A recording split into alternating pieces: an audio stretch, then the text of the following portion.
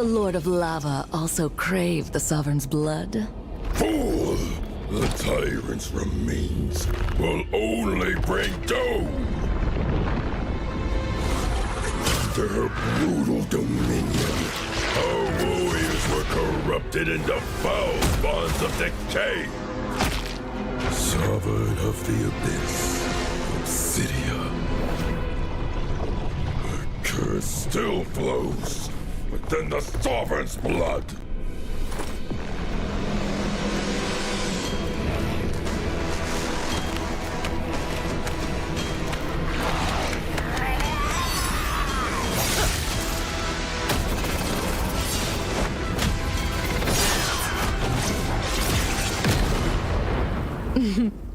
Such loyal little puppets, aren't you?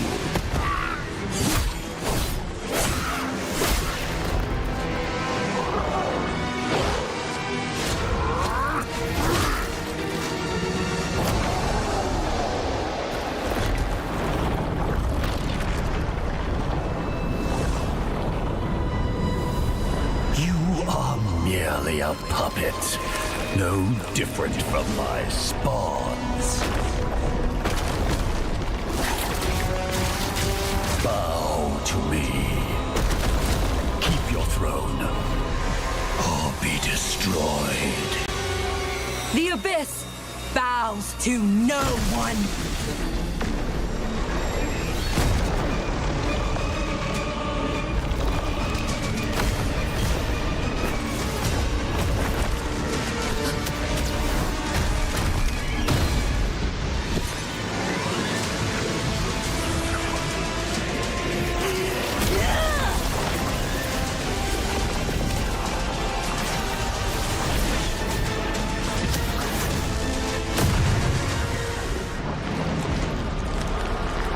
For the Abyss!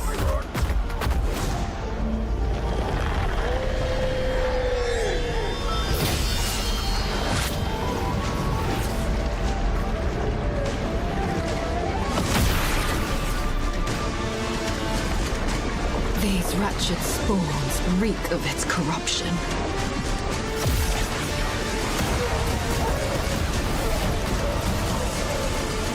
Your sovereign has a god to kill.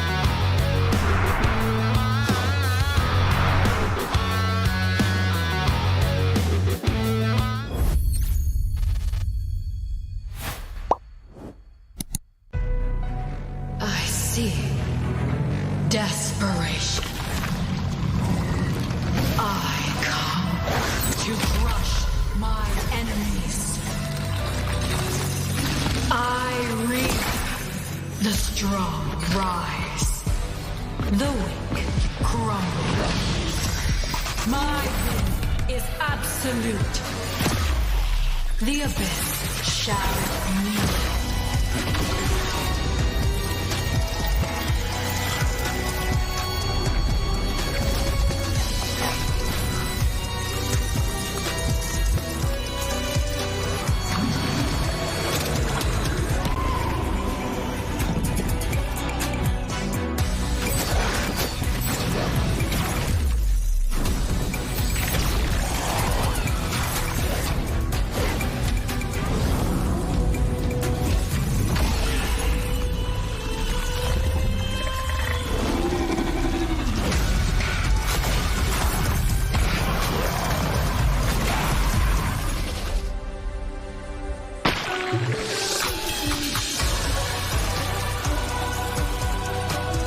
Gaze upon me.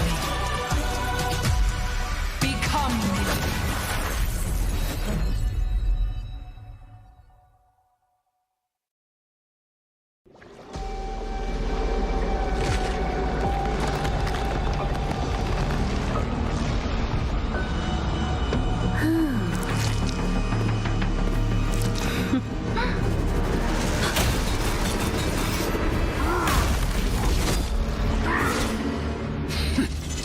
Does the Lord of Lava also crave the Sovereign's blood? Fool! The tyrant's remains will only bring doom! Their brutal dominion, our warriors were corrupted into foul bonds of decay. Sovereign of the Abyss, Obsidia. The curse still flows within the Sovereign's blood.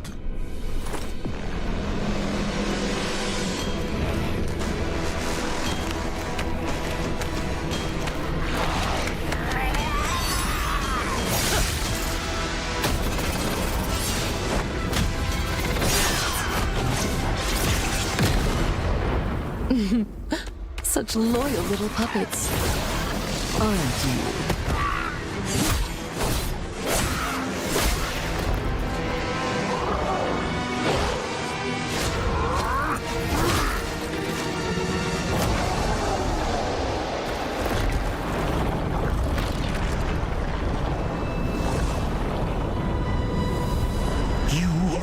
Merely a puppet, no different from my spawns. Bow to me. Keep your throne, or be destroyed. The abyss bows to no one.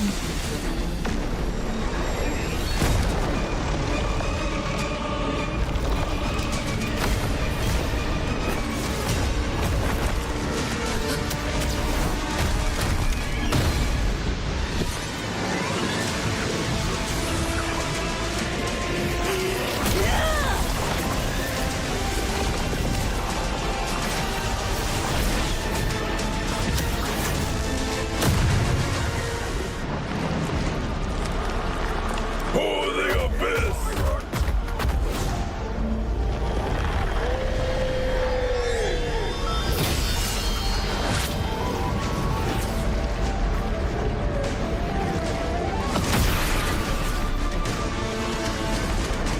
These wretched spawns reek of its corruption.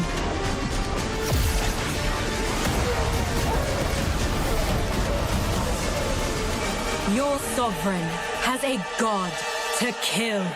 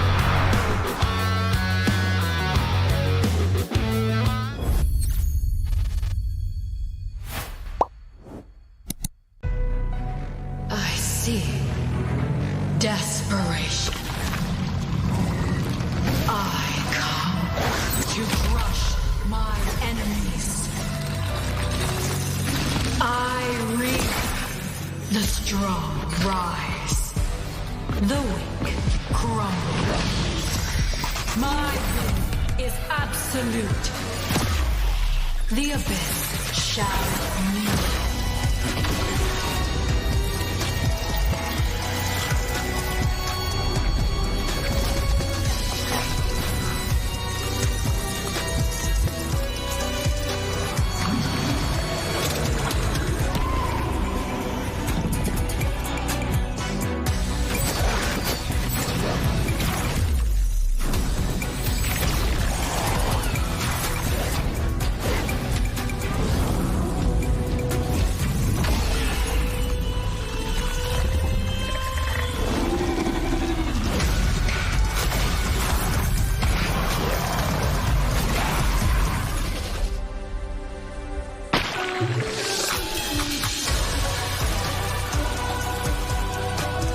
Gaze upon me.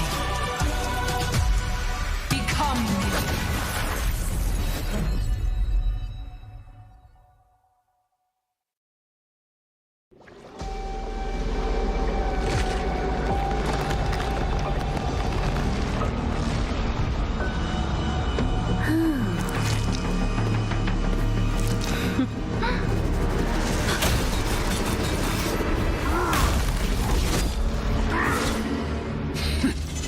Does the Lord of Lava also crave the Sovereign's blood? Fool! The tyrant's remains will only bring doom! Their brutal dominion, our warriors were corrupted into foul bonds of decay. Sovereign of the Abyss, Obsidia. The curse still flows within the Sovereign's blood.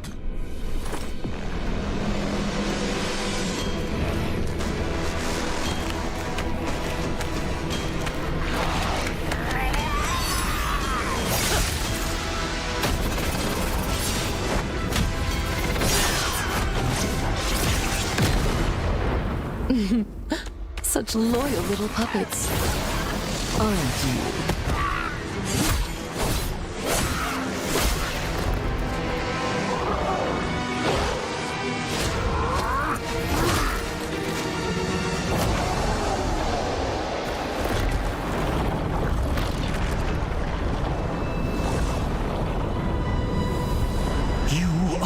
Merely a puppet, no different from my spawns. Bow to me. Keep your throne, or be destroyed. The abyss bows to no one.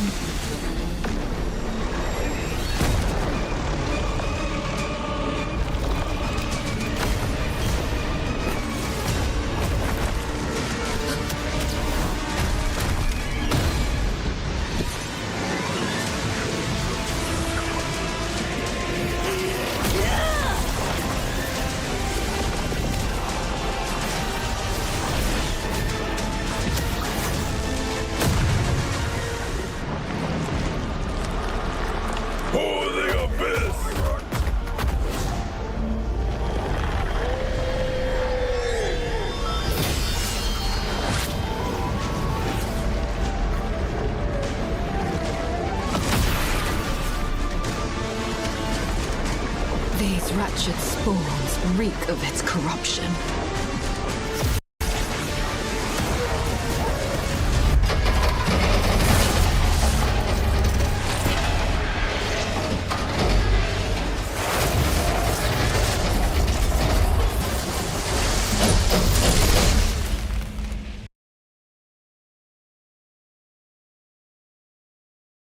MENA Season 8 for Mobile Legends!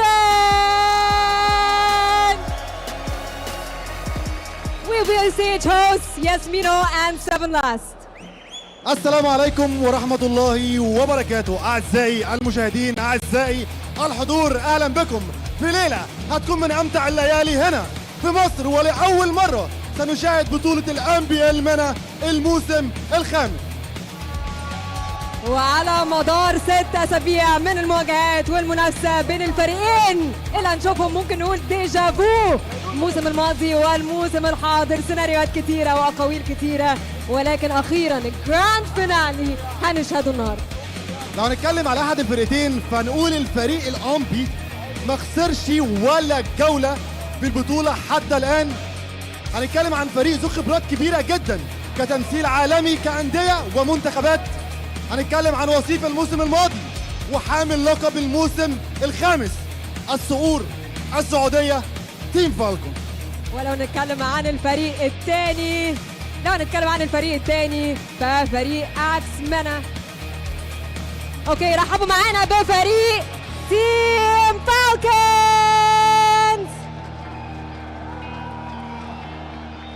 سانو، ترول، كوفن، بويت وسانجي. طبعا وما ننساش ان احنا هنرحب بفريق العملاق شارك كتير جدا معانا في المواسم، كمان قدر ان هو يحقق الصعب، يعني حقق نظريه تبدا بالممكن حتى تصنع المستحيل. قدروا ابطال الموسم الماضي اكس مينا.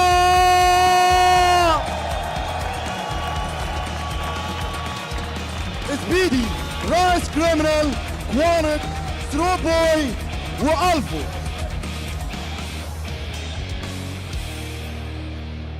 قبل ما الفرقتين يتجهوا للباتل ستيشنز ويورونا نهائي العمر والتاريخ، لازم تصاريح، لازم بيف. 7 لاس مايك معاك. لازم شويه كلام. انا عاوز طبعا ليدر فريق اكس رايس كريمنال، اتمنى كده تنورنا. تيم فالكون، ترول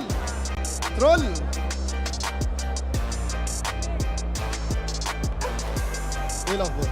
زي الفل. طيب، رايس كريمنال حصل عين في بيه الموسم الماضي.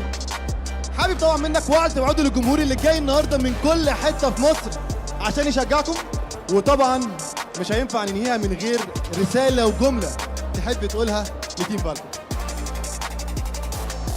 ان شاء الله يا جماعه نرفع راسكم وهنمتعكم زي ما احنا وعدناكم دايما ان احنا دايما نمتعكم، وما تنسوش دايما تدعمونا وتقفوا في ظهرنا. وشكرا لكم كلكم، شكرا لكم كلكم. رسالة أحب أوجهها لتيم فالكون، إحنا في الأول وفي الآخر إخوات. هاف فان يا شباب، وإن شاء الله تبقى ماتشات ممتعة لكلا الطرفين.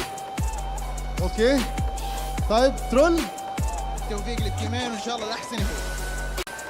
اوكي، التوفيق للتيمين والاحسن يفوز. اتفضلوا، شكرا ليكم. Now you can head to your battle stations.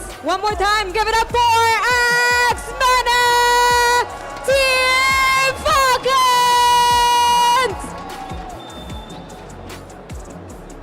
هتبقى أطول best of 7 هنشوفها النهارده يا 7 لاست، ولكن قبل ما نتجه لمعلقينا الكرام خلينا بس نستغل اللحظة المهمة دي بنيابة طبعا على كل قائمين بطولة MPL MENA. عاوزين نستغل اللحظة العظيمة دي عشان نهديها لكل محاربة ولكل ناجية من سرطان الثدي. انتوا أبطال وملهمات الملايين، السيدات اللي بيمروا بنفس الرحلة. طبعا مش عايزين نطول عليكم اكتر من كده، عايزين نبدا المتعه، نبدا الحماس، نبدا التشجيع بتاع اليوم النهارده. فهننتقل طبعا لمعلقينا الاعزاء اللي هيزودوا لنا اليوم بالمتعه، يونس وياسو. بس هنشوف فيديو سريع ونروح لهم.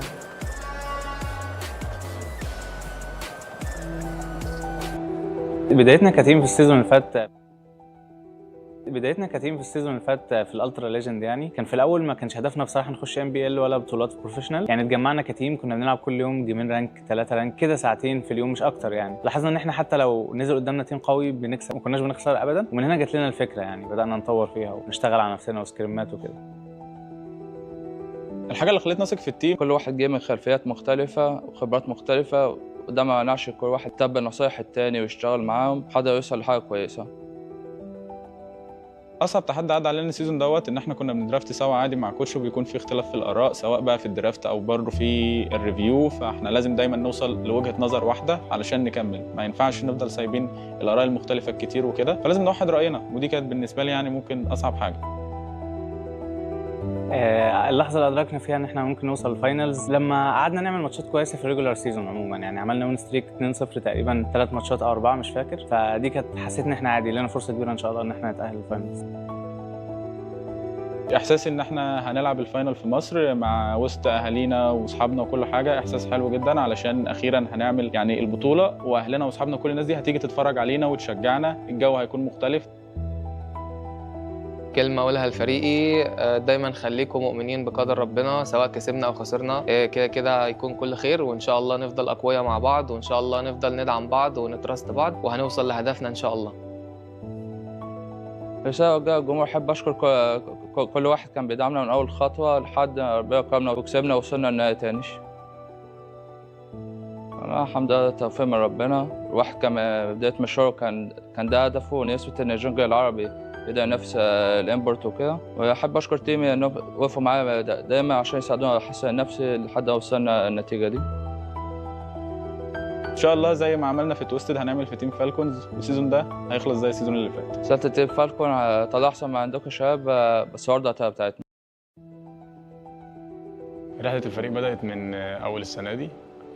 جبنا اللعيبة دي وجبنا كان الحاجة المتبقية لهم هو الجونجلر بويد محترف في ريجن تانية وجبناه. وبدأت الرحلة من أول السنة دي، لعبنا بتاع 4 بطولات تقريبا، خدنا مركز تاني في البطولات الMPL الأخيرة، وبطولة الMPL دي إن شاء الله أول بإذن الله. يعني بصراحة الثقة اللي بينا من سنين، يعني ما يمديك تبني ثقة من سنة أو سنة ونص. نحن نعرف بعض من قبل أن نكون إي سبورت، حتى كنا لاعبين أماتشر، فمع الوقت تبني ثقة. أصعب التحديات اللي واجهتنا كفريق فالكونز إن إحنا بنتحدى نفسنا، بنلاقي نفسنا غلطنا في أول جيم، أول أسبوع، ثاني أسبوع، ثالث أسبوع، لغاية ما خلصنا البلاي أوفس. بنتحدى نفسنا، بنشوف فين غلطاتنا، فين غلطنا. يعني مش ضدنا هم اللي بيفوزوا علينا، بالعكس إحنا بنخسر نفسنا. بنحاول إن إحنا ما نخسرش نفسنا عشان نعرف نفوز على ضدنا بكل سهولة. بعد كل اللي مرينا بيه انا والفريق بتاعي وصلنا للحظه دي ان احنا ان شاء الله باذن الله مش هنفرط في الكاس زي المره اللي قبلها. غالبا حسين راح نوصل بالفاينل وباذن الله راح نفوز بعد ما فزنا على التوب تيمز. اللعب في مصر وسط اهلي وناس طبعا بيعني لي حاجات كتير، ان شاء الله باذن الله في جمهور كبير هيبقى بدعمنا، ان شاء الله باذن الله في جمهور كتير هيجي عشان كاكاشي وعشان تيم فالكونز، وعشان برضو اللعيبه دي ليها جمهور في مصر، اللعيبه بتاعتنا. بصراحه احنا مستنيين من زمان ان النهائي يكون هنا في مصر او بين اخواتنا واهالينا واصحابنا. رساله الفريق ان شاء الله هتختموا البطوله دي واحنا عملنا رقم تاريخي باذن الله، ان احنا ما خسرناش ولا ماتش طول البطوله ولا سيريس، خسرنا 4 ماتشات بس. ان شاء الله مش هنخسر تاني خالص حتى في الفاينل. هيبقى في ليكوا جمهور في مصر، جمهور فالكونز جمهور كبير في مصر، جمهور فالكونز كتير جدا في مصر، اهالينا كلها في مصر، واهالي مصر هي اهالينا. رسالة الجمهور بإذن الله راح نحقق البطولة، وأي أحد راح يشجع فالكون أو راح يحضر مباراة بإذن الله ما راح نخيب الظن. بقول لهم ان مش هتواجهوا خصم سهل باذن الله. الفاينل ده مستحيل يبقى زي الفاينل اللي قبله.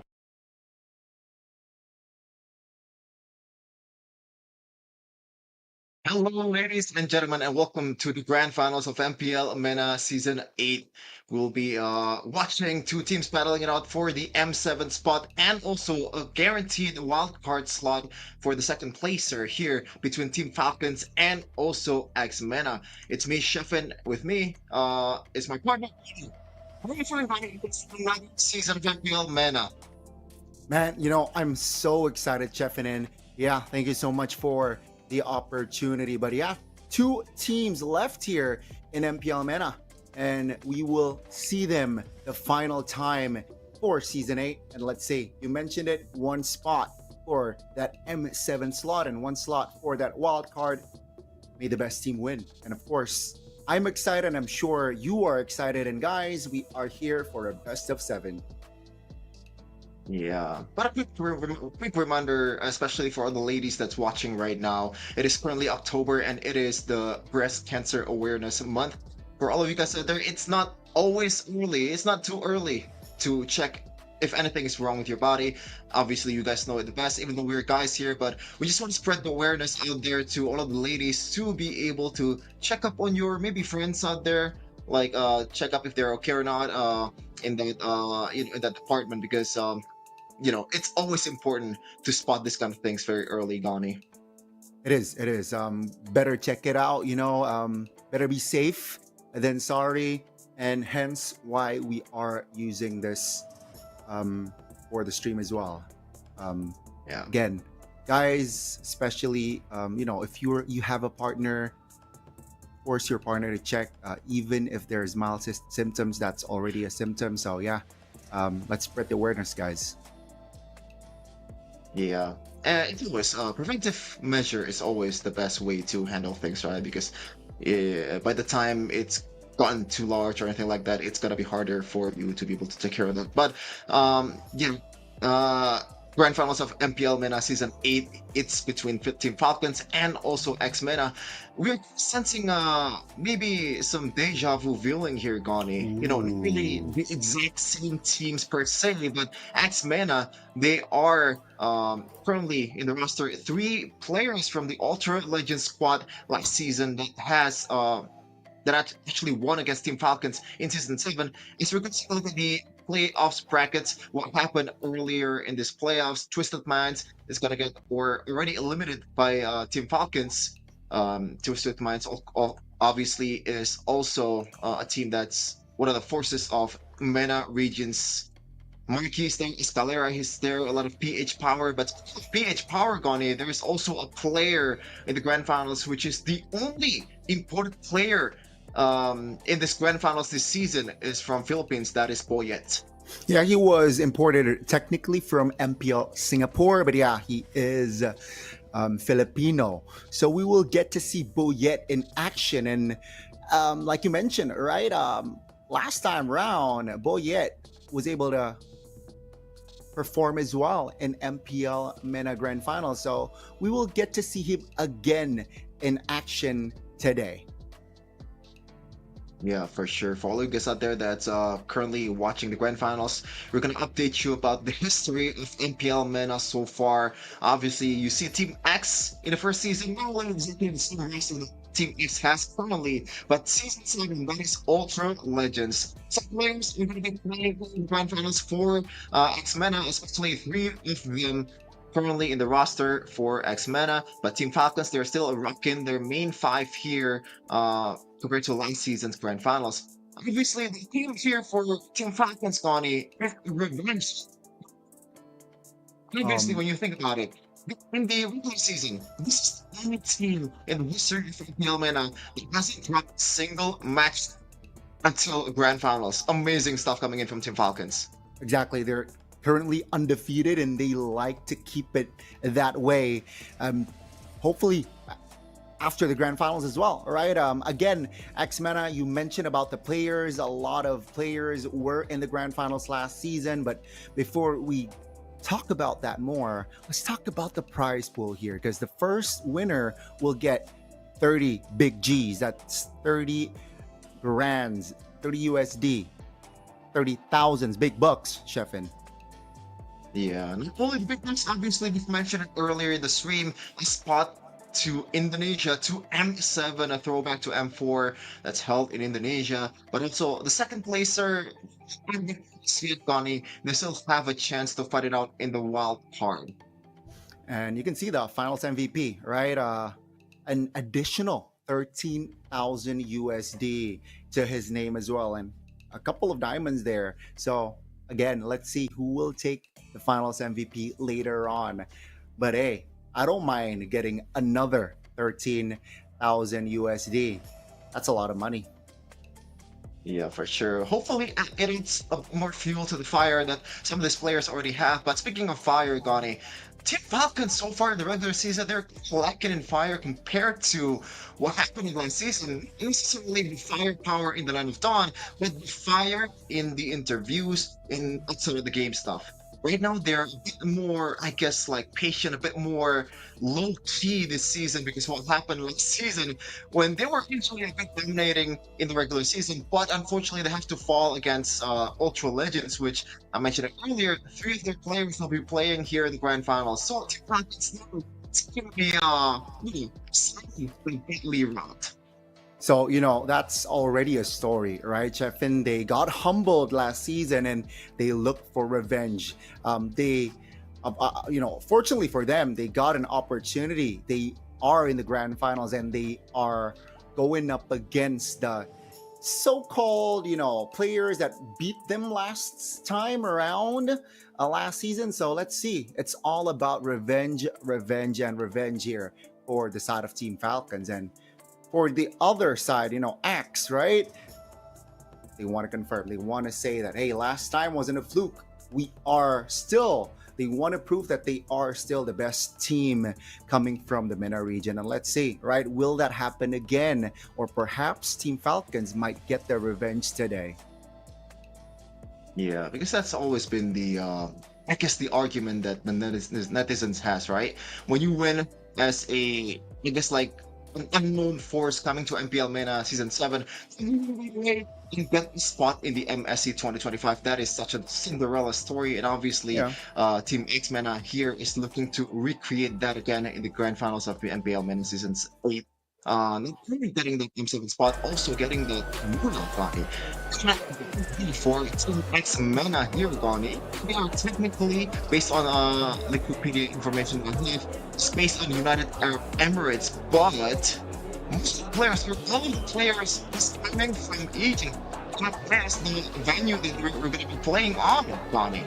Wow, that's interesting, right? That is already a challenge for them. But yeah, let's mention it, right? We got Speedy, we got Rice Cream, we got Quanok, we got Throwboy, and we got Alpha, right? And Rice Cream, he is the father figure of X MENA. Will he be able to lead his team this time around again?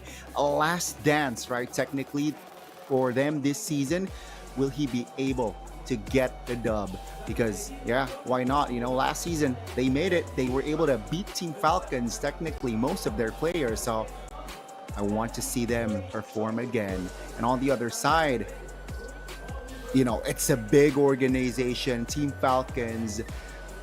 It's going to be very, very tough here, Chefin.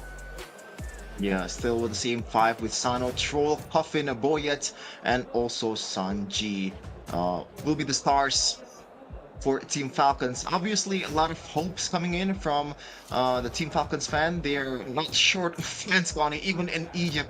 And I'm sure that they, the fans of X MENA, they are the quote-unquote hometown team, outnumbers the number of Falcons fan in Egypt. So we can maybe see a more fight here, not obviously in literal form, maybe in the trash talk between the fans in Mall of Egypt, because this is gonna be a fire match, man. A lot of revenge stories and revenge, I guess, like, fuel from Team Falcons. They don't want to go through the same thing over and over again. They want to just claim the spot in Florida and find it out in the grandiose stage of Mobile Legends, which is the M series, man. And this team, Gami, they are very, very experienced. You can see the names there, Sanji, Troll. They are, in a way, the MENA representative over the course of history.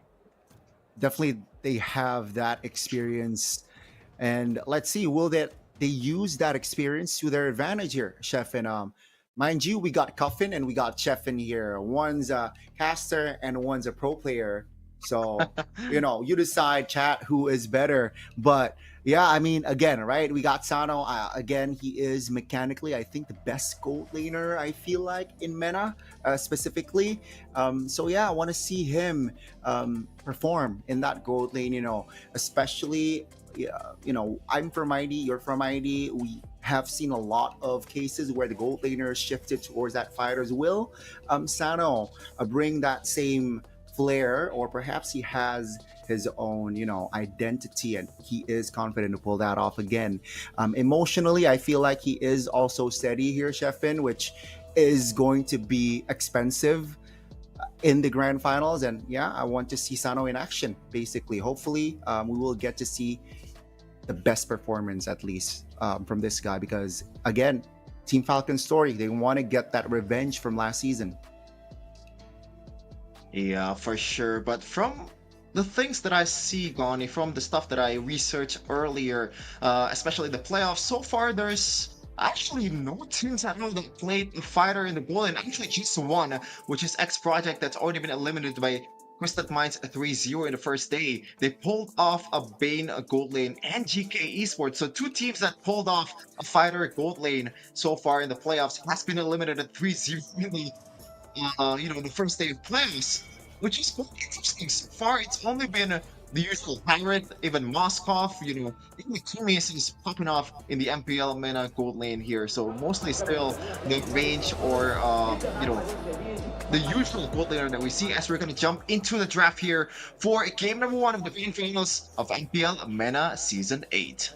Let's go for game 1, ladies and gentlemen, and keep in mind it will be a best of 7, so the team that will go to 4 first will be crowned the champions, and we will have the Broken Walls map here for our first game. So again, with the Broken Walls, a lot of rotations. Expect teams here to draft themselves that perhaps has mobility, because remember, with the Broken Walls, you can rotate towards either the EXP or the gold lane slightly faster with the holes there. But we can see here from the bans, Team Falcons banning out Lancelot, CC, and the Kalea. So I think it's just staple priority bans, a little bit respect towards the Lancelot. I think they're looking for the Yisun Chin. Ooh, that might be the case here, as the CC ban will come through for X MENA, just limiting the team fighting and also the early game potential of Falcon Esports. And as you said, Donnie, the Yisun Shin is left wide open, but there's still a lot of prio picks out there that can be picked before the Yisun Shin. Something like Jushin comes to the mind, or if you're brave enough, you can just put Franny first pick if you're feeling like it. But it looks like Team Falcons, they are going for the safe route here in Jushin, just maybe see what X MENA has in their hands, and the Yisun Shin will be picked here and be got to catch immediately. Okay, there you go. That's going to be, you're right, the Zushin picked up here for that first pick for Team Falcons. A lot of priorities there. And yeah, it's going to be the Gatot Kacha and the Yisun Shin picked up from the side of Axe. Now, I think it's just prior, right? Nothing too crazy here, Sheffin, at least for the first 3 picks. Yeah, for sure. Now, the CC is already banned actually in the first phase, so the Gatot CC combo will not be present here for X MENA. Oh my goodness gracious. And that should be an Arlet nothing. They went in a full honest approach here for Falcon Esports. Now, X, I think it's not an overreaction to pick an early Eve here, just really probably the best pick that they can utilize, because of the fact that they already show 2 frontliners in Hylos and also a veteran, but they went to Uranus, securing I guess a safe EXP laner for them to use, and it doesn't really necessarily lose the lane. As Team Falcons, it should be an easy Eve ban here in the second phase. X MENA really utilizing, remember, they're still saving the gold lane flex potential here in the second phase, Gani, although, as I said earlier, it's not been used in the playoffs at all. Yeah, it seems like they will keep their gold laners later on. Lapu Lapu ban here comes through. They don't want an EXP that can play make. I mean, I believe that definitely can poke the composition of Falcons. Yeah, they will ban it out straight away. Very quick bans here for that second phase, Chef. And another playmaker in that EXP will be eliminated from the side of Axe here. They do not want business, right? They want the Uranus to, roam more freely, no funny business. And if the Uranus is ahead in that EXP, definitely can cause issues from the side of Team Falcons. Stay far lane, clearing 2 waves. Seems like, Team Falcons, let's just limit the mid laners. No burst and no poke. And no far range as well, technically, right? So now, what do X answer this composition? Looking at it, all right?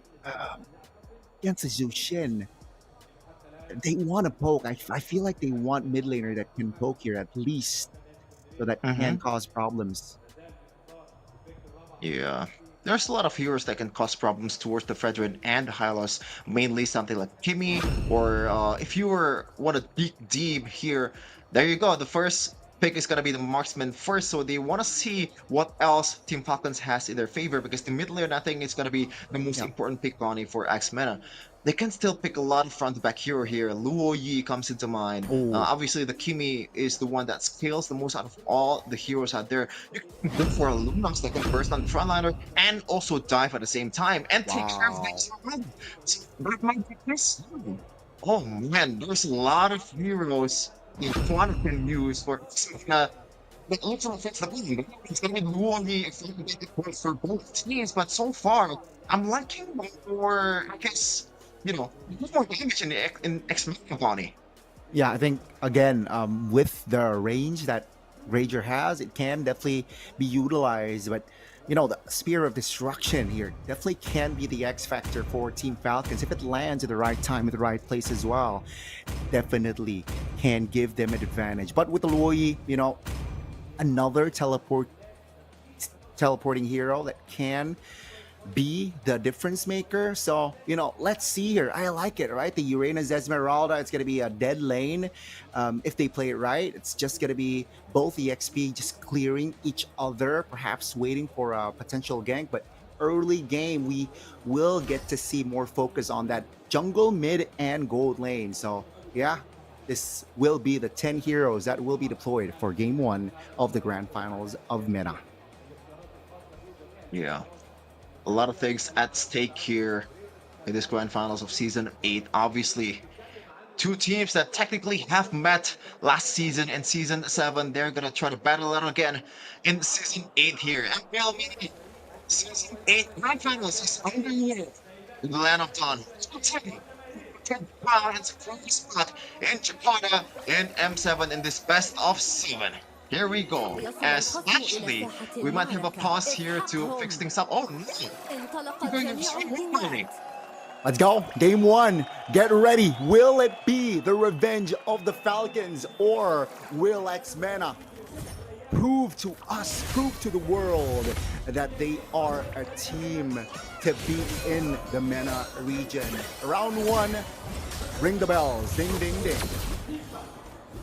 Yeah, so we're gonna take a look in here in the mid lane. Normally, when you pick something like a Chushin and also Hylos at the same time, you instantly win the mid trio. But the Luo Yi and Gatapacha is also a force to reckon in the early game, as they're gonna fight it out in the Lethal Wonder here. EXP laner is already rotated too.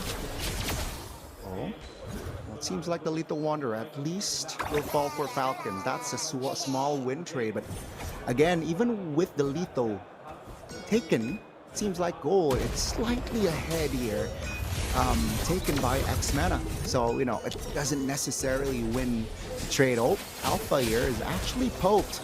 Sanji with the utilization of that Esmeralda very, very well.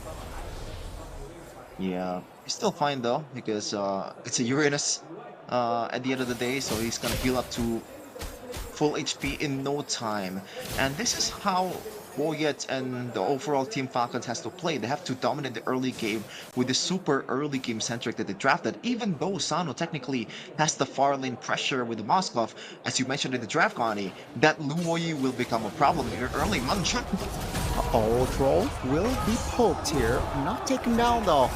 Not quite sure that is worth it. That's going to be the Luo Yi milked up. That's going to be revitalized. Forced again. Sanji causing a lot of issues in the early game. Presence Wrath doesn't land, but the knockup will. That's going to be Cuffin taking first blood. Quana will be the casualty, and that will be an advantage for Team Falcons. Yeah, definitely without Quantum, and especially he's already level 4. Let's see if he wants to use the teleporter here, but no, look at Sanji. He's spinning out. Oh, Sanji, that's a solo kill. That's going to be another kill on the board. Turtle going for Team Falcons. Rise Scream will not be able to escape Alpha. That's going to be jumping in as well. Quanok very low. Taken again. Twice already, Quanok taken down. That's going to be, again, Falcons just leading the gold. Turtle for them as well. Yeah, for sure. But it's an early lead that they can manage here for X-Men, especially when you think about it. The amount of range heroes the X-Men has for them to be able to handle the siege coming from Team Falcons, which is also non-existent. It's only Sano and Puffin with the help of 3 frontliners. It is a very honest approach, as I mentioned in the draft earlier for Team Falcons. Team X, they gotta wait and be a bit more patient. Up top, Oh, Sanji now targeted. 2v1, that's going to be enough damage to take the Esmeralda down, but here comes the cavalry. Team Falcons trying to spread their wings. Oh, praise the fast throw. Finding the kill. It's now a 3v3. That's going to be Quanok taking a lot of damage. That's going to be Quanok taken down again. 3 times already. 3v2 now. Rice Cream isolated, taunted. Now Alpha trying to recover for his teammates, but Puffin finds the last laugh. That's going to be Alpha taking avenge. At the end of the day, Alpha stands, but it will still be Team Falcons with the goal advantage. Yeah, thankfully he got a bit of a plating here up top, but that was a really huge miscalculation coming from the whole team of X-Men. No boy, he knows that the whole team Falcons then came up in the top lane, but he still stays for a little bit of plating, which is very not good, man. You're a Heat, you need to snowball, you need to evade those early game deaths. So we're gonna take a look at the replay here. A lot of action already in the first minutes of the game. Quanok and the whole team of X-MENA. It's not looking good so far, but they have a lot of early game or late game insurance with the marksman they have. So we're gonna take a look at the second objective game here. Both EXP letters already just poking around in the objective control department. Yeah, definitely, and you can see it, right? They were able to just exploit the range of that Louis. That Louis has somewhat of short range, but now let's focus on towards the turtle. That's going to be Quanok again, targeted by Troll. First pathway put down, AOG landed on towards Boyet. That's going to be Sanji finding a kill. That's going to be Throw Boy taking another kill there. That's going to be Rice Cream isolated in the front and will be taken down as Team Falcons with 5 members in that area will dominate X-MENA, and now they will shift their focus towards the mid lane. Is this the right call? Seems like for now, X-MENA will be able to find the clear. Wow, once again, X-MENA didn't really realize the potential of this composition, man. You're gonna play the move safely and wait and give one and Speedy room to breathe, or room to poke down all the frontliners of Team Falcon, especially once you have the glowing one. That's an ACW for X-MENA, but they were not patient at all. They were not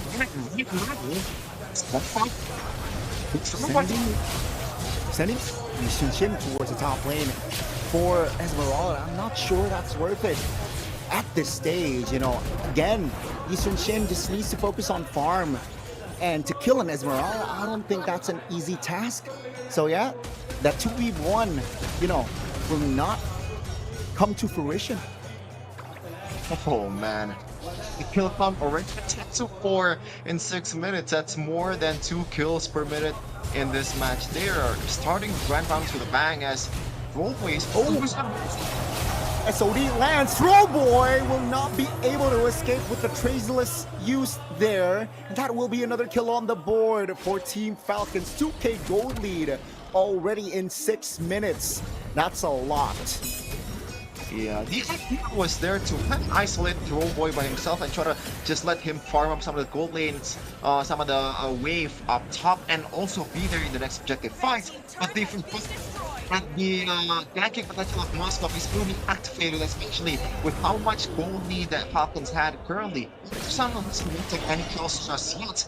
The overall pressure will always be there for Team Falcons, as they're gonna take the 3rd objective here, surely. Yeah, let's see. That's going to be Sanji, though, finding 3 with the falling Star Moon, but seems like no follow-up after. Oh, Sanji spoke, but that's going to be the 3rd turtle now, just still untouched. Now, Team Falcons, how do they play this? X-MENA already committed with 5 members. That's going to be the diversion just to decoy. Again, that's going to be, oh, the Esmeralda flickering away. 1 HP for that Esmeralda, still able to get away. SOD doesn't land. X-MENA will have more control in that river. That's a knock-up on towards the Uranus. Throwboy will deny the perfect turtle. AOG almost landing. That's going to be Team Falcons disengaging, though. No casualties from that fight, but that's a win for X-MENA. Yeah, for sure. That's definitely a win that they're gonna take any day of the week. A bit lucky though. They got away with Sano missing on the SOD through 5-man of X-MENA. As Rice Grim here taking a beating, pops the revitalize, but he's still gonna be able to get away. But you can see right away in that exchange or in the third objective, the nature of this composition from both teams. I think X-MENA just naturally wins objective front to back because the only real initiator that Falcon has is literally just Sano. If Sano cannot contribute to the team fight, that should be a death sentence for Team Falcon's composition, especially in 5v4. Definitely, and you can see here, X-MENA, even though they're behind 2K gold lead, they're somewhat confident, right, in taking the fight here, with especially Speedy already joining mostly. And let's see, the divergent play towards the bottom side, towards Esmeralda, will be committed to 3 players, it seems like, just to get the clear. Yi Sun-shin will be isolated towards the top, just to split and farm as well. But yeah, so far, so good. But again, they're still behind on goal. Top lane, though, will this be a solo? Boyet coming in just to provide the cover. Traceless use. Oh my goodness. A little bit too soon there, and the Yi Sun-shin will go down. Boy, it's scattered team fight here. X-MENA still wants to take a bit of a Team Falcon's HP, even though they are down to 4 men. Boyet pulling the trigger, but looks like it's just gonna be like that for Team Falcons. They're gonna hold on to the 2-kill gold lead that they have. Team X-MENA, they gotta be a bit more patient, man. Oh boy, you just moving slide around like that. Already 5 deaths already. He's so yeah, this is a lot of action indeed here, Chefin, and you can see here, right? The Moskov already sent top, you know, hoping if the SOD lands, that's gonna be it's gonna cause problems for X-MENA. And now Mountain Shocker used on towards the Hylos. Not sure if that's effective. That's gonna be a big info. Oh, towards the back, that's gonna be Sanji jumping in, trying to provide a distraction. Oh, Alpha will have the flicker, and Sanji survives as well. It's still a 5v5, but Moskov is still pushing top. Yeah, Team Falcons, they can also be patient here, just forcing some forced errors coming in from Team X-MENA, especially with the fact that Sano will be on top most of the time. They're still looking for the spike push, and it looks like X-MENA, they want to take the Lord, even though Sano is just wrecking up on the turret damage. Look at that. In the mid lane, no actions just yet. X-MENA, they're worried here. They're saving going. Now 4 items already for that Moskov. Sanji jumping in, finding 2. That's going to be Troll with the glorious halfway. AOG finds Sanji. That's going to be Speedy. Adding the Sky Piercer stack on towards a kill. Oh, boy, yeah. Good ball, one up as well. That's going to be the Lord, though, for Throwboy. Freely. Troll even popped the Revitalize, but will fall. It's a 3-4-1, and they got the Lord. X-MENA find some breathing space in life. Oh, man. Team Falcons, they went in for the Hail Mary there. Not really necessary Hail Mary though, because they're still up in gold, but the fact that they still contested the Lord, even though they know that Sano will just try to get the turret, is quite interesting. They want to get 2 things at the same time, but it ended up only working with the surefire win here in Sano's split push, because we're going to take a look at the replay here. A bit scattered for Team Falcons, and in a way, they're forced to be scared because how much position punch that X-MENA has with the Luo Yi, with the Granger that already stacked up on the penetration with the Malefic War. It's gonna get harder for them to be able to play these long late game fights. So look at this. Swing right away. Oh, they want to fight here. Glorious halfway committed. That's going to be a knock up on towards the Uranus. Oh, in the back, that's going to be 3 members. Stunned, but the burst is enough to take the Esmeralda down. Speedy finds another stack here. That's going to be the inner turret in the mid. It's falling. And on Shocker, committed. Now, they want to move towards the bottom side. That's going to be, oh, Sano, very low. That's going to be Troll taken down. The turret should be the main focus. Find it. That's going to be the base turret. Falling. X-MENA here. Recovering. Is this an overextension? Sano! Looking for the play, but X-MENA was too quick with it. Yeah, but X-MENA, they haven't used the Lord just yet. And now it's going to crash down towards the top lane. This is now the first Lord fighting. And it's not going to be Let's say that's going to be 3-4-5, 3-5. The lore now in the top corner taken down. Take a look at Sanji finding a kill again. He is able to at least relieve off pressure while the rest of Team Falcons cleared the Lord. Now with 2 base turrets down though, it is MENA still heavily with their winning condition. Oh my goodness. Oh goodness gracious. Team Falcons, man. Now it's just a game of how Sano can be activated. Thankfully, they do have a bit of a front-to-back composition, mechanics they can pull off here, especially with the Malefic gun secured by Sano.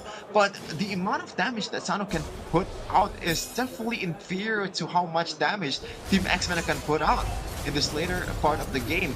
Let's take a look at the replay here on what happened. Team MENA, they are just wrecking up on the turrets here, man. Almost no inhibitor at all for Team Falcons currently. Looks like in the live camera though, they want to still go for the engage or the siege. Yeah, the last base turret is very, very low here, very juicy, right? It seems like MENA, they call it just a siege. Oh, very low though for Quano. Gotta be careful, Curse Pathway committed. That's gonna be Quano, very low, taken down. That's gonna be the Moscow though, is the trade. AOG towards the back. Now, Traceless on towards the Hylos. Let's see, Troll brings it down by Speedy. That's going to be the fight that they want. That's going to be the burst that they want. That's going to be a wipeout for MENA in Game 1 of the Grand Finals. And that's MENA looking for kills. Good night. Another wipeout before they clean house. Lanadon is theirs. Wow, Team MENA, they didn't falter to the early game dominance or early game win of Team Falcons as they secure one step towards M7, towards Indonesia. My goodness, really clean stuff games from Team MENA. They played it much more cleaner, especially in the early game, because they have the composition. But at the end of the day, a W is always a W, Gani, and they will take that every day. Look at this. Wow. All of the supporters of Team MENA, they technically have the home court advantage as all of their 5 players are Egyptians, Connie. Yeah, you can see it's packed, right? Guys, wow, this is very, very refreshing as well, seeing them in live events. It's a full house. You can see the second floor even, and they cheer on mostly for MENA. You can see here from the replay, early game wasn't there, Shepin. Yeah, for sure. This is just not looking good at all for Team MENA. But yeah, both teams made some questionable mistake, man. Even in the late game stage there, the XP laner of Team MENA, which is Alpha, that was unnecessary. He tanked up literally 90% damage that the Sun put on towards the wall, and he just backed off. Thankfully, he didn't get punished a lot by the SOD, or maybe he actually get punished. I'm not sure what happened there, but you can see, right, the difference of the late game potential of Team MENA and also Team Falcons, man. Even though they are down in the dust, they are lacking in a lot of HP bars, but when you take down all the 2 backliners of Team Falcons, you really lack damage, man. You cannot play with all frontliners, even though technically Esmeralda deals a bit of damage towards the backliner of Team MENA. It is just not enough against 3 marksmen, or 2 marksmen technically, which can siege down the turrets really, really easily, which can play front to back much, much more easier. The winning condition of Team MENA and also Team Falcons is just lopsided. Look at this. You know, they're not playing it clean. There's a lot of mistakes that they made. It's not the mix of 5 Sano still gets taken down. But yeah, Sano has to realize that he's the only saving grace of Team Falcons in the late game, man. No more XP towards the back. Yes, you want to make the hero play in the late game in this Grand EU stage of MPL MENA Season 8 Grand Finals, but the wins come first. You know, finals can be later, especially if you are too late.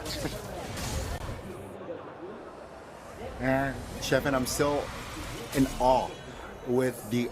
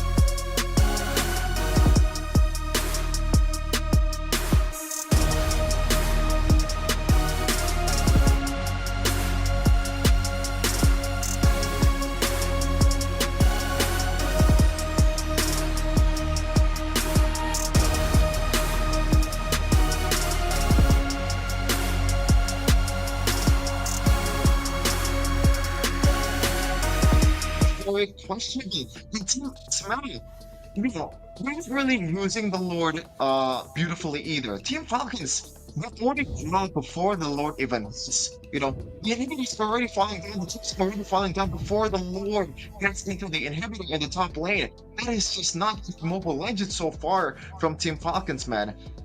For a team that goes undefeated in the early or in the regular season, this should not be the output in the grand finals. This should be already been discussed. As we're gonna take a look at the gold graphs here, that is the turning point after the Lord take on a look at that, from 3k gold lead up to 3k gold lead down in a span of 2 minutes. That is disastrous.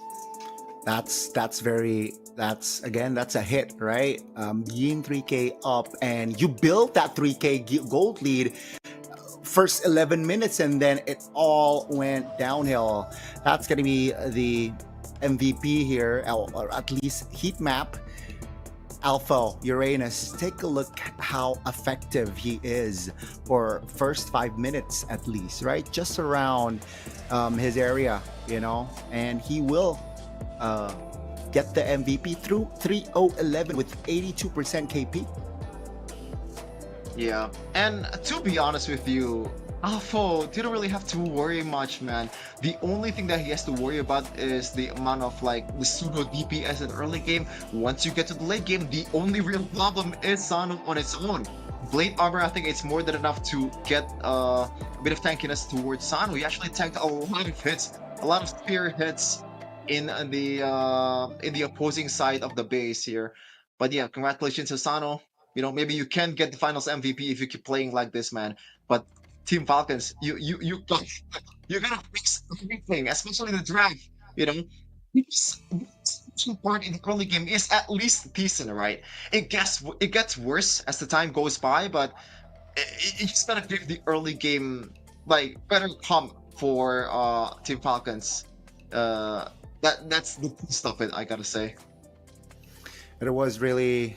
I feel like it's unfortunate, right, for Team Falcons especially, because they played that early game towards the mid even very, very well, I gotta say. Sure, there were minor mistakes along the way, but after that Lord fight, it was just all downhill. And again, what surprises me was the switch. I feel like after that Lord take, or after Boyette was taken down and Throwboy was able to get the Lord, they were in lock-in mode, Chef, and nothing is going to stop them. And after that point, calls, decision making, whether it being team based or individual based, it was very on point for the side of X-MENA. That's why Team Falcons wasn't able to recover from that, I guess, mistake or miscommunication after that Lord fight. It was hard because they were so on point after that point, from the side of X-MENA, with the calls, with the engages as well. They were ready when Moscow was in the back, SOD. They were able to neutralize that in no time. And that really was the turning point for X-MENA. Again, well-deserved win. Very, very, I guess they know they're winning conditions, right? Speedy got the Sky Piercer after 20 stacks, 2 kills. He was ready, to get more, and he was able to deliver. That's why X-MENA, wow.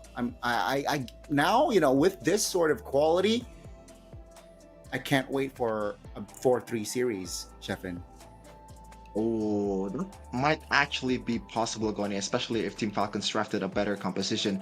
But yeah, it's got to start with that, then also knowing the composition's potential.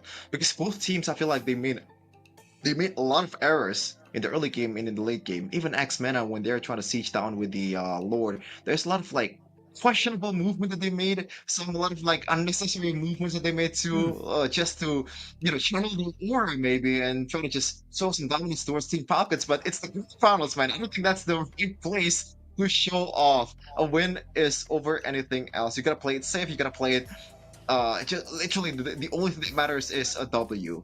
But yeah, oh man, I'd say this is pretty much our expertise, right, Gani? 17 and 16 in a span of under 15 minutes, which is 2 kills per minute average. More than that, actually. This is kind of in line with how MPL Indonesia fight, even though it's somehow a bit more scattered, a bit more miscommunicated, I gotta say, for MPL MENA. So for their potential in the global stage, I feel like there's still a lot of work to do here. But still, first game, maybe there's still a big chance when they were so familiar in this stage for quite a while. X-MENA, obviously, 3 of their players were playing in the Grand Finals in Season 7. Team Falcons' main roster has been the main roster of MENA for so long. So yeah, I'm not sure. Maybe the revenge arc that they put on their brain is a bit too... They're thinking about it too much, is what I'm trying to say. I'm not sure what the problem is for both teams. Ooh, let's see. It's still early on though, right? From the series, I'm curious, Sheffin, how Team Falcons, at least for this grand finals, how will they recover? Will it be the drafts? Will they change their sides here for the upcoming game? If do they prefer the red side here? Perhaps they want that 2 picks. And hey, Sheffin, that was the first game, and both teams bring the heat. Yeah. Oh man, I kind of feel bad for Team Falcons after what they did in the regular season in a way, because they've been super focused, right? They're not really throwing some mean quotes here and there. They're just play it safe, pretty much like on Indonesia in the previous seasons, right? In the regular season, they're just gonna say, "Oh yeah, it's just lucky. Oh, good game, well played." They're playing it safe, and their eyes is on the prize here in the grand finals, but unfortunately not the greatest of starts. But the quality or the sign of a quality of an elite team, Gane, is that reset button. Is how they recover from this kind of situation, even though they made like a lot of humongous amount of mistakes from both teams. They need to somehow figure it out in the locker room, and pretty much that's the only thing that they gotta do. Even the coaches, it's not just about the players. Maybe just also have some jitters there, because like even for X-MENA, I think they won the draft by quite a lot. The Eve pick should be automatic in the third red, but maybe I'm wrong, because the Uranus ended up being the MVP. Should have been playing a decent game on the Uranus. But yeah, on to game number 2. Hey, sometimes, power pick is a power pick, Chef, and you can see the influence that Alpha brought for game 1. A lot of influence indeed, and yeah, maybe, that Eve pick was obvious, but sometimes with a power pick, it somehow can compensate you in the drafts at least. And let's see here, the adjustments from, again, I want to see adjustments from both teams. So specifically, again, especially Team Falcons, right after that loss, what will be the approach for the second game? And you mentioned the recovery, the reset. Thankfully, it's a best of 7, Sheffin. There is time to recover. You need to get to 4 points, and 4 points, some would say it's a mountain. It's tall, and yeah, X-MENA well-deserved win, but will they be able to bring that momentum into the second game is my question. My question actually is Connie, like, this venue, man, how cozy it is for the front seats here with a beanbag. Right. Oh man, this is just like a prime Mobile Legends watch along, bro. I'm gonna be here, man. They're all very excited to see their families here, especially, I mentioned it earlier, some of them wearing the X-MENA jerseys. Some of the families of X-MENA players are here to support all of their families, and that should be the boost that they needed to be able to secure a W here and get to M7. Thing is, not just families. Take a look at level 2 as well, Sheffin, right? It's there are a lot of people there watching and supporting and giving love towards Mobile Legends, and yeah, I mean, wow, it's amazing to see. So, let's see, X-MENA, the pressure, will they be able to perform under pressure? Are you the type of guy, Sheffin, that is able to perform under pressure? Oh, I'm not sure, man. I feel like uh I think this is a lot of a thing that a lot of Mobile Legends fan didn't really consider. They expect a player to come into the stage having the same mindset, having the same skill as they displayed in scrims. It's not as easy as that, man. Like, there's a lot of pressure from the fans, from even fans that's in the venue, the fans all around the world, the fans in your DMs just hating on you. It could be a lot of things that goes into their mind, but hopefully it's not gonna affect their gameplay by much, because we do see it in the MPL idea, right? In this week, or in this day particularly, Ron, I've heard a lot of good things for him in the scrims. He's been dominating the opposing junglers, one of the even top elite teams, and PH fall towards Bigatron by fatality in scrims with Ron in the jungler. But the output is not always the same on stage, because it's a whole different type of ball game, you know? Definitely. And yeah, unfortunate for if we want to, you know, venture towards Ron a bit, but yeah, 09 not really good, you know, type of performance. But hey, let's see, right? You can see your fans just chilling, just giving support as well, and they are definitely waiting here for the drafts second game. Again, I think Throwboy, you know, the Yisun Shin, very need to shout him out as well. Game 1, a lot of pressure was given towards Throwboy, especially in the early game, but somehow, you know, he was able to stay composed during clutch moments. He was clutch that game, and man, Sheffin, Yisun Shin is still a very prio pick, I feel like. Yeah, even though the CC got banned, even though Yisun Shin kind of lost, especially in the MENA region, the flex potential towards the gold lane is not really used by much. On its own, Yisun Shin is just, I gotta say, one of one compared to the other junglers out there. Because, even here, I'm not sure about Boy, man, with Yisun Shin. The snowball potential for Yisun Shin is astronomical. And one thing that's super underrated by Yisun Shin is that Mount Shocker. You can set as a jungler and damage dealer at the same time. That's something that I guess other junglers does not have. Sometimes you go utility, so you have a good setup there, especially with Fredrin, maybe an Akai or a Boxia, and you can dominate early game with your utility, with your CC. But for Yisun Shin, or maybe like if you're playing Assassins, the only thing that you can offer is damage and a burst. But Yisun Shin offers both. He is, I gotta say, the most prio jungler here, maybe outside of Boxia, just because of the fact that, you know, it's that dominant in early game. Exactly, and the way, right? I think what is the advantage of that Yisun Shin is that stun, right? With the Mountain Shocker, you mentioned the Assassins just providing damage, but yeah, if you talk about like Hayabusa, if you talk about like Lancelot, no crowd control in their kit, but Yisun Shin, you know, he's a marksman, right? If you check the game, Mobile Legends, Yisun Shin falls in the marksman category, but is a pseudo marksman. I feel like can definitely get in and get out of fights, has crowd control in his kit, which again just allows, you know, teams or players exploit that fact, you know, with setups, with pickoffs, with say ganks as well.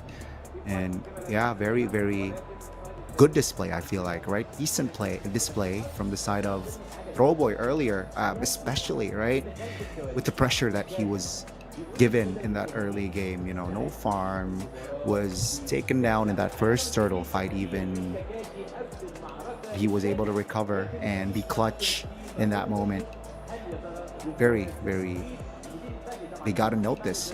Again, Team Falcons, will they be able to deny that pick, or will they be able to, or, you know, the answer is just to ban that Yisun Shin. That's going to be the main question here for the second game at least. Oh, sorry getting a bit sidetracked here, but look at the, I don't know what the term is. Is it like hieroglyphs? You know, the things that you see in Egypt's maybe pyramids or the Sphinx, like the ancient writing of Egypt, man. That looks really really cool. Really brings the vibe here in the Mall of Egypt. Obviously, look at that, all the fans are in the building, and more to come. There's still some spots or some you know, standing like places there to be able to be used to watch this primetime show of Mobile Legends in MPL MENA.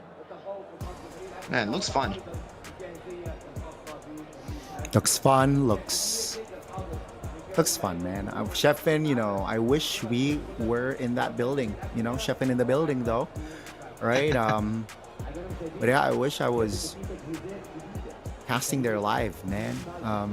Casting the MENA Grand Finals in that venue. Wow. It's. Are you lobbying? Are you lobbying all the you know, I'm the just, you Moonton know, people out there to fly us to Egypt? Is that how it is? Maybe I am, maybe I'm not. You know, Chefin. Maybe I am, maybe I'm not. Depends, right? Allegedly, allegedly. But yeah, it seems like the players are having fun here, saying hi to the fans or perhaps families there. But yeah, Team Falcons here. It seems like they locked in, right? They lost game 1.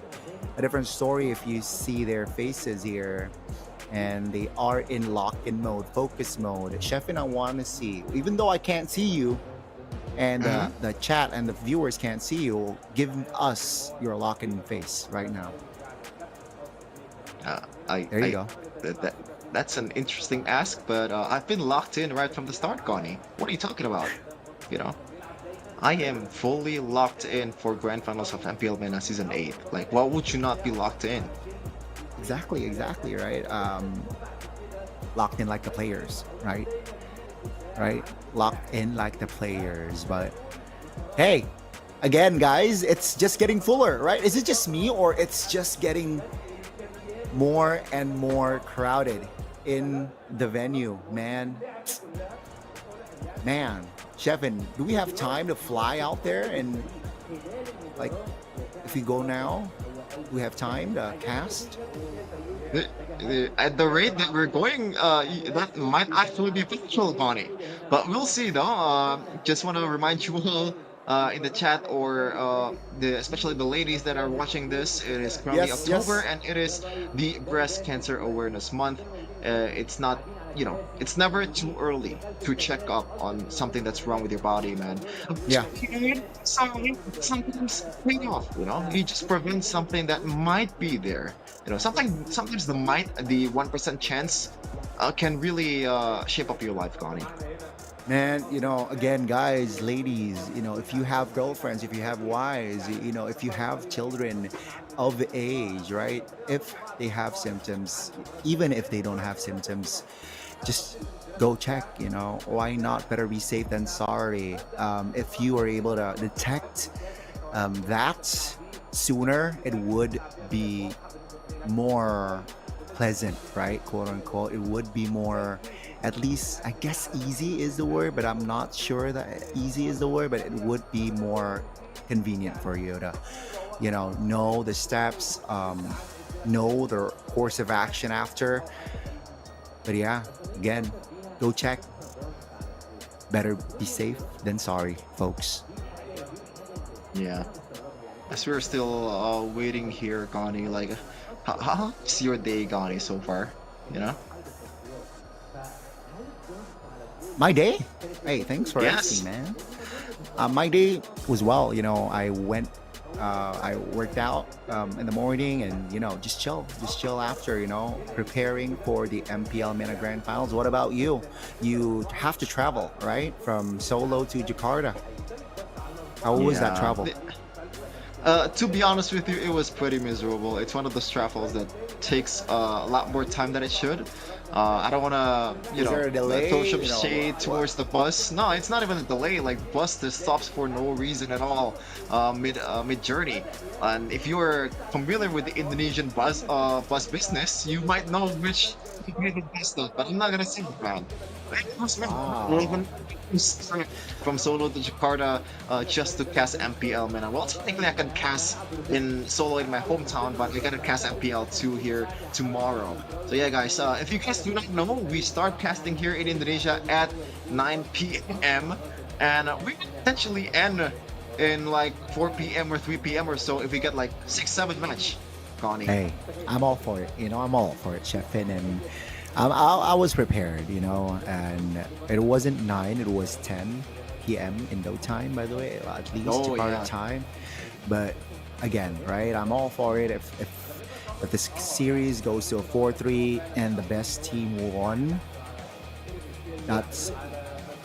I am honored to be able to witness and cast over it, right? And guys, in case you missed it, again, the main story for Team Falcons in this grand finals, especially in this matchup, is they want to seek revenge after what Ultra Legends did last season. Mention 3 players from Ultra Legends is in Axe MENA. So yeah, they're looking for that revenge story. And Axe MENA, their story is they want to prove that they are still the team to beat in MENA. The team that wins grand finals here, 1 slot M7 automatically, and 1 slot for that wild card where they have to fight with other teams and for a slot for M7. And yeah, Team Falcons right now, they're down 0-1, which is interesting because if we talk about game 1, in case you missed it, folks, in case you just tuned in, early game it was for Team Falcons. They got the lead almost 3K at one point, and not almost, right? Over 3K at one point, and minute 11, I guess the second Lord was the turning point, or was it the first Lord? I think it was 11 minutes. It was the first Lord even, right? So again, it was the first Lord where Axe MENA got the momentum. After that, they were able to stay clean with it. The Moskov wasn't able to provide the influence or the impact needed after minute 11, and unfortunately, different story if we're talking about the Granger. Speedy was very, very composed, was very, very steady and reliable after minute 11 at least. The impact was very evident, and Axe MENA was able to close the game just below 15 minutes.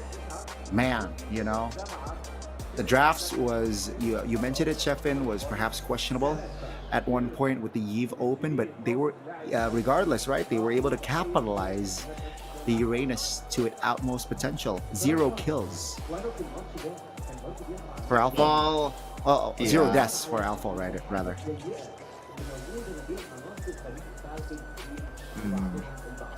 Okay, it seems like we're gonna fix some issues here live on stage, so we're gonna take a bit of a break here. Do not go anywhere and stay tuned for more actions. We are going to game 2 after this for MPL MENA Season 8 Grand Finals.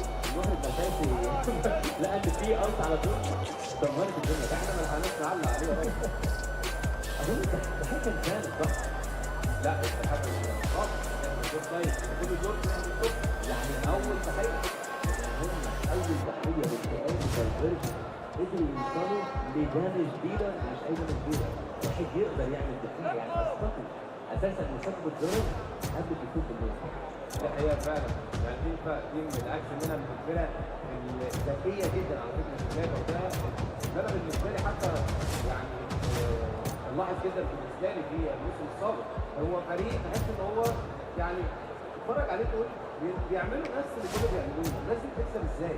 في ذكاء، في يعني تشغيل دماغ، في ان انا اقدر ان انا اتجه المباراه في وقت قليل جدا مش اي فريق يعمله، مش اي لاعب يقدر ان هو يوصل له، محتاج خبره كبيره جدا، محتاج بركز طويل جدا عشان توصل لمرحله ان انت تقدر تجد الحلول في جزء من الثانيه من المباراه. داخل المباراه جوه الماتش ادرك اخطائه، صلح اخطائه. ممكن نقول ان طبعا مدير واحب ان انا اضيف عليها حاجه بسيطه، وهي نقطه انا شايفه ذكرتها انا بحكي عليها بشكل بسيط. ان الفريق اصلا يكون الدفع عنده نفس طويل ده لما يوصل بيست اوف 7 لاخر اليوم، لكن ان فريق يكون متاخر من اول ثانيه في الماتش مضغوط عليه ضد الجيم ظهر الجيم بالجيم، الجمبر بتاعهم خسران حياته 4 مرات، الوضع صعب.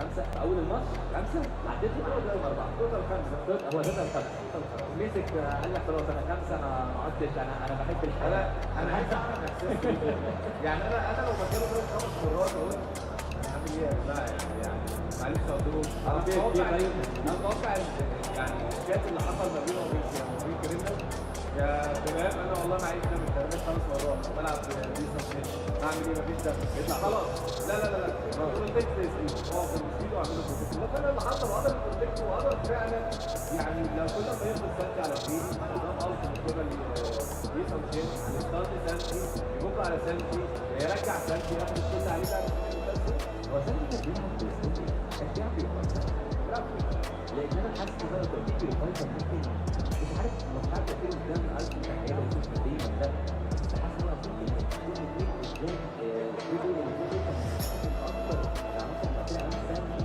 على وجه الحضور باستخدام الاخيره بتاعت الفلسفه مع الفلسفه يعني عموما يعني التمرينه الخاصه دي فماشي احنا اتكلمنا عن سنتي اتكلمنا عن الحضور بس احنا نقدر نقول ركزنا على الذكر بشكل بيكسر بعض المباراه في صفر صفر صفر هي المثال كان صفر صفر 4 سيدي خلص الماتش هذا كان صفر صفر صفر غياب اللي جزء الناس بتكشف على اول الجيت هنا ده كان في غياب يعني كان ماتش صفر صفر او ده 10 جول كمان كان فاضل غياب بس في دي سكت حضور بيثبت يعني سكت الحضور قوي 10 بالله ما اعرفش جابوا ايه اكتر من كده انت اصلا انت لسه محافظ على التيم كويس قدرت انت وصلت مع السبيد ال 10 كده انا حسيت ان هو مطبق يعني حصل دبل كيل يعني زحمه حاضر كويس وفي 10 كيلات اتنفذ في التيم مع 3 اسيست انا ما اعرفش دي منين انا اخر حاجه افتكرها دي دبل كيل في 3 كيلات تانيين اللي خدوا امتى فين ازاي قادر استوعب لما انت قلت لي 10 كيلو سبيدي فده بتتكلم عن 10% ده لا سبيدي 10% ده مش لكن مش جريد ده مش كويس تمام بصراحه انا عايز اقول طبعا من بكل الحب والتقدير طبعا ليه لاعب سيدي وكل مشجعيه هو لاعب مخضرم قدر انه يثبت نفسه على مدار مواسم سابقه لكن الوحوش النائمه نقدر نقول او المتغيبه على مدار المواسم القريبه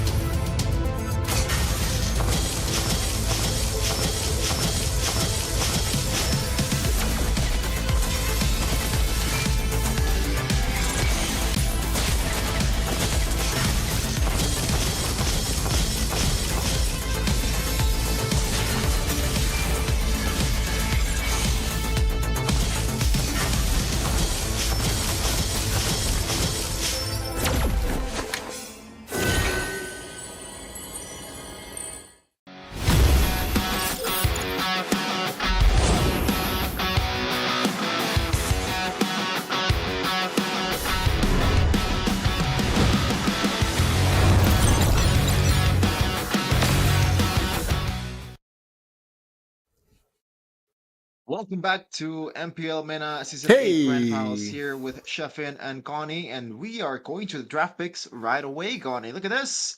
Right away? It's already been done. What's up? Yeah, right away. Okay, right. Yes, yes. Dangerous grass here, Chefin. So a different flavor, right? We got broken walls earlier in the first game, and Now we will have dangerous grass, and let's see here. Will that affect the? It seems like so far not yet, right? It's still the same here so far. Will it be the Gatot Kacha last time around? X-MENA got the Gatot Kacha here, or picked the Gatot Kacha in their first pick. And let's see here, right? Zushin, Yisunshin, Gatot Kacha. Will it be a similar draft here coming from X-MENA? And I don't see them changing it up here, Connie, even though the Uranus is getting banned. And right away, the Gatot Kacha will be the option here for X-MENA. The question would be like, is it gonna be the same approach for Team Falcons now that the Uranus has been banned? Maybe they spot the problem with their composition. It looks like it's gonna be the Arlet, and this might be a free trend, and there you go. That should be the better composition that I actually predicted the Arlet to come through earlier for the Blue 3 for Falcon Esports, or Team Falcons, but they didn't pick it. Now they went to go for that route. For Team X-MENA, there's not necessarily a good laner against an Arlet in this case, and I'm not sure what to pick, and it's gonna be the Eve, the pick that I mentioned earlier too. So Team Falcons and Team X-MENA drafting a bit more, I guess, like counter towards the opposing comps. Yeah, they listen to you, Chef, and with the Arlet and the Eve pickup, and yeah, I mean, very natural, right? You against the Fredrin of Matilda always is a possibility, and Team Falcons quick to ban here. They will deny the Phobius. Now they are trying to limit the EXP because they got the EXP laner themselves. So yeah, especially Arlet, they locked into Arlet. Phobius is somewhat of a counter, with the Infernal Pursuit. And it seems like for X-MENA will still be the same last ban here, like the first game. It will be the chip. Question is, X-MENA, will they lock in the Granger again, right? And I don't mind the Granger here. Sure, it's somewhat vulnerable, but at least it has some range. And Speedy, wow, he displayed a very, very great Granger game last game, so why not give him the Granger again? If it ain't broke, don't fix it kind of vibe. Yeah, but that's the option here to pick the XP laners first here, just because of the fact that the Arlet already showed up, and this should be a bit visible for Team X-MENA right now on which EXP they want to pick. Something that brings stability here, and also a body in front, because the gold laner is most likely going to be the marksman. Blue? Maybe an Esmeralda is a good pick here. It doesn't really necessarily lose the lane, but they went to go for your route here, Gani, towards the Granger. Yeah, because technically Team Falcons has not picked up the gold lane, so if they delayed it, perhaps the Granger will be denied, right? There's always that possibility. That's gonna be the change there. The Helkert Roam and the Claude. So they want to dive. A composition. Technically, all 5 heroes from Team Falcons can dive here. Yeah, Falcons. Looks like they're digging deep here with Helkert. Wow, I like this, especially against 2 marksmen and an Eve. I think that should be a really good pick for Falcons. It's a matter of how a troll can use it, because it's not necessarily a troll here if you think about it. It looks like it's gonna be the Hilda just to bring a bit more stability in the XP lane. Doesn't necessarily lose the lane against Arlet, and in fact wins it, and it doesn't get bursted down easily. Now, Falcons, I like this more, but it really depends on how this Helkert will be used, right? And also how Sano will be able to maintain the gold lane pressure towards the Granger. Because Claude and Granger, I think it's a bit more of a skill matchup until level 4 hits, and the Claude is gonna stack up the items. That should be a natural counter for the Granger.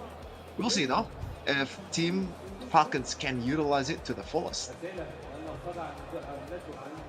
Let's see, will they be able to counter, or will they be able to utilize that again? But that will be locked, right? The 10 heroes that will be deployed into the Lanadon for game 2. And ladies and gentlemen, will it be a revenge for Team Falcons and make it a 1-1 equalizing in the series? Or perhaps will we see a 2-0 a breather at least for X-MENA. Lanadon, here we go.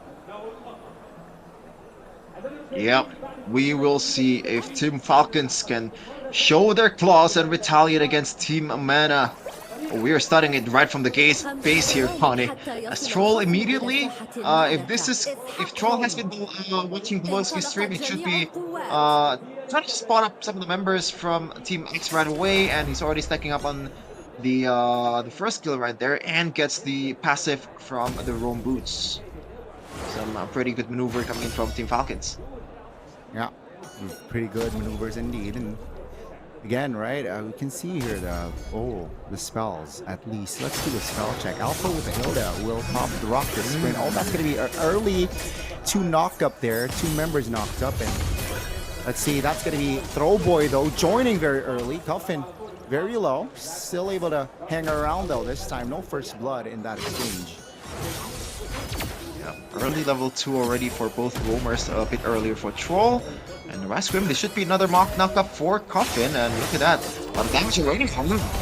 Uh-oh, gotta be careful. Alpha is already in the flanks. Pops the sprint. Unfortunate there.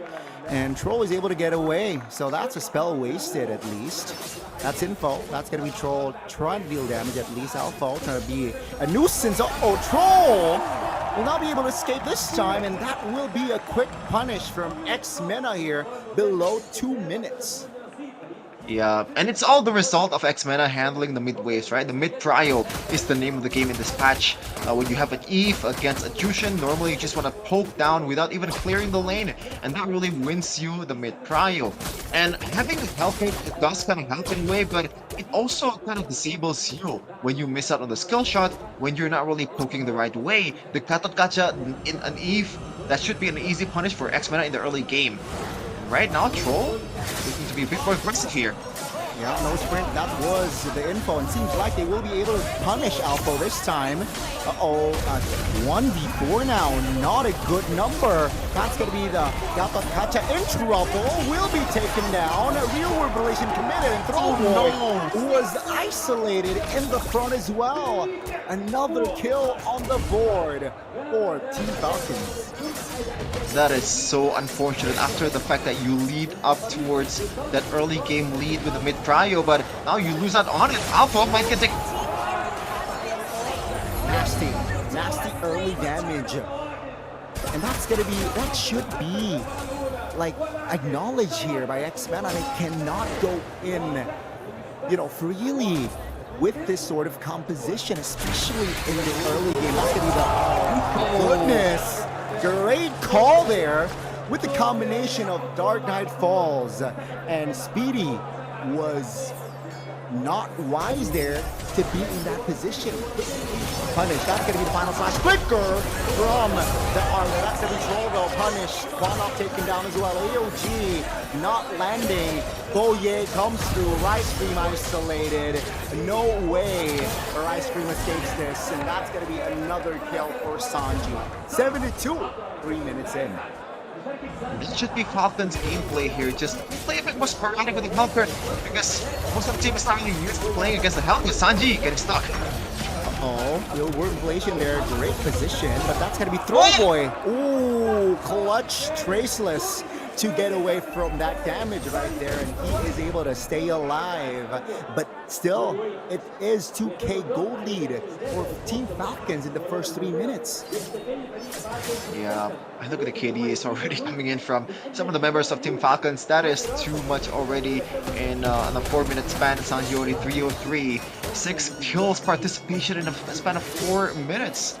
This is just what Arlott brings you in the early game, and especially when you pair it up with an early game hero also in Coffin and also a Helton, It can just roam around, give some utility, give some TC, and also bring that surprisingly decent early game damage from Arlott from the Vengeances, from the Final Slash. That is stable already from X-MENA. No flicker. That was the info. That's going to be all under The turret, real world collision. Place AOG lands too. Dark Knight falls here, committed. That's going to be Sanji though in trouble. Try to hold on. Sanji is able to stay alive. X-MENA though will shift their focus onto a Stroll who is able to keep his distance. And now with the turtle up, X-MENA will go for that. No Dark Knight falls, I believe, and that's going to be Cuffin here. Looking for an angle. Throwboy pops him out in Shocker, and that's going to be again X-MENA here taking their time. They want to clear the mid first. Mount Shocker not landing. That's fortunate for Team Falcons. They go in again. Team Falcons look for an angle. Final slash. Troll jumps in. That's the damage coming through with the Blazing Duet as well. Rice Screen taken down. Throwboy trying to hold on. But that's 1, 2, 3, and soon to be 4 members off the board. BD last man standing, and he isn't able to escape. That's going to be the early wipe pass for Team Falcons. Yeah, and it's a bit too early too for X-MENA, man. 5 minutes and 30 seconds and already a wipeout coming in from Team Falcons. 4K gold lead already been amassed for the Falcons. They're just rolling through X-MENA with this early game composition. It's like early game execution in the first game is actually not that losing on a draft for the early game pressure and still wins it out with a 3K gold lead out of it is a sign of Falcons' competence compared to X-MENA in the early game. And when you draft something like this, it's much easier from Team Falcons to realize. And I can say, Kanye, something tells me under the turret will be able to be taken down. That's no marksman. Take a look at the top here. Perhaps an interaction could come through. Yusun versus the Claude. The bottom side though, it will still be Sanji taking a lot of heat. That's a solo by Seno. Throwboy will be taken down in the top lane. Oh no, Throwboy is living up to his name, man. This is not good at all. 5K already in 6 minutes. Like, I've said this a lot in MPL Indonesia broadcast, but it really might be over with this kind of composition. There's really nothing that can stop Troll to be so aggressive, especially when the Petrify is, which is something that doesn't really come often in MPL IB. We usually, or Beloski usually, or Moeza, some of the players that we have usually prefer the Flicker just because of the fact they can gap close and get away freely once you pop out the Stinger. But Troll uses to go for more kind of a safe route in getting the kills. This is a safe route in staying alive, but it's not the objective of a Hellcrit. You want to stack up those bounties because you are, at the end of the day, the rover, right?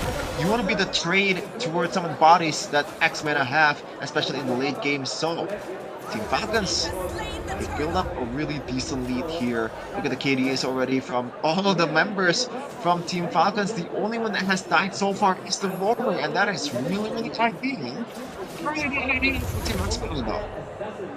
Yeah, you can see the gold cap already building up again.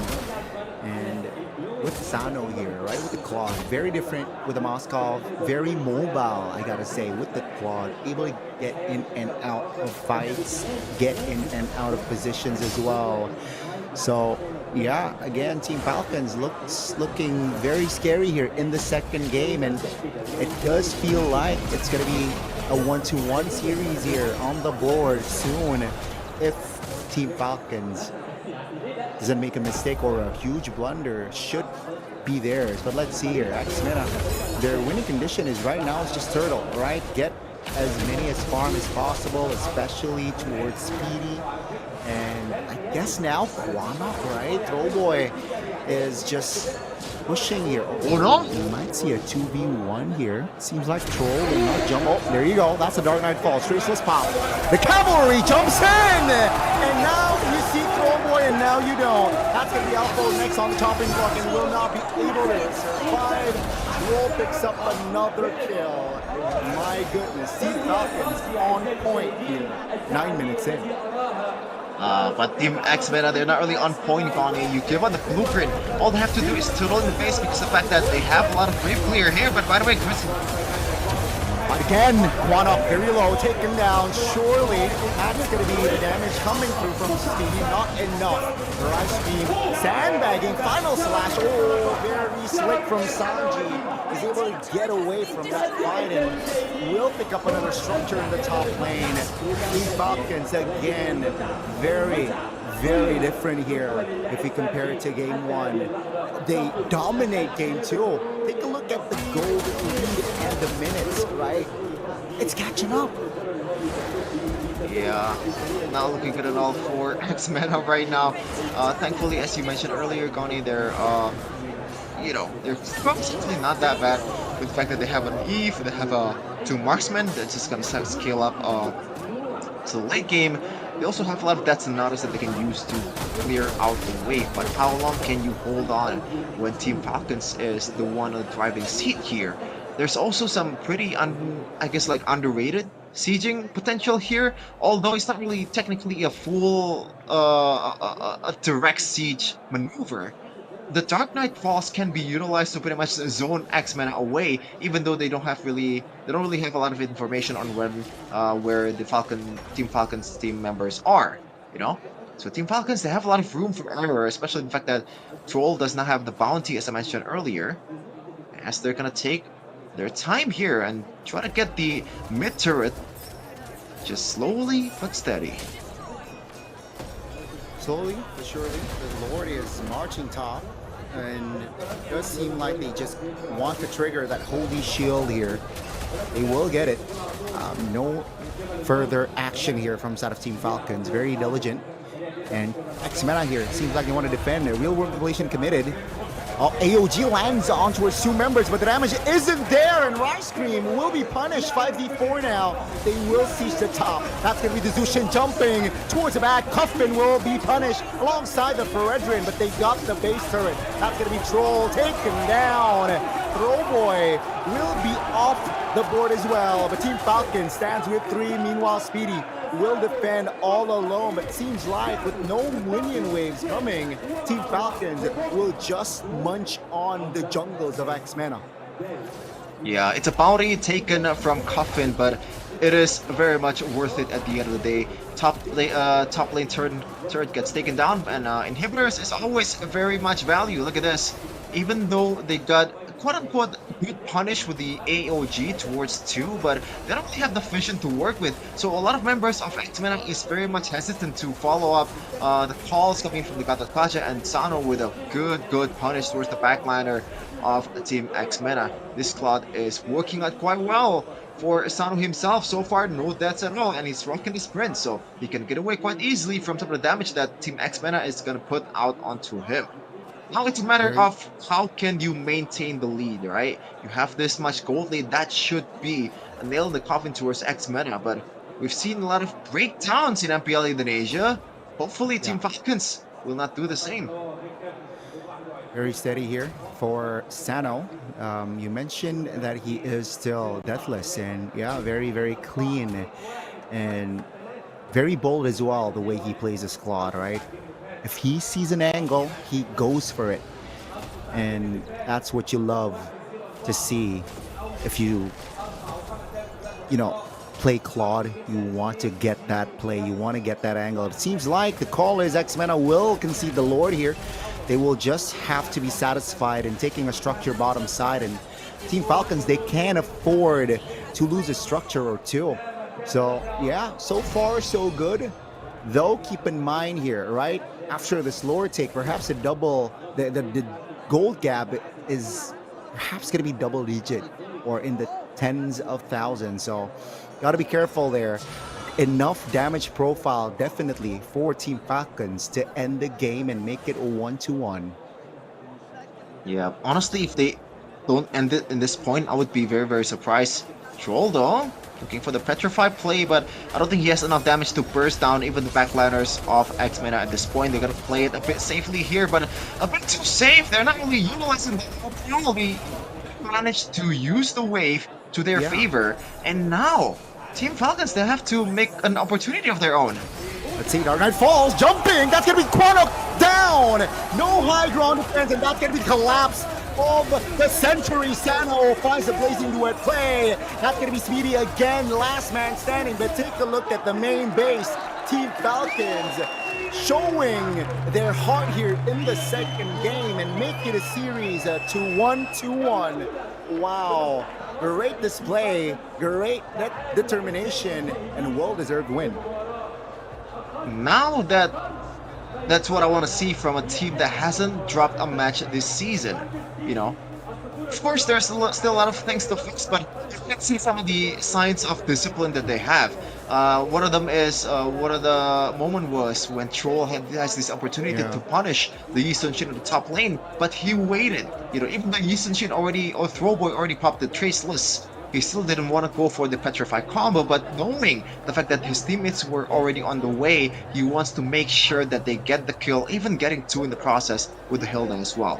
You know, there's a lot of signs of them being super patient about their approach, even in the siege potential as well. You know, they didn't really panic in the fact that they didn't use or they didn't utilize the load properly. It kind of lulls you to sleep towards X meta, and they managed to spot one little mistake coming in from the Eve, and that's an easy punish for the Hellcurt if the Eve is not really in a full HP.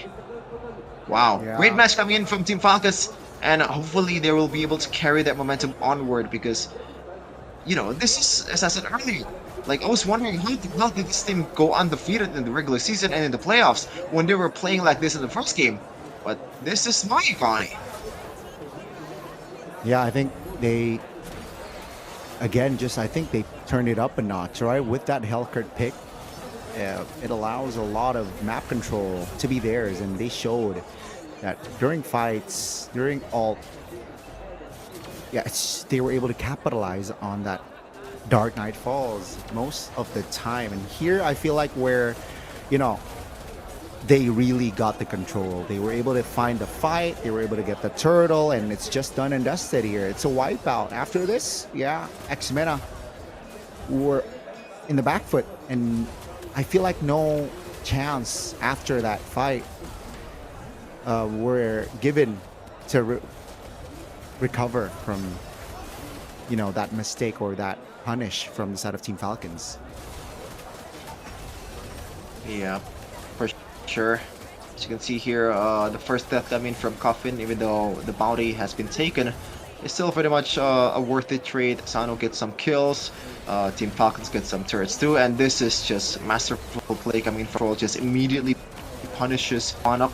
That's, you can't really say that he's overextending as a Eve, you know, he's just trying to poke down some of the waves that's coming in from Team Falcons. He's doing his job, trying to make sure that the inhibitor turret's still intact, but unfortunately that was way more than enough for Troll to capitalize on that micro mistakes.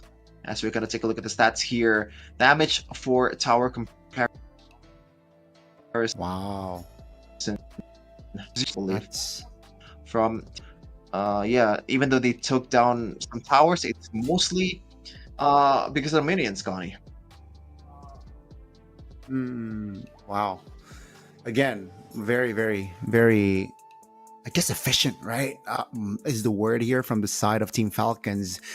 Very efficient. And again, the Zushin even built the Sky Piercer because he knows that, Coffin knows that, yeah, I'm ahead, you know, why not add a little more sauce to my build? And that's going to be the Sky Piercer on the board, 8 kills on towards his name as well.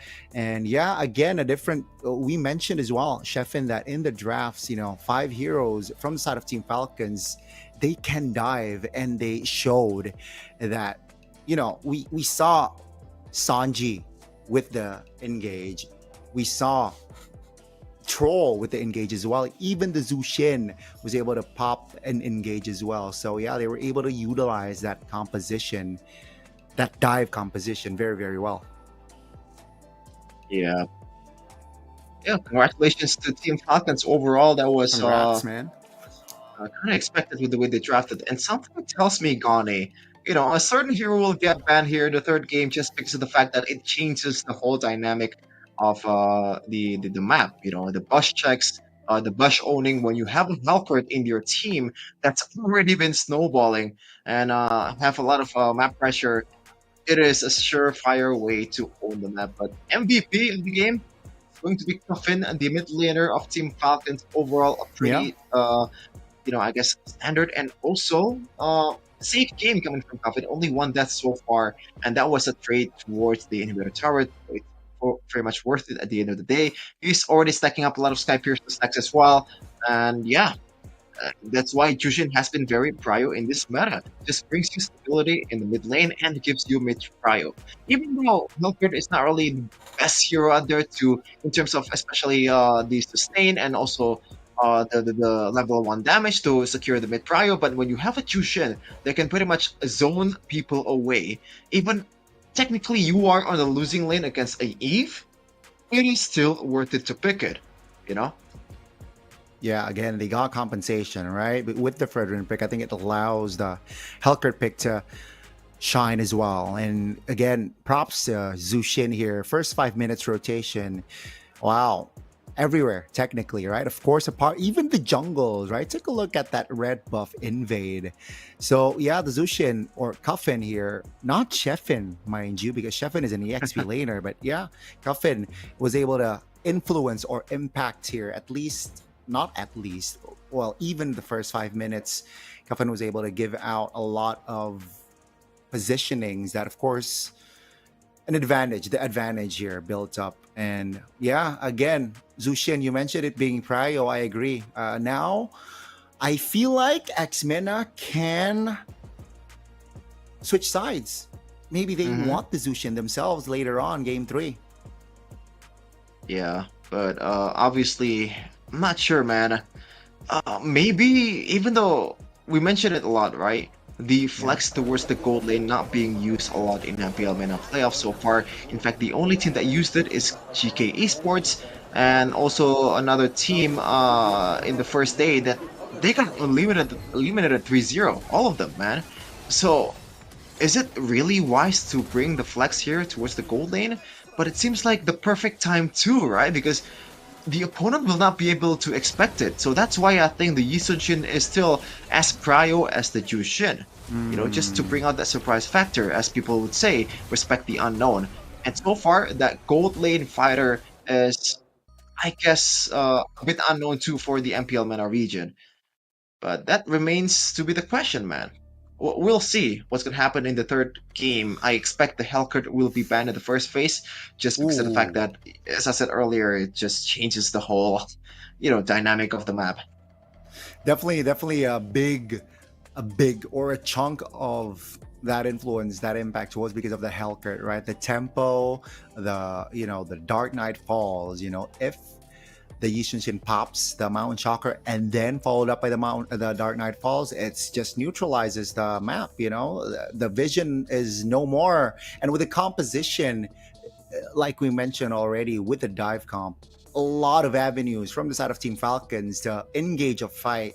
You can use the Flicker Final Slash, you can use Troll to jump in, you can use even in certain angles like we saw earlier, the Blazing Duet, jumping in towards the back if there is an angle. That sort of composition is very, very nasty. Combined with a Hellcat, yeah, it's, just communicate. Yeah, I'm ready. Dark Knight Falls ready. Pop it, and yeah, all 5 members can jump towards the back or jump on you. We saw that from Troll. In that last push, finding Kwanok, an important figure during the defense, no Yves, and yeah, it's just GG. And if they're able to go for that same approach, game 3, Team Falcons maybe might have the advantage on a 2-1. So it's their job, X-MENA, to deny this sort of composition from Team Falcons, man. Yeah, maybe I thought initially the Eve was a good pick just because of the fact that I didn't really expect the Hellcat. And to be honest, for X-MENA, I don't really blame them either to not expect the Hellcat, because so far in the playoffs, this has been actually the first Hellcat game in the MPL MENA Season 8 playoffs. So it really just bring this kind of curveball onto you. Wow. So maybe X-MENA, this is not in their game plan. This is not in their scouting report towards Falcon Esports. There's a reason why Falcon Esports or Team Falcons, they are the #1 in standings in the regular season, and also hasn't dropped a match at all this Season 8. And that's, one of them is having this deep of a bag. Troll all of a sudden pulling out the Hellcat, not really going for the usual roamer standard picks like Kacha or those safe picks like Grok or Hylos. This kind of picks are needed when you're trying to play at the most elite level, Gani, and when you're trying to secure the high level matches. Definitely. And let's see, right? Again, a potential pick. Again, if you want to talk about Rome, Kalea was banned for 2 games. Perhaps if they want to ban the Hellcurt, maybe that allows Kalea to be open later on. But let's see, it has been game 1, game 2 at least. Blue side for Team Falcons, red side for MPL MENA. Will that change here in game 3? Perhaps, right? Perhaps they see the Zushin especially getting MVP in that second game. Perhaps they want to utilize that Zushin. And you mentioned the Yusunchin. Maybe they ban the Yusunchin to get the Zushin maybe later on. A lot of avenues definitely for that third game. But hey, I want to see it later on, game 3, Sheffin. Yeah, I gotta say, for Team Falcons, I don't think they're worried about Throwboy's Yusunchin. Not necessarily because of the fact that Yusunchin is not strong as a hero, because so far Throwboy has been, in a literal way, throwing a lot of kills towards Team Falcons, and it's kind of sad to see, man. Like, this is one of the most, the rising prominent stars of MPL MENA, the one that kind of proves, at least in the regular season, that usually MPL MENA brings out a jungler, like the imports, right? The Filipinos coming in to carry the jungle, but Throwboy is there as one of the anomalies. So like we try to prove that this MENA junglers is as competitive as the imported junglers, but this is the output so far in the first 2 games. Not really the greatest of debut, or not really the greatest start in the MPL Grand Finals Season 8 here for Throwboy. Hopefully he can recover, or maybe he wants to go for the Boyet's route here and just try to take the utility jungler in a way, Gani, because that brings a bit more stability. So, hey, Sheffin, before we jump into third game, let's take a short break, right? Game 1, game 2, it's all even Stevens here for Team Falcons and MPL MENA. Stay tuned. Let's take a short break.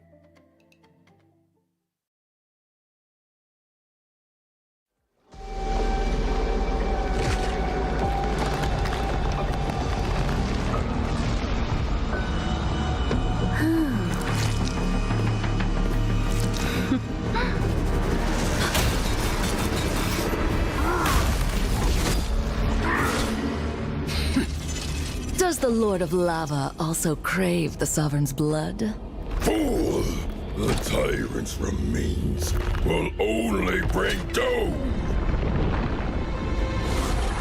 Their brutal dominion, our warriors were corrupted into foul bonds of decay. Sovereign of the Abyss, Obsidia. The curse still flows within the Sovereign's blood.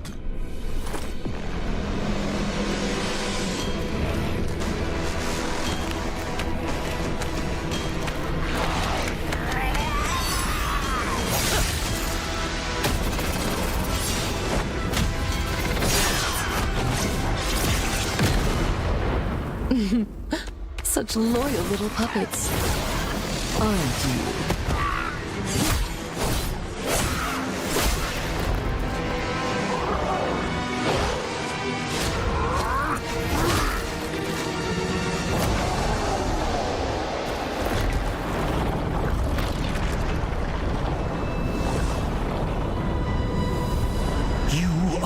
Merely a puppet, no different from my spawns.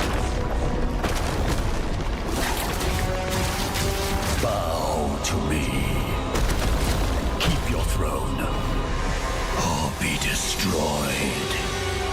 The Abyss bows to no one.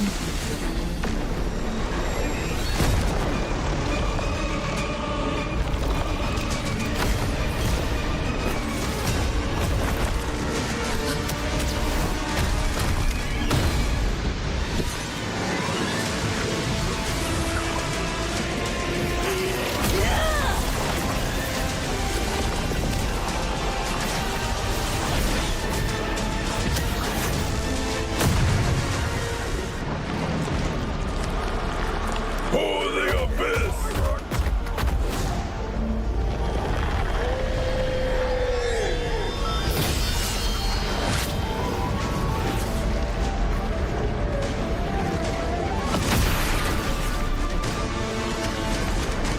These wretched spawns reek of its corruption.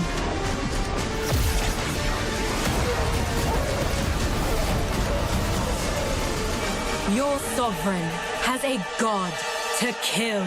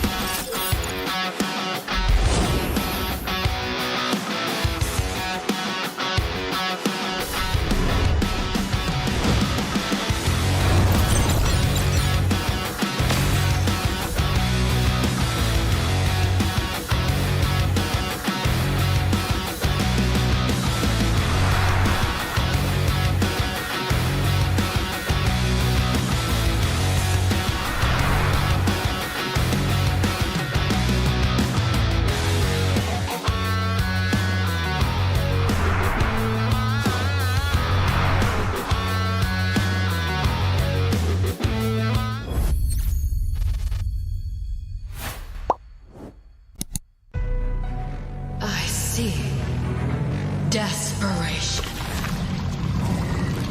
I come to crush my enemies. I reap. The strong rise. The weak crumble.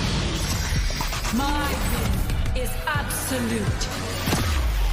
The abyss shall kneel.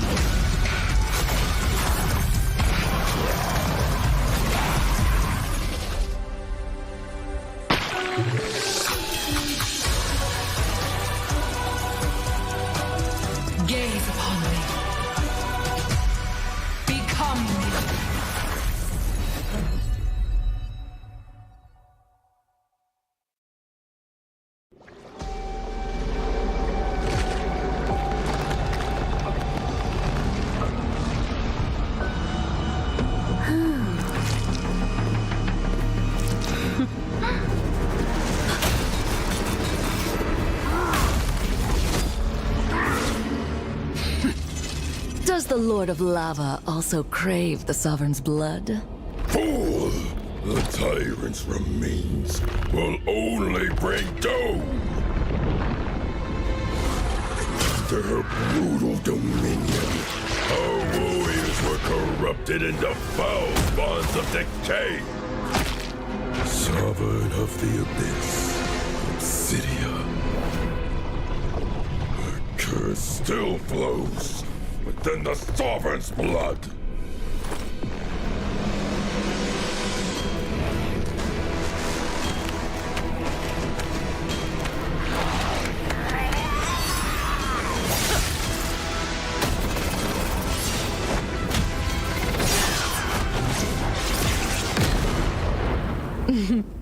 Such loyal little puppets, aren't you?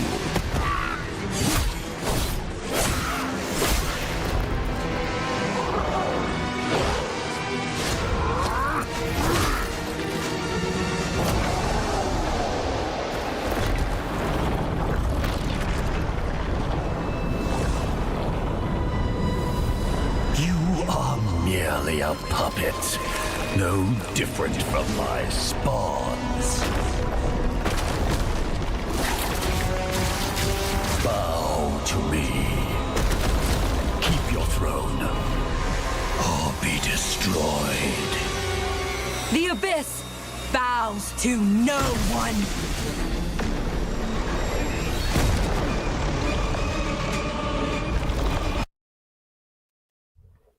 Welcome back to MPL MENA Season 8 Grand Finals here with me, Shefin, and also Gani. We've been through 2 games so far, and the score is 1-1. It's all equal here to the decider on who's going to M7 right away and who is going to represent MENA in the wild card of M7, Gani. Yeah, I mean, guys, game 1, it was X-MENA who got the dub, but Team Falcons, game 2 was, wow, dominating. The gold gap was huge, structure was, I think only one was taken down in the bottom side of the map. So yeah, a very clinical and clean game from the side of Team Falcons. Will they be able to bring that sort of momentum in that third game, Shefin? Is what I'm trying to look out for. And also, will they switch sides here? So far, it has been blue side for Team Falcons, red side for X-MENA. Will we see the first change in the grand finals sides-wise, or perhaps we might see the same all 3 games? Yeah, I feel like changing side should be one of the options here for Team X-MENA. But considering what happened in the first 2 games, I feel like the initial plan was to stay on the red side, right? They want to be a bit more reactive rather than be active to decide what's going to happen in the Land of Dawn. So that's why they are very content on letting go of the Jushin. It worked out in the first game, but I feel like that Team Falcons kind of did it to himself. But in the second game, that early Eve pick that I mentioned in the first game was punished heavily by the Hellcurt. Now the question becomes, can Team Falcons keep up the tempo and also in the early game when the Hellcurt, when that curveball is not going to be there in the third game, potentially, because there's no way, right, Gani? They just let go of the Hellcurt when you know that it's working so well for Troll, right? That's a good question, Shefin. The Hellcurt, will they respect it, or perhaps will they have an answer to it right now? So are they baiting a Hellcurt pick while they have something up their sleeves? That's also a possibility.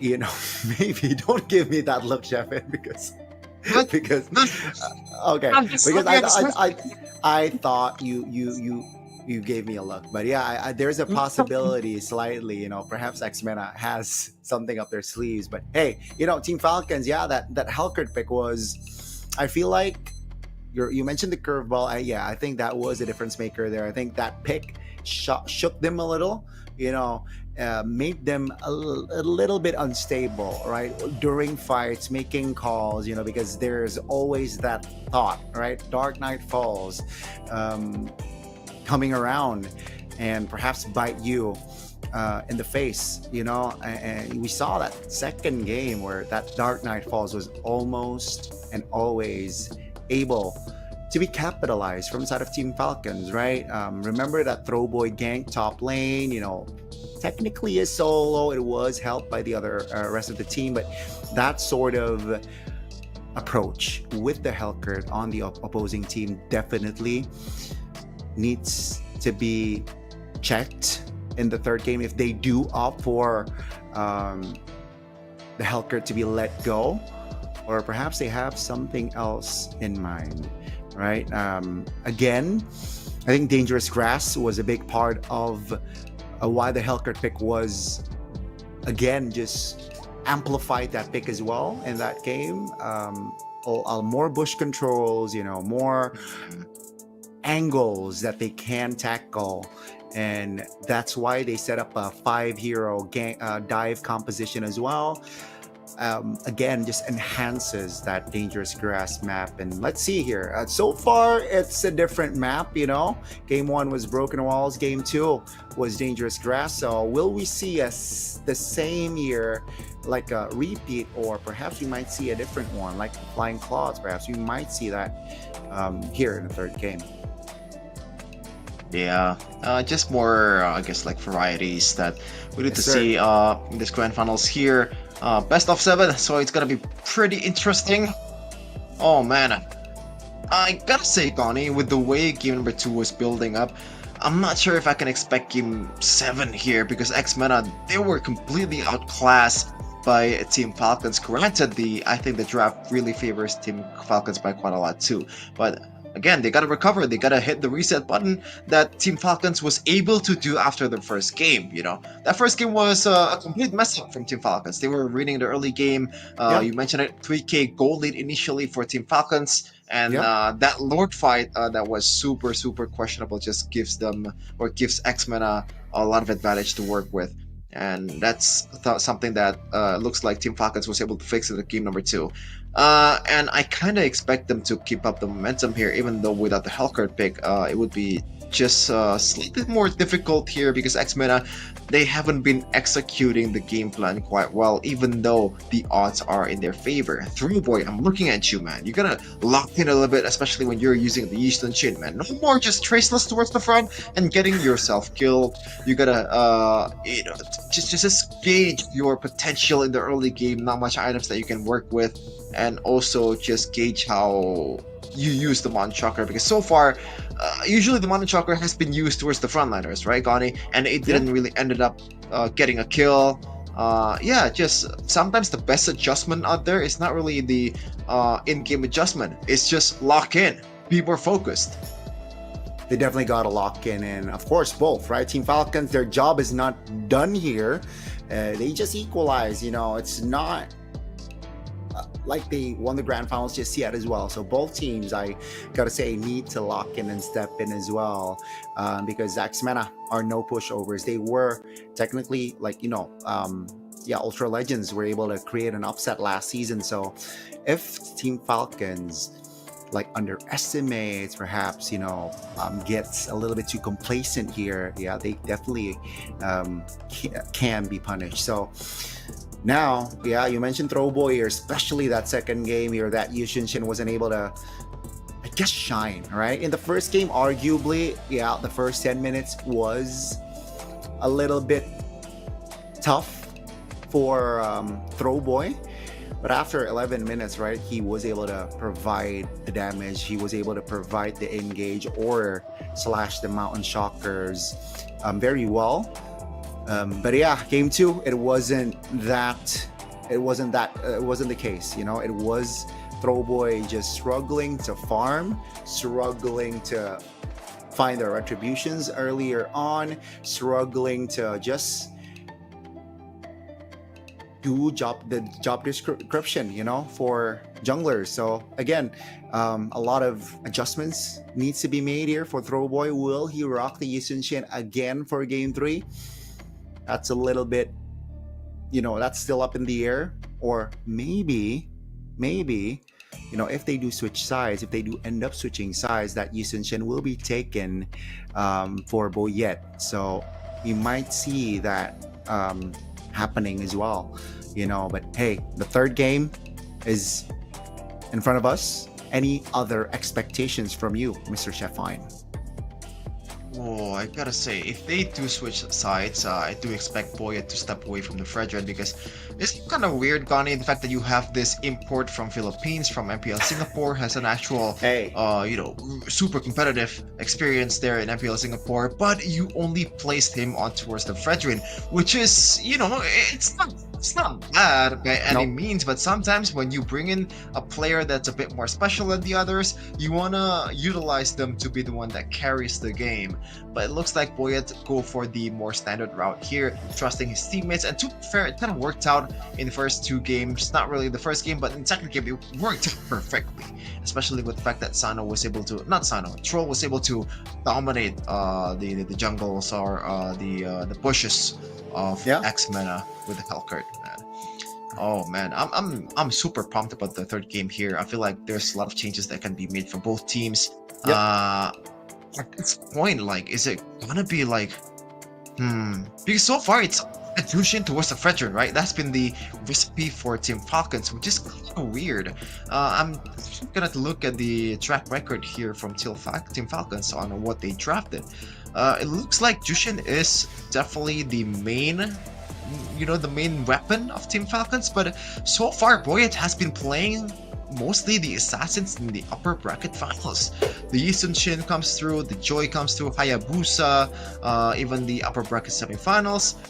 There's to be fair, actually there's 2 utility junglers that's been used. It's Baksha and also Rakai, but Fredrin, like, this is a debut pick for him in the playoffs, which is quite surprising too, Sometimes you pull off this strategy that's super unbeatable in the playoffs and you keep using it. Sometimes you just save it until the end, until the real game that matters a lot is right in front of your face. And this is the grand finals, the Hellcurt coming through, the Fredreds coming through for Boyet, and it worked out for Team Falcons.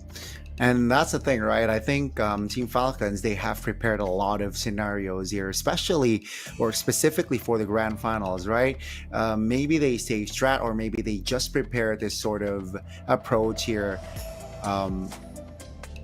Just for grand finals, just to throw the opposing teams, no matter what, off, and seems like X-MENA was the receiving end of that Hellcurt. Now, again, it's still up in the air, Sheffin. Will they respect that Hellcurt instantly, like immediately, game 3, or will they let it slide?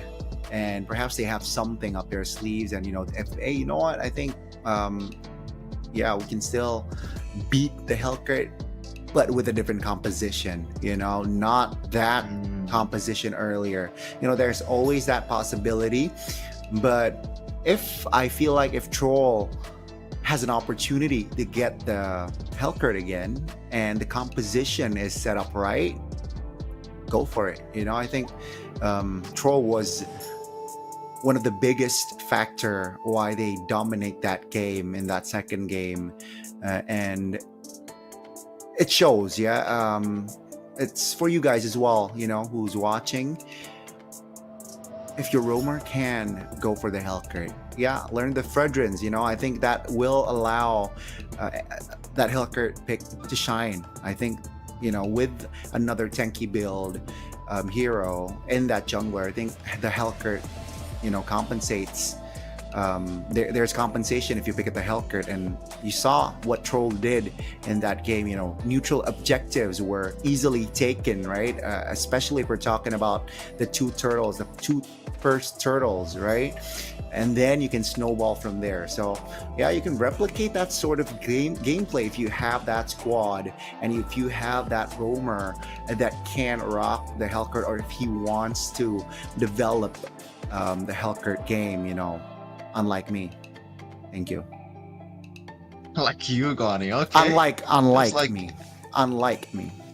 Oh, unlike you. Okay. I was wondering, like, oh, wow, he got Hellcurt already in his bag too. Like, oh, respect the grind, Gani. But apparently, no, you're still sticking with the Kufra. And to be fair, Kufra has been used finally by Bolowski this today. He won, by the way. Your team. But Yeah, but speaking about MPL Indonesia, we can kind of draw some parallels here, Connie.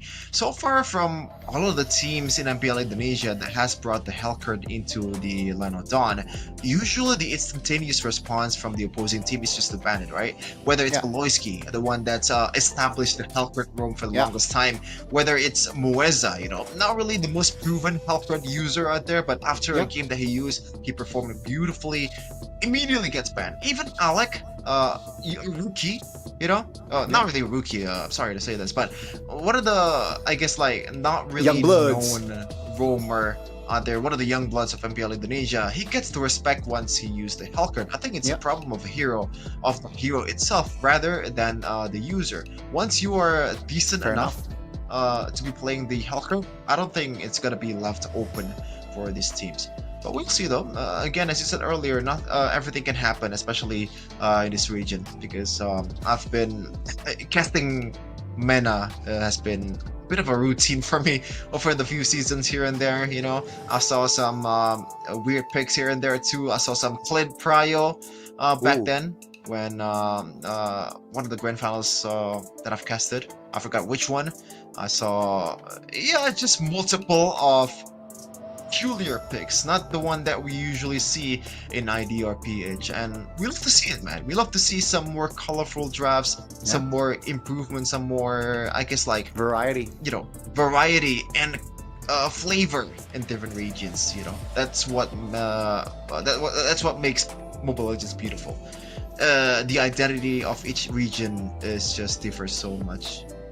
Yeah, I agree, and I think with this current patch, it allows that, right? A lot of flavor, from the roam. You can rock the damage roam. You can rock, conventional roam.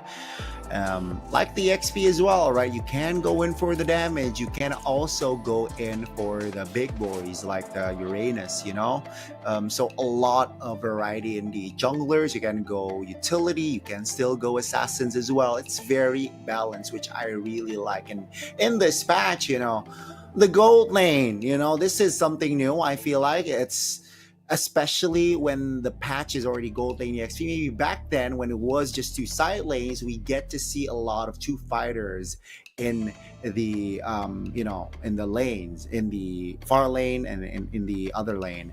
But now we are getting a lot of fighters in the gold lane as well. So two fighters getting the snowball. The idea is you get the snowball early and just go crazy, not allowing farm for the other gold laner, which let's say is a marksman. So yeah, that seems to be the idea. And it seems like, well, actually, if we're talking about ID region, it has worked a lot for most of the teams, especially the top tier teams, right? That fighter gold lane who really understands the concept, who really understands the winning condition.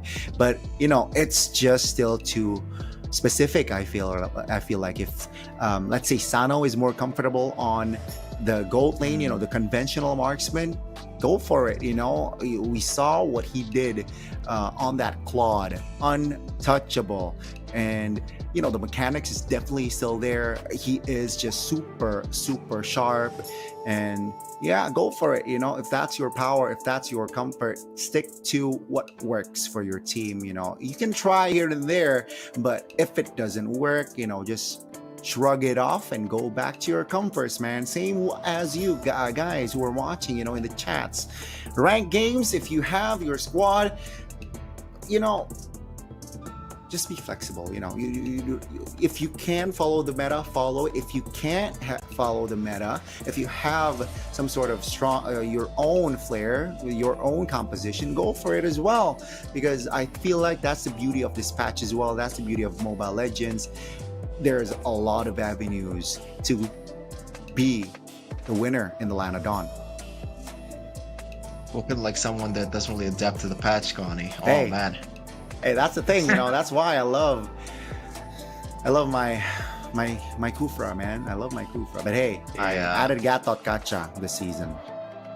Oh, appreciate look at yeah. that! Donnie added got the catch up Yeah. for finally a new hero outside of the three that he played so far in his Hey. career, man. Yeah, we need That's more character heroes, bro. development right there. That's character development for me. For sure.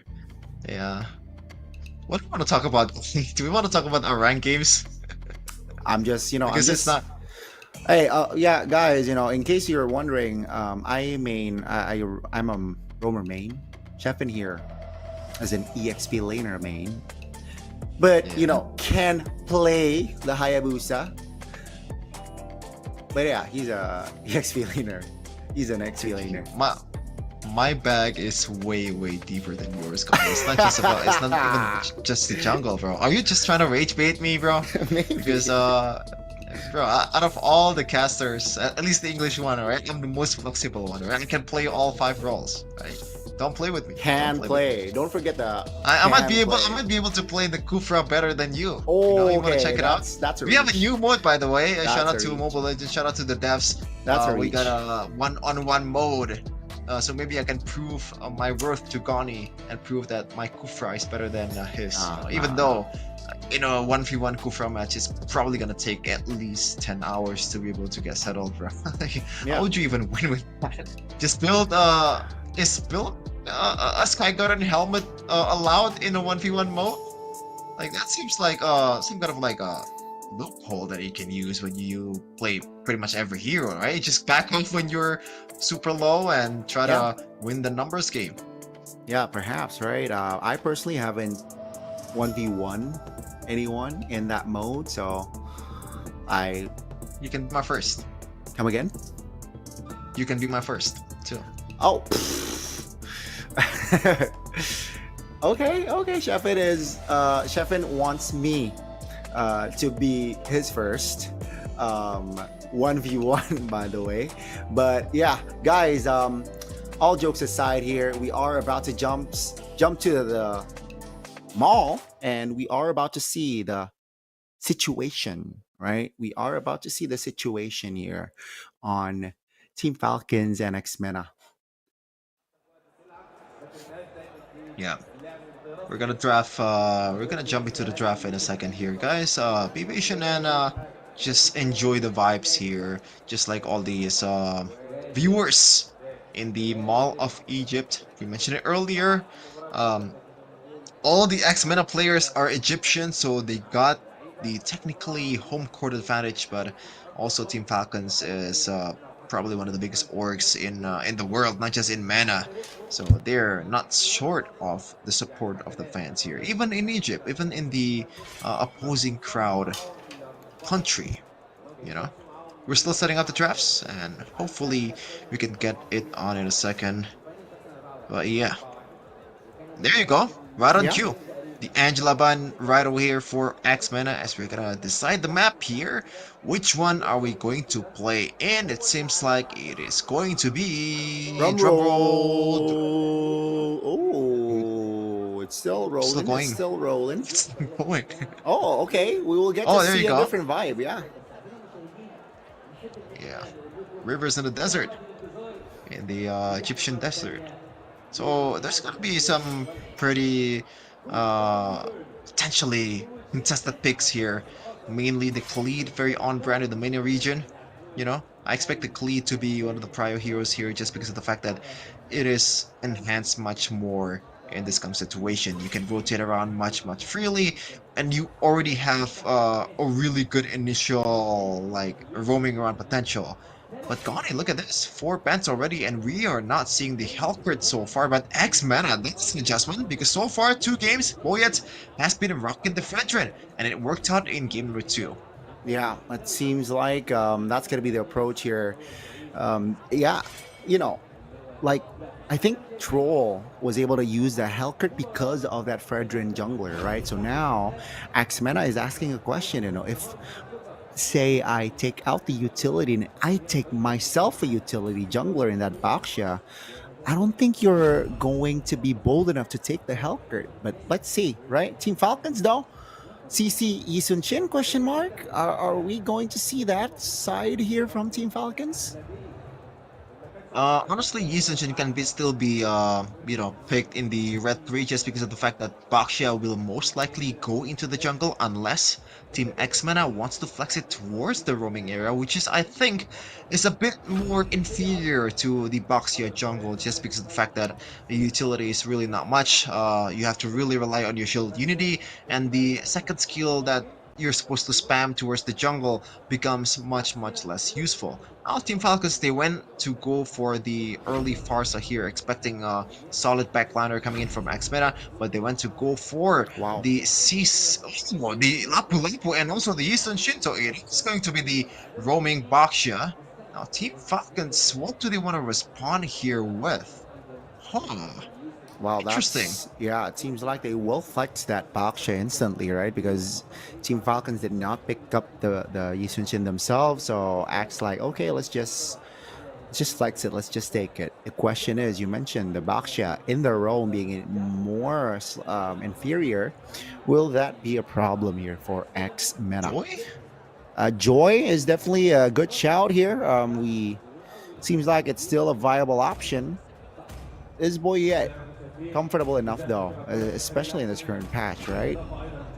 It does seem like they will lock in the Akai. So yeah, it seems like you mentioned Akai being in the hero pool here. We're talking about playoffs. It seems like he will rock it again. Akai good for turtle takes or neutral objective takes. So let's see, will they be able to capitalize on the heavy spin for neutral objective takes? But, oh man, it's a bit too straightforward in a way for the Akai. A good ban, by the way, coming in from X-Men, just erasing that potential only Vengeance combo with the heavy spin from Boyet. But so far, Boyet, 3 games and 3 utility junglers. This is pretty interesting. As I said earlier, you usually want to put those carry heroes towards your imports, but it looks like Falcon, they brought in Boyet to bring us stability with the utility junglers. No. Falcon Esports or Team Falcons, they are focusing towards more of a mid lane ban here, knowing that the Farsight has already been locked in, and there's not much range heroes that Team X is left with here to deal with some of the heroes from Team Falcons. And by the way, to not rule out a flex towards the gold laner, because even though it is an Akai in the jungle, because you have this range in the Feather Extract from the Farsa, I think it's still on the table. But I do still expect the CC to go to the XP lane just because of the fact that it is a winning lane against the Lapu Lapu, but they went to go for the one that already works, Connie, for the longest time for Team Falcons. It is going to be the Granger in the gold lane for Sano. So yeah, this is the recipe that they use to get the spotless streak so far in Season 8. Yeah, playing with range, right? With the Farsa and the Granger, you have a healthy physical damage dealer and a burst magic damage dealer. Keep in mind, the Helcurt is definitely a shout as well, but now with the Sicilian and the Alice, I don't think that Helcurt is a good pick here. A lot of tanky units from the side of X Mena. So now, with this, right? Is suppression the answer here? No, it seems like not the suppression. It's just going to be the Cho. So they want to pick off members before entering big fights. Oh, I gotta say, this is a bit ballsy coming from Falcon, but Troll is definitely known for the Cho. Huh. There's not much, I guess, proper targets for the Cho here, because the Sicilian or Quanok will most likely be rocking that Purify. The Tristless is there for Throwboy. And the frontliners from X-Mena is super hard to burst down unless you have a CC that's already stacking up the items or snowballing. So, limited options here, but we finally see the flex towards the gold lane. Potentially, the Lapu Lapu gold lane will be used against the Granger, so it's gonna be much more of a maybe a dead lane here until you get level 4. Maybe we can see some actions with the Bravest Fighter, but I feel like the Lapu Lapu will just opt to go for a quick clear towards the objective game, especially in the first fight, Connie, because the Granger will not be able to catch up to the team fight, and he's not going to be able to make a difference when the items are not there yet. Yeah, let's see. And yeah, ladies and gentlemen, it is a 1-1. We will get to game 3 here as we quickly jump to the Atlanta Dawn. And let's see what will happen. Who will have the advantage here? Will it be MENA? Or will it be Team Falcons who will have the first point to 2 in this best of 7? Yeah, definitely. Team Falcons is looking for a get back after what happened in Season 7. Not technically the same team here in MENA. It was Ultra Legends, but the core members are still there with Rice Cream, Throwboy, and alike. Should be a pretty a good game here coming in game number 3, as we have an issue that we need to fix before we go to game number 3. So be patient, guys, for a better game to watch, because we value sportsmanship, we value fairness to all the players that playing in the grand finals here. Yeah, again, ladies and gentlemen, we are, they are dealing with that issue, but hey, let's talk about the compositions again. It was the Granger and Farsa. You mentioned it being the formula of Team Falcons, getting a lot of dubs, getting a lot of wins with this composition. And you mentioned, Boyet with the Akai is quite strong as well, very prominent Akai player. So is this just comforts here? Is this just a comfort composition from side of Team Falcons, you think? Might be. That is my question also. Boyet so far has been pretty active in the utility department. He pulled off the Akai once against Team Occupy, I believe, in the second game. And it was a game where Troll played the Cho, and also the CC is there to be used. So that might be the winning formula here for Team Falcons. But isn't it still kind of weird though? Like the fact that you have this tool, heavy spin is usually used to either lock someone down towards the wall or just disrupt some of the incoming engages, right? When you're up against a Tigreal, when you're up against a chip, you want to respond that towards or with a heavy spin to disrupt their engage. But in this case, they have a pretty good control with the current calls. Also, it feels like it's not really the best of combo, even with the Way of the Dragon, right? So I don't know, like what's gonna be the grand plan here for Team Falcons, but they won the matches that they've played with an Akai, so I trust them in this time in game number 3, as we're gonna go finally into the Land of Dawn. Again, Land of Dawn, here we go for game 3. Both teams look for their second point here in the best of 7. Who will take it? Will it be Team Falcons with the Akai, Farsa, and the Granger comp? Or will it be the Baksha Flex and the Alice in the gold lane composition? Or the XP rather, composition? Oh, right away, look here, we can see some damage trade here. Ice Cream still has the revitalized Troll, might have to use the flicker here. Yeah, that's gonna be first blood for Quanok, right? That's an early, very fast first blood, and oh, that's very, very unfortunate for Troll. He holds his flicker though.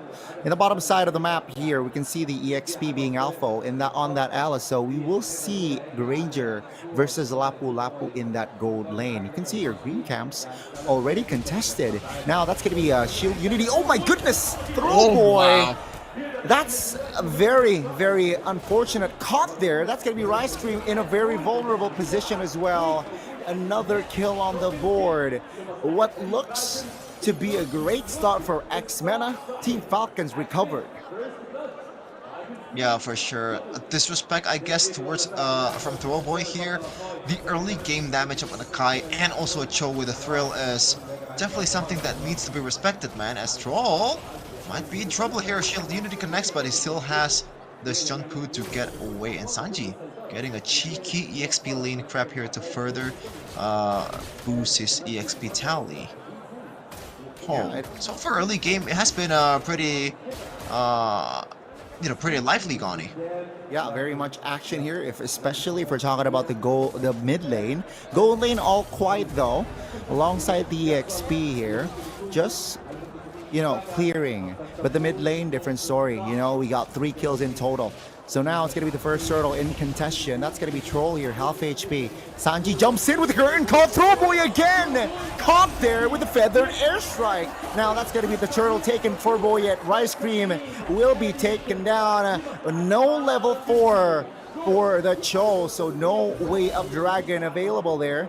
Guanok is still able to clear and farm, but again, 2 important kills on the board there from that turtle fight.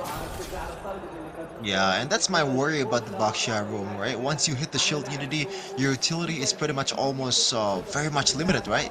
All you have that ultimate that can give you a bit of a damage reduction, but that's it. Rice Cream will be the target again. Yeah, Wave Dragon and Feather Airstrike will finish the Baxia. That's going to be Troll. Both rumors going down. Sano will be taken down there by Speedy. A very, very great play. That's going to be Sanji 1v2 in front of the turret while Speedy gets away. Oh, that's actually that trade is for Axe Mena. A little bit too hasty there from Team Falcons. Yeah, for sure, especially towards Sano. Like, there's no reason for him to go down in this early of a game. That was a pretty decent setup coming in towards Rice Cream, but they overstayed by a little bit, man. They gotta wait for the items to be able to pop off. Lapu-Lapu in the gold lane against a Granger in the gold lane. You gotta realize there is time to everything. The Granger will not be able to keep up with Lapu-Lapu early game potential, especially once level 4 hits. Now, it's gonna be a waiting game here from Team Falcon. They're just gonna wait for Team X that has the better early game, just because of the fact that they have a fighter in the gold lane, to maybe make a mistake in the objective game, right? Because I think this composition for Team Falcon is built to punish mistakes, right? To punish overextensions with how much setup they have, and also in a way counter setup. There's a lot of CC immune, but Quantum pulls the trigger on towards the Bat's Feast. That's again just too hasty. That's again already an important ultimate popped. Let's see the engage though. Alpha trying to hold on. A retribution battle. Oh, that's a great connection. Boyet finds the turtle. Quanok taken down. Boyet now isolated, taken down by Speedy. It's a 1-for-1, but they got the turtle now. Do they want more? No way of dragon. Remember, Troll popped it earlier on. And that's going to be Alpha, very low but surviving. Sanji, oh, Cuffin finds an angle to take the Alice down, and Throwboy falls as well. Wow, Team Falcons was able to find the last laugh. Yeah, they played that quite well, Team Falcons, and that is a reason why they picked the Cho quite a lot of times, Troll doesn't seem to be trolling with the Cho, man. Like, that pick off towards Quantum was very, very crisp. And by the way, Quantum is rocking the flicker. Like, in a way, this is both respect and disrespect towards the Cho, right? Or maybe just the whole team of Team Falcons, because you want to evade the feathered airstrike. You want to evade some of the incoming damage that's going to come in from the mid laner of Team Falcons, but you also got to watch out for the locks. There's a lot of locking potential here from Team Falcons, man. Even the curtain calls will be a very useful weapon towards the backline of Axe Mena. So that's why Quanok has to be extra careful and, realizing when the flicker's up for Troll, when the, the second skill is up for Sanji. Uh-oh, Boyets.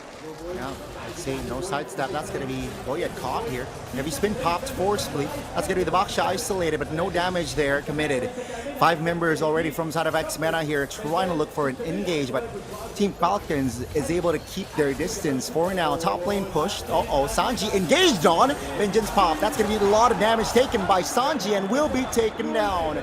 Speedy gets another kill on the board for this Lapu.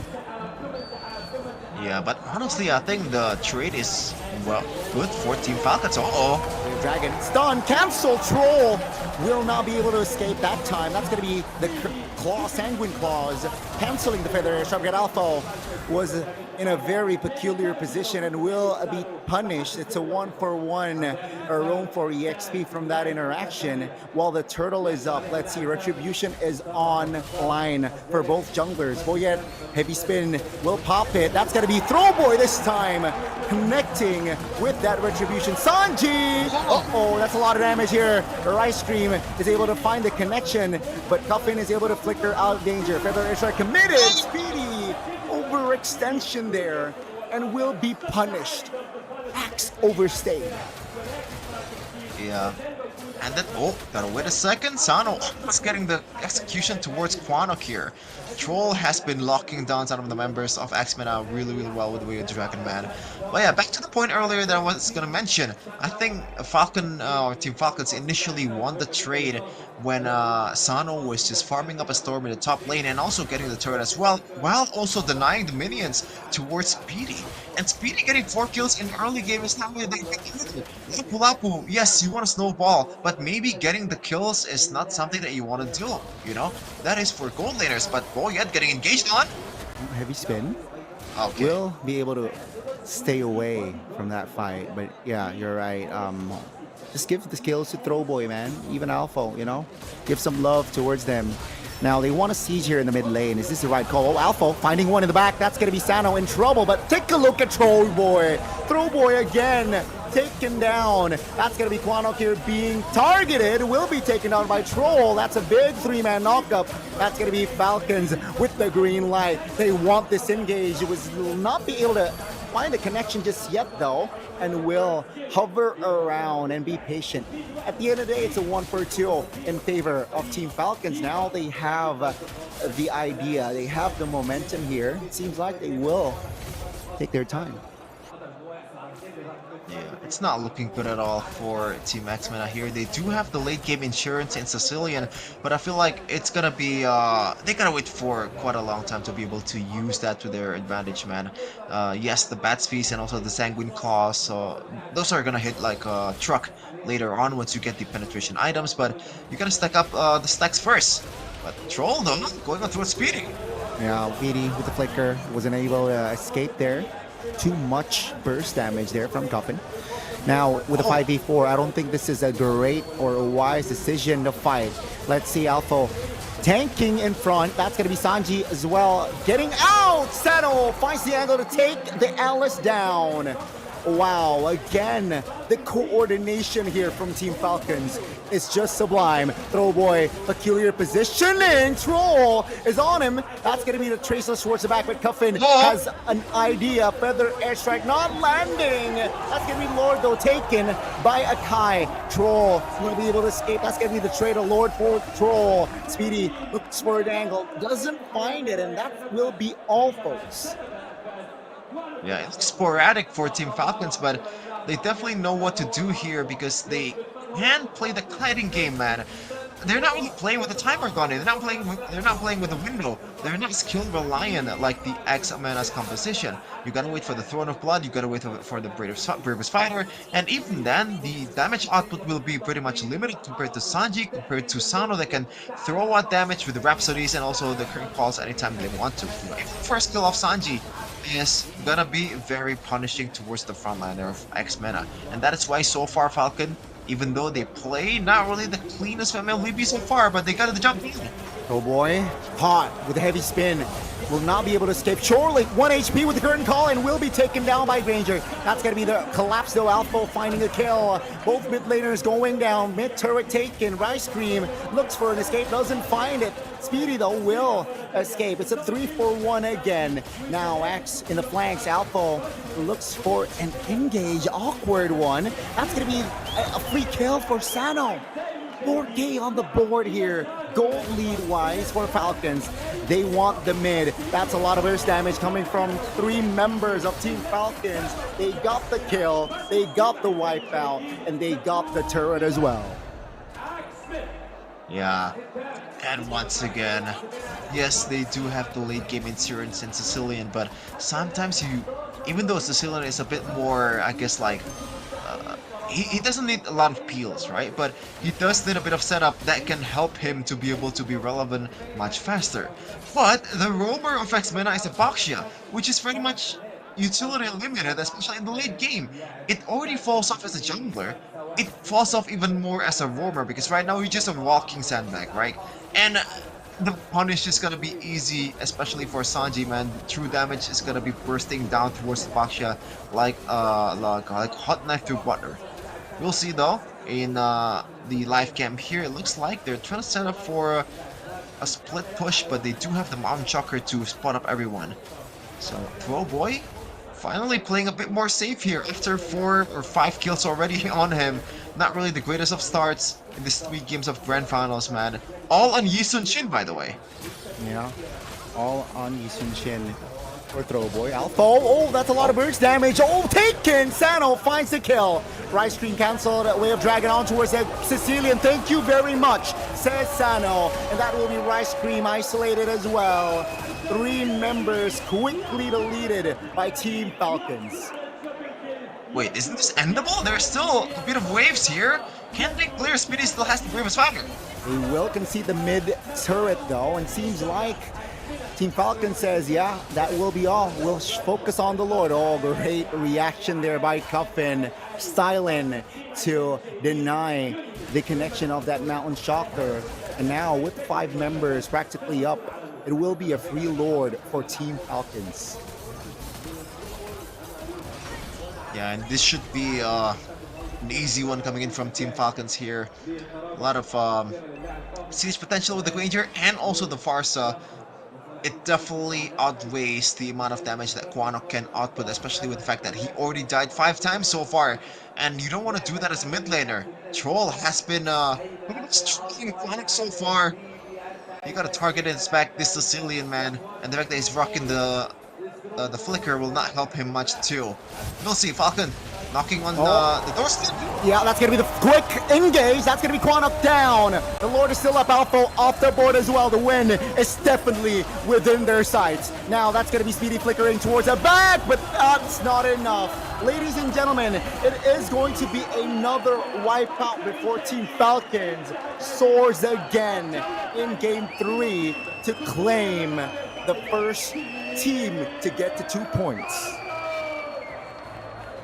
Gotta be completely honest, man. It's a difference in quality. I gotta say, right from the get-go, even in the drafts, it feels like when you pick a Sicilian, you're just really banking on that late game potential. But again, on the other side, you also have a late game in Team Falcons. You have a Granger, you have a Farsa, which scales much faster than a Sicilian. It is just not a viable strategy, especially in a grand finals like this. Oh, goodness gracious. And yeah, I can see why they are getting worried there. Some of the members of Team X MENA, even though they have a lot of support coming in from their families, so far not really the greatest of performance. Team Falcons, they definitely hit the reset button in the first game, man. I was wondering, like, what the hell? You know, why is this team so good in the regular season and also hasn't dropped a match so far? You know, in game number 1, it feels like it's just a fluke. You know, it was just an error in the draft, and also maybe the jitters of them coming back to the grand finals facing the same pretty much enemy in season 7, so they overthink it just a bit too much. Now this is Team Falcons that I'm talking about. 10k gold lead in almost 2 games, very much dominating the game so far. Yeah, I mean, you know, their job is not done yet though, Sheffin, right? Yeah, they were able to display 2 dominant games, but they gotta stay focused. They gotta stay locked in if they want to win the grand finals here. And seems like you called it right with the composition, like the Granger, the Farsa, and the Akai. Yeah, it's just GG, you know. And yeah, Sheffin, I wonder now, you know, Axe tried red side, now Axe tried blue side, but they weren't able to capitalize on both sides now. Yeah, it feels like the sides is not really the main problem, man. It is just the adjustments going through the drafts, right? You know, the fact that they flexed the Baxia super early, like it is just already a red flag in a way. I guess they just don't want to give out the Yi Sun-shin towards the opposing team. When you have a Yi Sun-shin that doesn't really perform in the first 2 games, why would you give them another Yi Sun-shin to play with? Boy so far has been super underwhelming, man. For a guy that's one of the rising stars in MENA, one of the best junglers that they have in the regular season, this is just not up to par of the standards that he has in the regular season. Oh man, Chefin. Oh my goodness. Oh my goodness. What a show. What a showing. What a showing from Sano as well on that Granger Chefin. I have no words, right? I genuinely thought that they were able to at least delay, at least buy time for the Alice, for the Sicilian, just a bit, just a bit, just to have more time for that Sicilian to really pop off, just to have that Alice more items as well. But no, Team Falcons were sharper, and especially in the last 3 fights, they were able to find the right connections as well. Troll finds Quanok there with the flicker as well. I feel like that's where, that's the nail in the coffin. Without the Sicilian, there's no magic. Technically, there is Alice, but there's no crowd control. There's no sure magic fights as well, and the Bat Feast eliminated, right? So with that, it allows Team Falcons to engage more. And yeah, after that, I don't think they were able to bounce back, And with that Lord, I think they played it perfectly as well. They know well that the gold gap is there. They have enough damage profile to end the game. Again, just good quality, good quality of MLBB. They're displaying here in the 3rd game. Well-deserved win for Team Falcons, definitely. Yeah, for sure. I feel like right from the get-go, the winning condition of the composition of Team Falcons is just much easier to execute, man. When I you have a agree. CC, when you have a Granger, it is just super easy to cycle your skills. On the other side, it's a Lapu-Lapu, it's a Sicilian. You gotta wait for the items first for the Sicilian. Yes, you have the early game advantage with the Lapu-Lapu. What? But you're kind of playing with a timer in a way, right? Because Lapu-Lapu won't be as relevant as the CC, as much of a trouble as the CC in the late game, you know? Oh, brother, this is just, yeah. There's got to be some huge adjustments that they need to make here, X-Mena. It feels like they're just flexing the Baxia just for the sake of giving Throwboy the Yi Sun-shin that does not work at all, and Yeah, I agree. setting themselves a coffin. They're just willingly going to the coffin and buried themselves under the ground. And MVP of the game is gonna be Sano with 14 kills. Stacking up on these Sky Piercer stacks here. I believe he was on max stacks as well, which really shouldn't happen at all in the professional scene, man. Wow. Yeah, this is just for sure complete domination. Yeah, beat down, you can say there, in the 2nd and the 3rd. But yeah, I mean, full item Granger and a lot of engaged tools from Team Falcons that can be utilized, right? And with that in mind, I mean, the first 5 minutes, you can see Sano, I think his main focus is just farm, and yeah, that's gonna be it, right? Even he get a little bit action there during turtle fights, I believe. And with that, it's Sano again displaying his sound mechanics in the MLBB. Yeah. Well, we get some scouting report on Sano. Apparently, he's comfortably the best gold lane in MENA, I believe, from what Yasu said. And I believe the rotation towards the middle is when he actually died, Bonnie. So not much of an action. Well, you can call it an action, but in a bad way for Sano. But it's overall a very clean game for this Granger. Only gets picked off 1 time. After that, it's just pure, I guess, he's just playing it safe, man. He knows after the punish that Speedy had towards him, it's just time to lock in and be a bit more careful. And to be honest, as I mentioned earlier, there's not much lockdown. There's really not much utility that can punish the backliner of Team Falcons, both Coffin and Sano pretty much had a real estate in the back of the composition here, right? The only thing that can really deter them from being dominating this game is the early game potential of the Alice and also the Lapu Lapu. But it's not really utilized to the fullest for Team X MENA, and that's gonna be game number 3, man. And once again, and as I was saying after the second game, it looked like this is building up towards a 4-1 victory towards Team Falcons. Game 1 was just a fluke, maybe. Because so far, these 2 games, they were dominating completely, Like, it is just an outclass in every factor, in every aspect for Team Falcons compared to X MENA so far. I mean, based on the last 2 games, yeah, I agree. I think it's, I think there's a gap, between the 2 teams. But, if they get a little bit too complacent here and there, if they get a little bit too overconfident, overextending, let's say, and fighting when it is unnecessary in later stages, perhaps we might see Axe bouncing back, and that is what happened in game 1. 11 minutes in, they were able to get the lead. They were able to establish a very healthy lead, Team Falcons, but after one fight, they were scattered. The Axe capitalized and they got the dub. So Team Falcons, if they're able to at least stay disciplined, they know how their win cons and they're able to execute it, just don't blunder. If that's the way to go, maybe we get to see a 4-1 game. But if not, I think there are definitely chances here for X MENA. Remember, they are on home ground. You mentioned it a couple of times already, so there's definitely some morale boost there.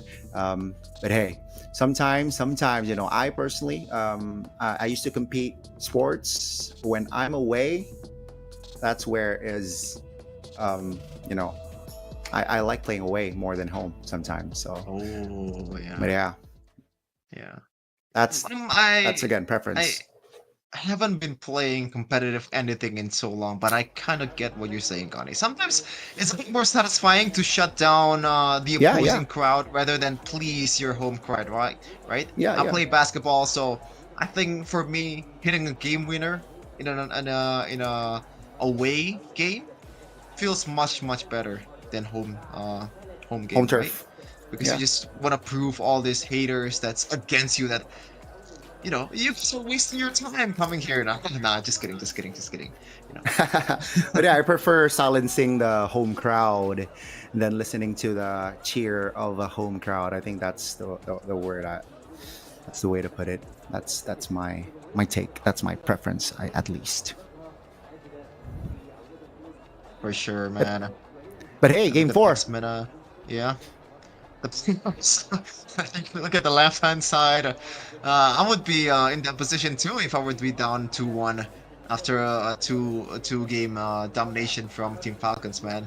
You gotta really rack up your brains to think of something, pretty much anything that can give you an advantage, because they really do need it right now if they want to qualify immediately towards M7. And by the way, guys, even if they do lose in this match, in this best of 7, they still qualify to the wild card. So it is still a ticket towards Indonesia, not to the grandiose stage of M Series, though.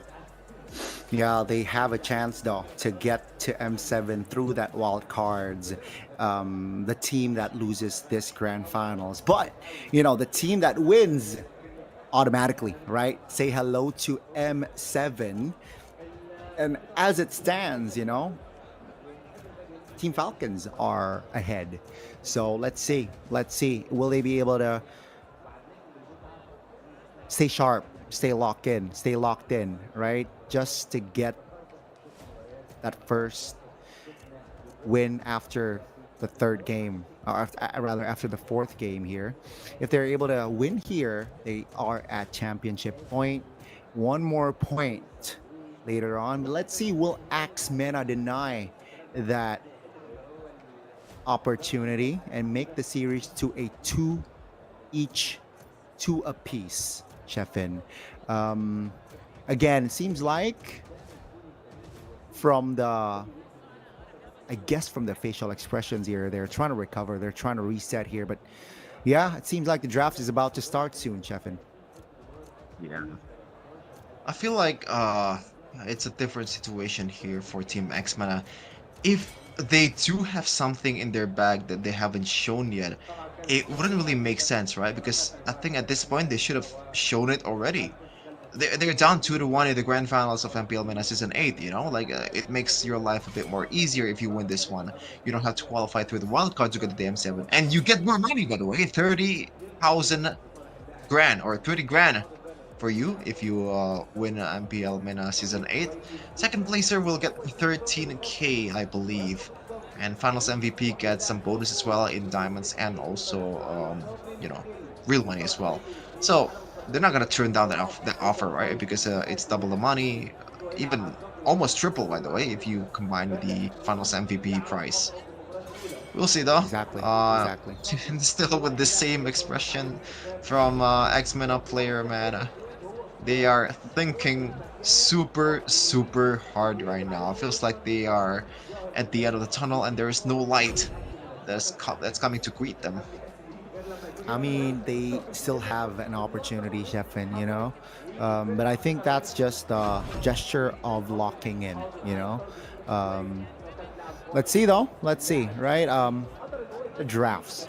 Let's talk about the drafts here. One went down, at least for that third game. No Hellkurt was banned, no Hellkurt was picked. But the Baksha flex from the side of X-Mena. We mentioned it being too greedy, we feel, right? So if they do stay on blue side, if they want to pick the Baksha, just put it on jungle.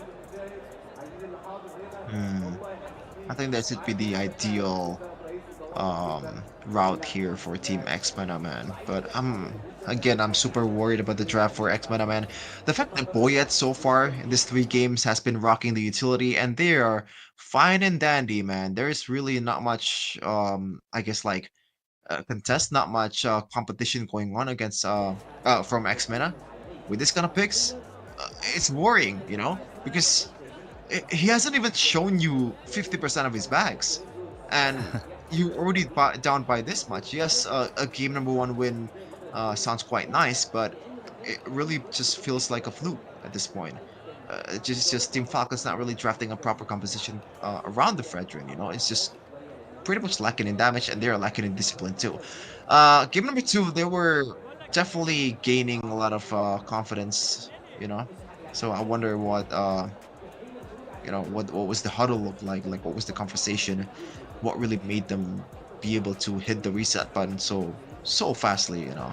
Because after going down like that in the first game, when you throw a game, when you have a 3k gold lead in the late game, it should be hard for you to recover from that position, man. But yeah, shout out to Team Falcons, one of the best orgs in the business. And yeah, I was gonna actually see, like, how is Team Falcons PH doing in MPL PH? Team Falcons, I'm gonna look it up. They survived, man. Did they not qualify for the playoffs? They survived, bro. MPLPH. Yeah. Did they? Okay, I'm gonna look it up in a second. Yeah. They secured 6th seed. So they made it to the playoffs. Yeah. All I know from Team Falcons, bloody season. Yeah, Team Falcons PH is the fact that they won a game against Aurora Gaming, because so far Aurora is a 13-1, I believe. Yep, 3. Yeah, they won against Aurora. Damn. Yeah. That is definitely achievement to be had in MPL PH, by the way. Yeah, let's see a the lot draft, of though. oh yeah, it's already beginning. The dangerous grass here, the map is going to be dangerous grass, and last time round, dangerous grass, right? There's a Hellkurt surfacing. So will that happen again? It's going to be the Harith in the gold lane, though, this time. With the Granger banned out, you know, I think Sano says, okay, you ban my Granger, I will bring out the Harith. So that's double magic there with the Harith and the Farsa up. Will we see the Hellkurt? That's going to be the big question here. So yeah, they went for the Baksha, at least for now, Rome. Oh no, with the hover with the Franco. They're going, yeah, okay. So yeah, Baxia jungler right now. So at least it won't be a Baxia roam, Sheffin. Mm-hmm.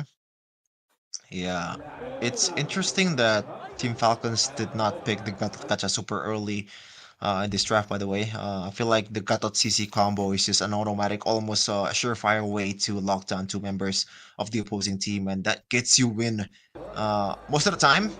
But looks like it's gonna be the Brody. This should be an easy Gatot Gacha, right? Because, oh, it's gonna be a glue room, looks like, from Troll. Whoa. So yeah, it's a bit straightforward. You know, you're trying to punish the Baxia in a way, right? Because Baxia is very prone to getting CC'd by the glue. Even Franco will be on the table too for the glue in the early game, unless the Franco has the flicker and, you know, can outplay with the Iron Hook towards the turret. But yeah, this is really interesting, you know. But I gotta say, I do think the Gacha would be overall the better pick here. Yeah, I think right now, you know, I think Troll is just. I think he's been given a hero. I think given a hero that will be annoying towards Throwboy here.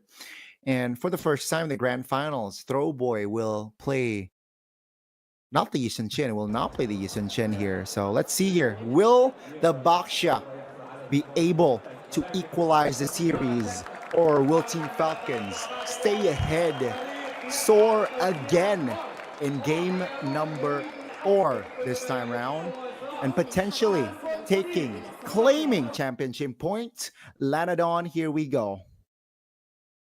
Okay, so I actually looked up some of the history that Troll has with this glue. He played it against Twisted Minds, and he was up against a Baxia and also a Hylos. So a better value in that match, but it is still gonna be the a valuable pick here against the Franco and also the Baxia. We'll see if he can you know, punish those two together. He's rocking a flicker, which is the usual route. You know, if you want to be a bit more annoying, sprint might be something that you want to put on towards the glue, but it's a bit more straightforward. We'll see if it's going to work out in this match. Seems like. Oh. Okay, first minutes is up here, and well, 4 flickers from the side of MPL MENA. It's clear that they want to fight here more to close the gap, or perhaps keep their distance. But with the glue, it's so annoying, right, Chefin? Especially if you're on a Baxia, if you're mounted and you don't have the shield unity in your hand, you're basically a goner, especially with the damage, say, Sano for full item, Coffin full item as well. So yeah, they got to, or at least Throwboy needs to be aware of that. Yeah. Thankfully, I think it is still like a Baxia, right? It's still super tanky, especially when once your ultimate is there. So Throwboy surely it's not gonna be the main target anymore from Team Falcons here. Maybe Team MPL. Oh, gotta watch out little here. Yeah, that's the engage there. Very, very intelligent pick off. Troll spent the flicker, but Wanok paid the price. That's going to be Team Falcons here with a 5v4 advantage. We should have more control in the turtle. Throwboy, though, with the shield unity, looking for an angle. 3 members already on him. That's going to be a heavy spin to ensure the turtle take. That's going to be Alpha taken down as well. That's going to be a mount from Glue. Throwboy is going to be the target. Boyet, though, taken down. Now with the mount, it's going to isolate Troll a bit. That will be a punish. So at the end, it's going to be 2 kills for Axe, but they got the turtle. Yeah, it's a bit too greedy coming in from Team Falcons, but I understand where you're coming from, right? They already have the momentum in taking the turtle. They want to have a bit more after Troll insists that he can mount on towards one of the members of MPL MENA. But what they don't realize is Boyet is on an Akai. Like when you have an Akai, most of the time what you want to do is secure the objectives. They did that. but the utility from the Akai will be very much limited, right? You only have that first skill and second skill to enhance your damage, and it's really not by much, especially towards the frontliner of X-MENA. They gotta play a bit more disciplinedly here. Team Falcons, they do have a bit of a lead after the first turtle, but they cannot throw it. Okay, quick Sky Piercer in hand of Quanok. Let's see if he's able to collect the stacks. You're looking on towards the rotation towards the bottom side. Sano discovers it though, played safe here towards the back under his own turret. And that allows Alpha a little, Sanji here to play aggressively, knowing a lot of bodies were committed in the bottom side of the map. So it's going to be a quiet fight. Oh, that's going to be Alpha popping his region. That's, again, just a quiet game after that first neutral objective take. Yeah, they just want to play it slow here from both sides. I like the way that Falcons are very much super aware of this Franco's potential, especially combined with Brody, right? This is just a surefire way to win the lane. It's already a winning lane against a Harith because of the initial base damage of the Brody. Now you combine it with the Franco, Sano has to play super carefully here. Troll gonna be the target here. Yeah, Throw Boy was able to connect on that shield unity, but no clear follow-up there. That's technically a 5v4. Feather Airstrike committed already. Vengeance popped. That's going to be Quano caught here in the back. That's going to be Quano going down. Heavy spin popped. Now, Rice Grim very low. Should be taken down here with a mount.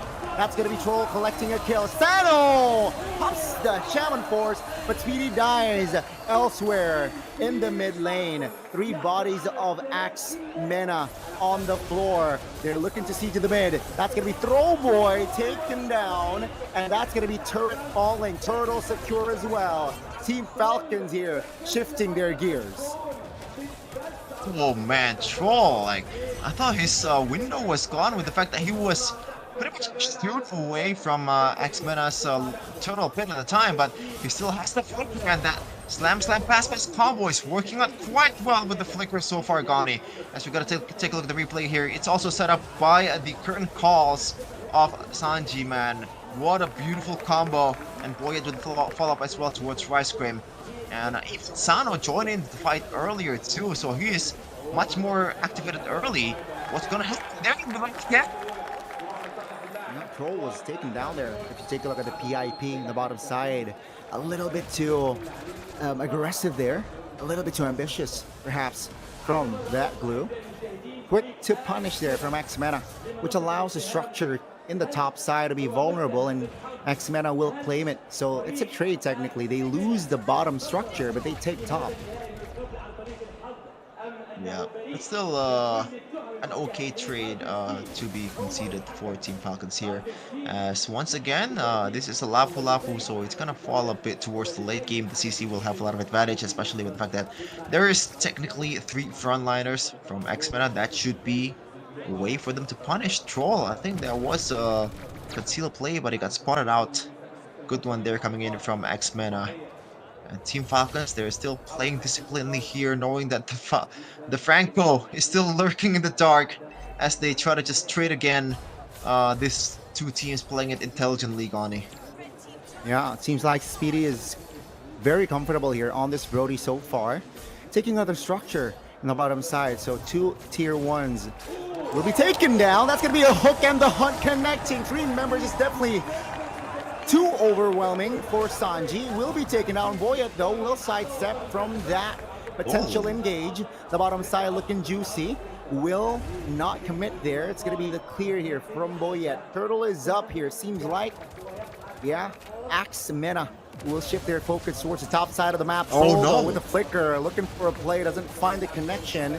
And that will be a huge information that Troll no flicker. Yeah, for sure. Boyet has to rely on the ultimate to be able to secure this one. It looks like he doesn't want to go for that one. 7%. Yeah, Feather Strike committed as well. That's going to be damage though from Troll. Oh, Troll. Very low, mounting one. That's going to be the heavy spin pinning 2, including Speedy. No Brody. That's going to be the connection on towards Alpha as well. Rice Cream off the board.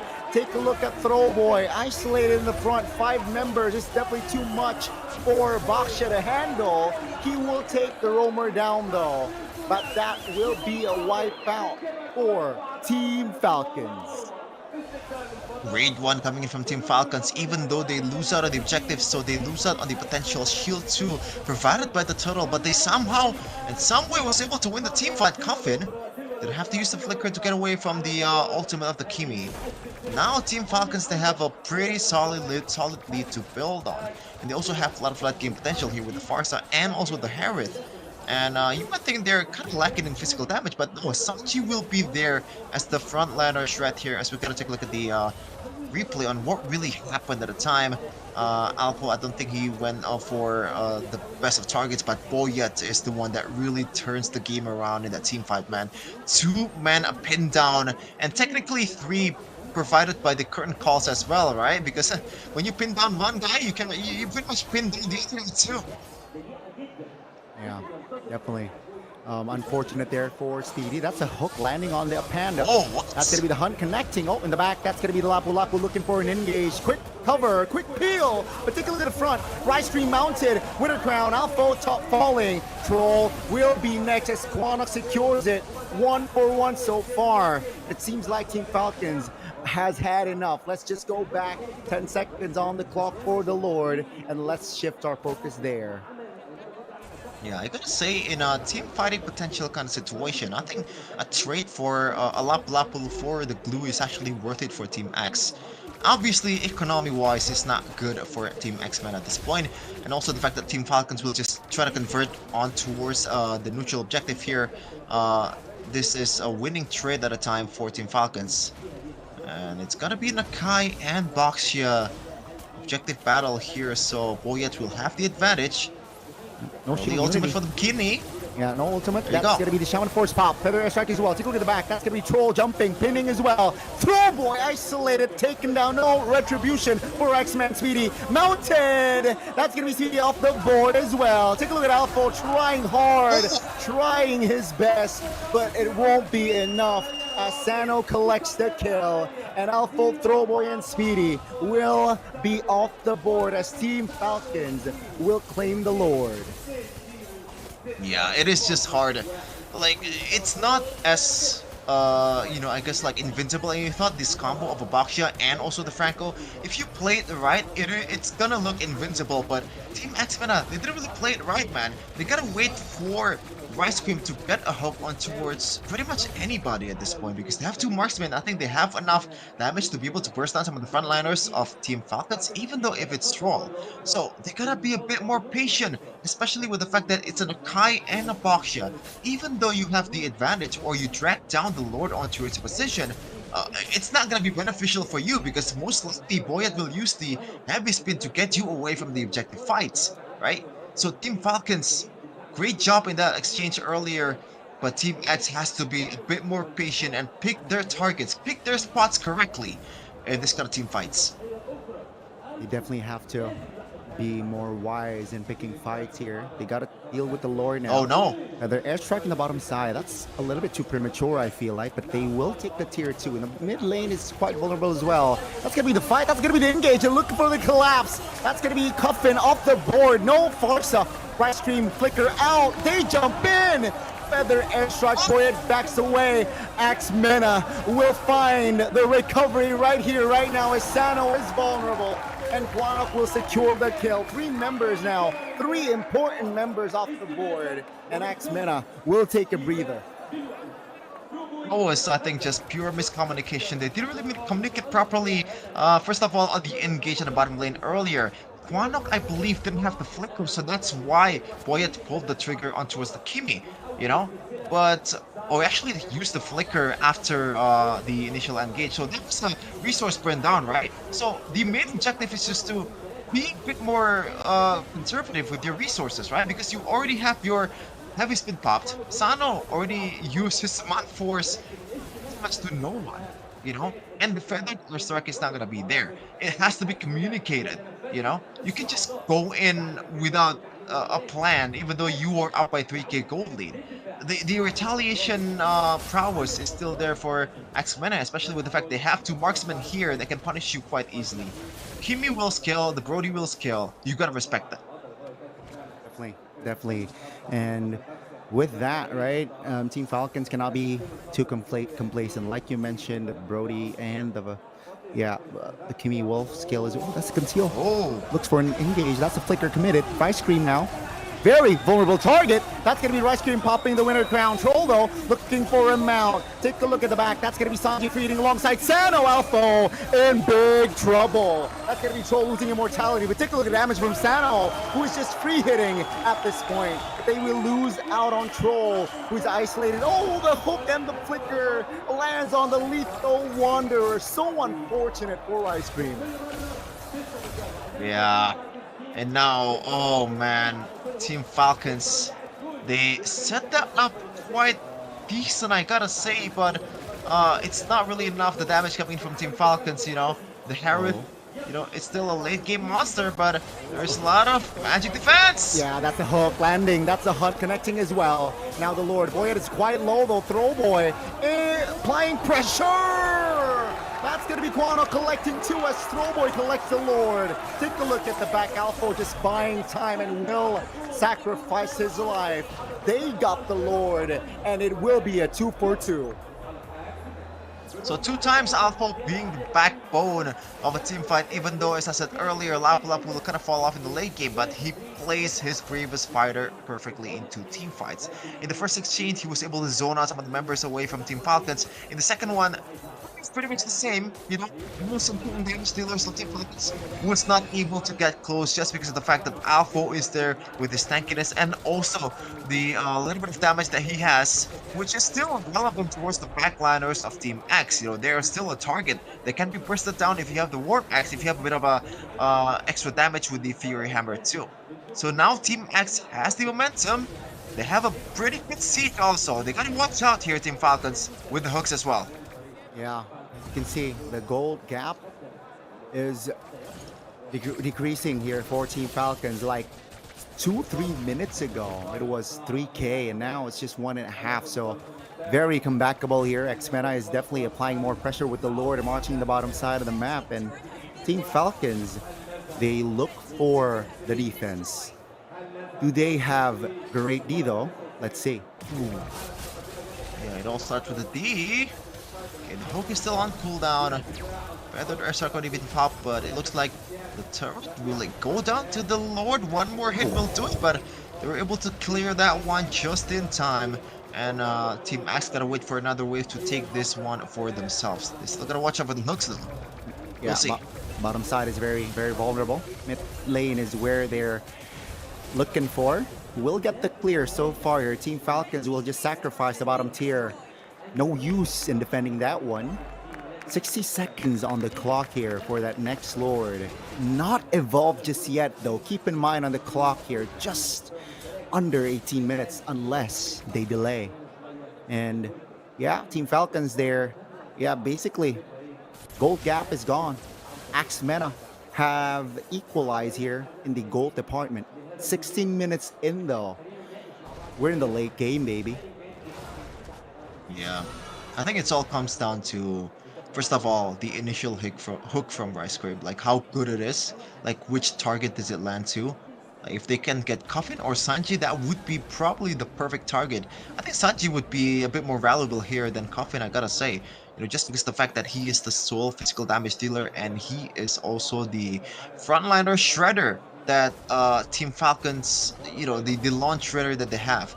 Because Sano so far, he hasn't been using his Man Force to the utmost potential. Like it's been super underwhelming so far, even though he only got taken down one time. As we're gonna take a look at the items here, it's mostly gonna be full for both sides. They're still stacking up the items for some of the members, but yeah, they're still finishing the items. We'll see Sanji early curtain calls. Throw boy in the front.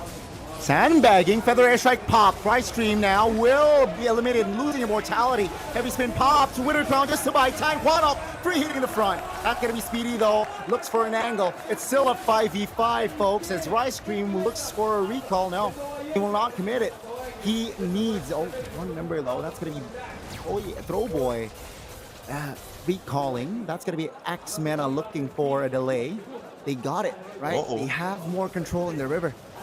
And X-MENA looks for the commitment. Let's see. That's going to be a lot of damage. Throw oh boy, uh-oh, Quanok will be eliminated. Troll is surviving. That's going to be the Lapu-Lapu off the board. Take a look at the Harris just dancing under the Lord. That's going to be Speedy finding a kill, but the Lord goes to the Panda. That's going to be Speedy now isolated in the front now. That's going to be the Harris finishing him off. That's going to be Sanji canceled, and that will be Throwboy in the front. Ladies and gentlemen, a minute ago, X-MENA was on the offense, but now Team Falcons wipes them out. That was a close one. Look at that. Already 1/4 or a quarter of HP left on the base. But Quanok will be the one that's going to be defending this lane here. Or the Lord with the full team or 4 of Team Falcon still up. It is almost an impossible task. Or maybe it is an impossible task. But Alpha is there to help him out. Can they do it this time? Let's see, will the 3-man defense be enough? With the Lord, evolved one, that's gonna be Feather airstrike landing hook as well. Alpha trying to buy time, but Quanok in the back will be taken down. And ladies and gentlemen, it should be done and dusted. It was a tough one, but Team Falcons are at match point. Well, that was a close one, said Team Falcons. They were flirting with the base HP. They were down actually in turrets one time. A good recovery by Team X-MENA in the late game, but in the end, Team Falcons was able to prevail thanks to their discipline. One more game! Match point for the Falcons here to secure a spot towards M7 in Indonesia. One more game for Team Falcons. Their job is not done yet, as Oyet was able to clutch that Lord, and they were able to wipe X-MENA out. And it's just GG, unfortunately. 3 minutes ago, it was them defending. It was Team Falcons on the defense with the Lord from MENA, X-MENA. But with that Lord fight, man, it was so sharp. Well deserved as well.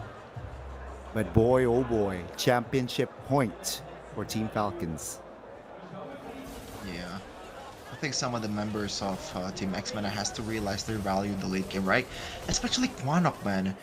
In that pickoff, I think the final pickoff in the late game, like, he realized that he doesn't have a flicker, but he is still super aggressive. Even the troll was literally in range for the slam pass combo. That is just a pure disrespect. And also not knowing your value in the late game. You are the main damage dealer. It's not going to be the Brody. It's not going to be Speedy. It's you. Yeah. You know, with the glowing one, with the penetration, you're going to be the one that's melting out the frontliners of Team Falcons. When you're not there, the winning condition becomes even harder for X-MENA. And that is why Team Falcons, despite them not having, I gotta say, maybe it's a more 50-50 or like 40-60 on the late game potential here. But, you know, in fact, they still have two marksmen, right? With the Kimi and also Brody. It should not be that bad in the late game, you know? Shouldn't be that bad. Brother. But yeah, Boyet was clutch, man. Some of these pins is like... usually when you pick on a Kai on the jungle, you're not really expected to pick off, right? You're expected to be just securing the objective. But Boyet did that perfectly, the objective game, and also a lot more in the team fight. You know, he was much more pivotal. Some of the spins are super important. Look at this. Speedy also getting pinned down as well. Unfortunately, you know, he got kicked off to the right side, even though the combo was on the left side, so... but at the end of the day, Team Falcons was able to get a W, and that is all that matters. One more win. One more win for Team Falcons to get their revenge from last season. They weren't able to collect or be present at an international MSC last season because of the grand finals, but they are one win away in securing a slot for M7. And again, just wow, this one was the longest series or the longest game we had in the series. Almost 20 minutes, Sheffin. It was so back and forth, especially after minute 12. Yeah, maybe this is the, I wouldn't say winning formula, but X-Mena, they have, surely they've noticed by now, right? When you have a late game insurance that's not really uh purely dependent on the stacks that you have, right? So Shillian, I think it's not really the greatest of heroes to pick if you want to secure the late game because you wait for too long, right? Yeah. But in this case, when you have a late game insurance, you can still fight back even though you are down by a lot in the mid game. You know, just play with the inhibitor towers that you have. Wait until the opposing team makes some mistakes, which is quite prone in the series so far, even for both teams, even for Team Falcons when they were leading in these 3 games, right? So yeah, that should be the case for Team X Mena if they want to draft a proper composition in game number 5 here. But it takes more than that to be able to win a game against Team Falcons, right? It takes discipline. It takes a lot of like just as I said earlier, just be more careful when their resources are not there.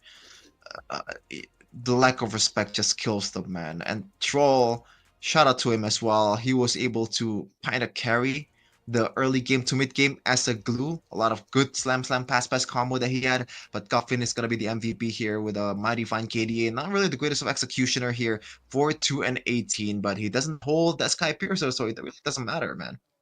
Definitely, right? With an 88% kill participation, 72,000 damage as well, given from this Farsa. Definitely allows a lot of team fights from the side of Team Falcons to be a threat here solely because of Coffin. And if you look at the items, there's penetration in that glaive, there's genius one as well, there's magic power, and also there's some security, right, with that Bloodwing. So yeah, very well-rounded build, especially if we're talking about we reached the 19th minute mark. So yeah, you gotta be more safe. You gotta have some security. And first 5 minutes rotations, I'd say pretty much standard, right, from Cuffin, just doing its job as a Farsa. Yeah, just flying around the map like the Falcon that he is. Yes, sir. Man, Coffin might be securing himself some extra moolah here after he gets the finals MVP if he's performing like this, man. Oh. Yeah, great job by Team Falcon so far. Even in the 3rd game, they were down by quite a bit after the failed engage in the mid lane, I believe. You know, as we're gonna take a look at the replay here. Alpha, shout out to him as well. Not the best early game, but he kind of redeemed himself in the mid game, man. A lot of good sets with the Bravest Fighter, with the stunts as well, being that nuisance that he is as a Lapu Lapu towards the preferred target, especially in him. But amazing coming in from Team Falcons, just 1 game away to be able to be crowned the champions of MPL MENA Season 8 and also bringing the revenge, getting the get back to the old Ultra Legend squad here, which is now X-Mena. Very, very scary moment here if you're in the position of X-Mena. And well, you know, I think again, job is not done. You know, Kobe Bryant wouldn't be smiling if he's in the position of Team Falcons. But yeah, a very strong back-to-back performances from the side of Team Falcons. Very convincing wins, especially if we're talking about game 2 and 3. Game 4, it looked good for them, right? Again, early, mid, they got the control. They got a little bit too overextended there, but they got punished. So at least they got the dub, and that was, again, guys, it's a 3-1 series. Yeah, we're gonna see though if it's gonna end up in 4-1 or is it gonna prolong to game number 6 in a second, because we're gonna take a quick break here to freshen up ourselves for the upcoming matches. So stay tuned in the MPL MENA Season 8 Grand Finals.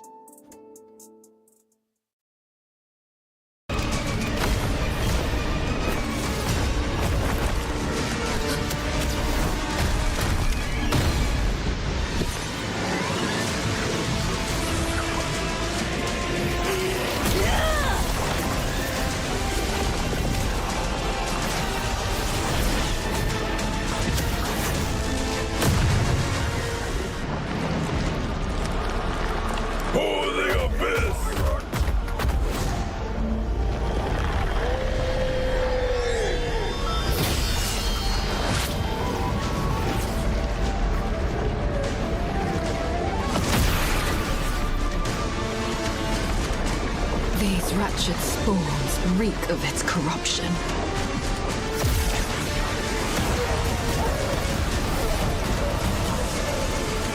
Your sovereign has a god to kill.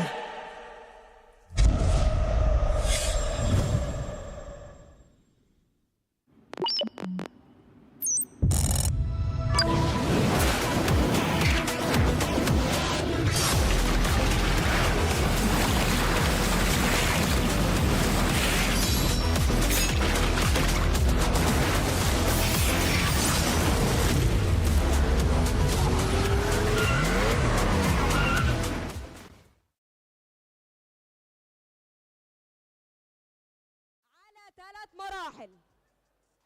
تمام؟ يعني نبدأ التحدي. عايز اسمع حماس.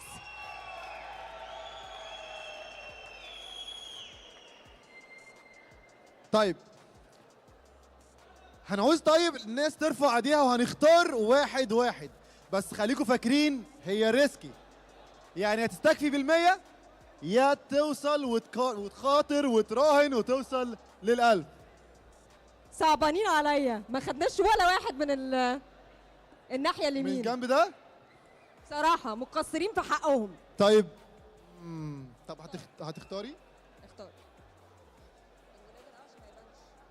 اوكي طيب انتوا مذاكرين كويس؟ مين فيكم اكتر واحد مذاكر؟ ها؟ اكتر واحد مذاكر؟ طب تعالى اللي بتشجع قوي، تعالى قدام الجمهور. لا من هنا. من هنا. اتفضل من هنا. من المنتصف بس بسرعة. ممكن ماشي اوكي تمام. 20 ثانية. 19 18 17 جري 16 لسه في خلق كتير عايز يشارك. 14 13 عدوا يا جماعة بسرعة، في ايه؟ يا سلام. سبيد ران تحفة. اوكي طبعا قول لنا اسمك الأول ومنين؟ انا اسمي شوقي من القاهرة. أنا مبسوط إن هو أول واحد صوته يبقى عالي. أول واحد صوتك يبقى مسموع. طيب نبدأ بالسؤال السهل. طيب السؤال السهل التاني. السؤال السهل ب 100 جوهرة، بعدين هتتخير تاخد ال 100 وأوت ولا تخاطر وتخش في السؤال الأصعب. لو برضه جاوبت صح هيبقى 1100، لو خسرت هتخرج من غير أي حاجة.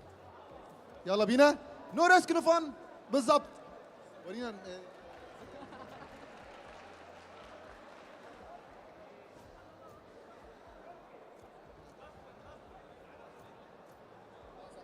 لا مفيش استعانة بصديق.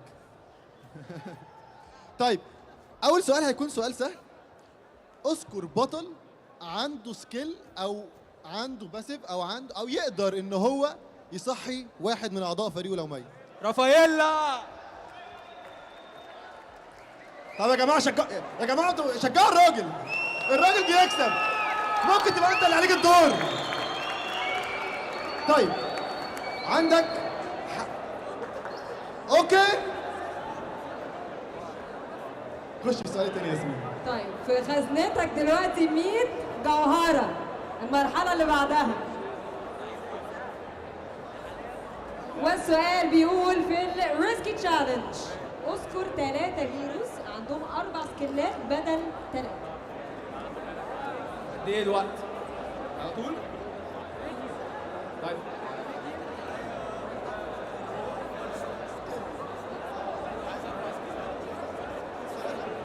تول زاس يزون و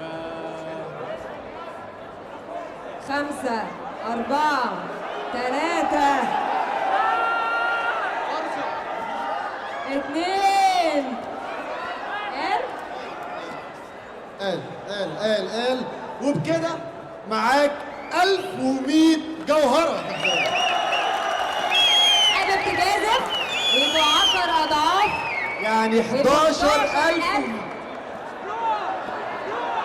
ولا انتوا بتضيعوا الراجل على فكرة. الراجل كان ممكن يروح بال 1100. ها هتجازف؟ لا استنى اقول لك، انت لو جاوبت السؤال الجاي هتبقى 11100 جوهره. رقم مغري. نو ريسك نو فن.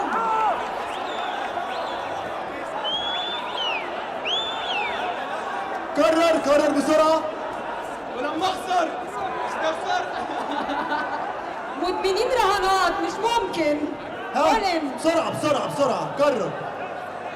روح يا ابني. نو ريسك نو فن. يلا ليتس جو.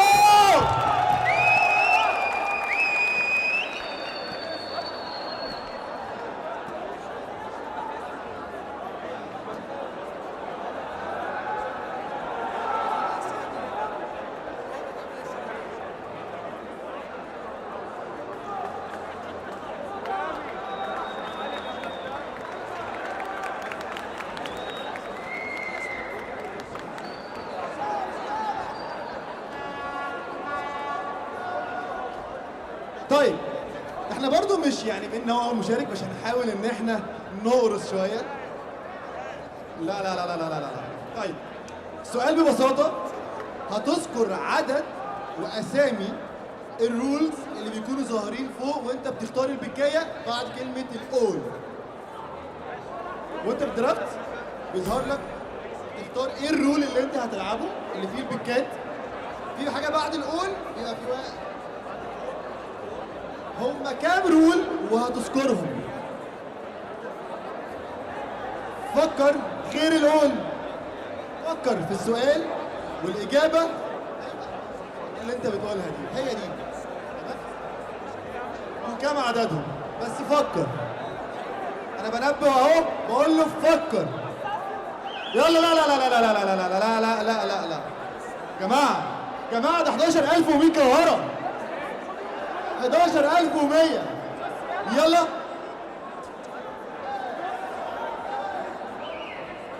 بسرعة معلش وقت. 20 ثانية. 5 هم الماركس مان 19 والاكس بي والرومر والميد لين اللي هو الميج. هم دول 5 رولات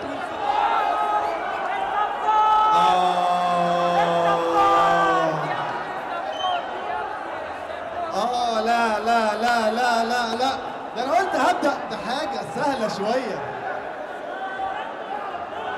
هنديله فرصة 10 ثواني يفكر ولا ايه رأيكم؟ ها؟ روح رياضية.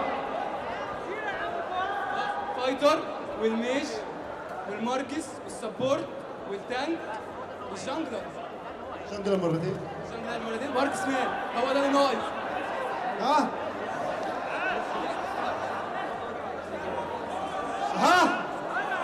قال الستة.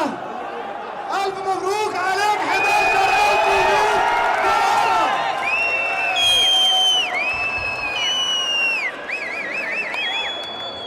ما ننساش اعزائي المشاهدين الكيو ار كود علشان تلحق تتوقع مين هيكسب المباراة الجاية علشان تكون تحصل على جواهر 100 جوهرة لو توقعت صح.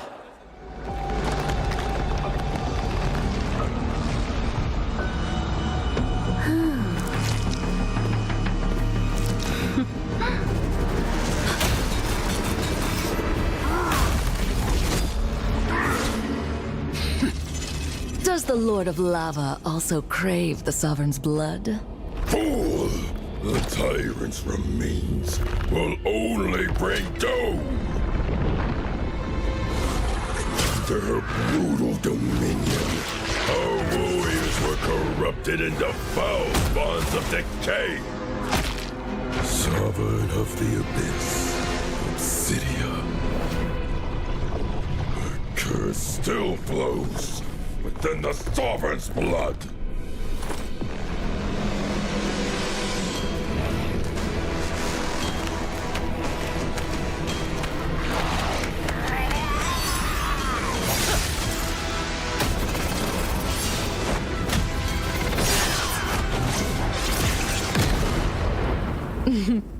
Such loyal little puppets, aren't you?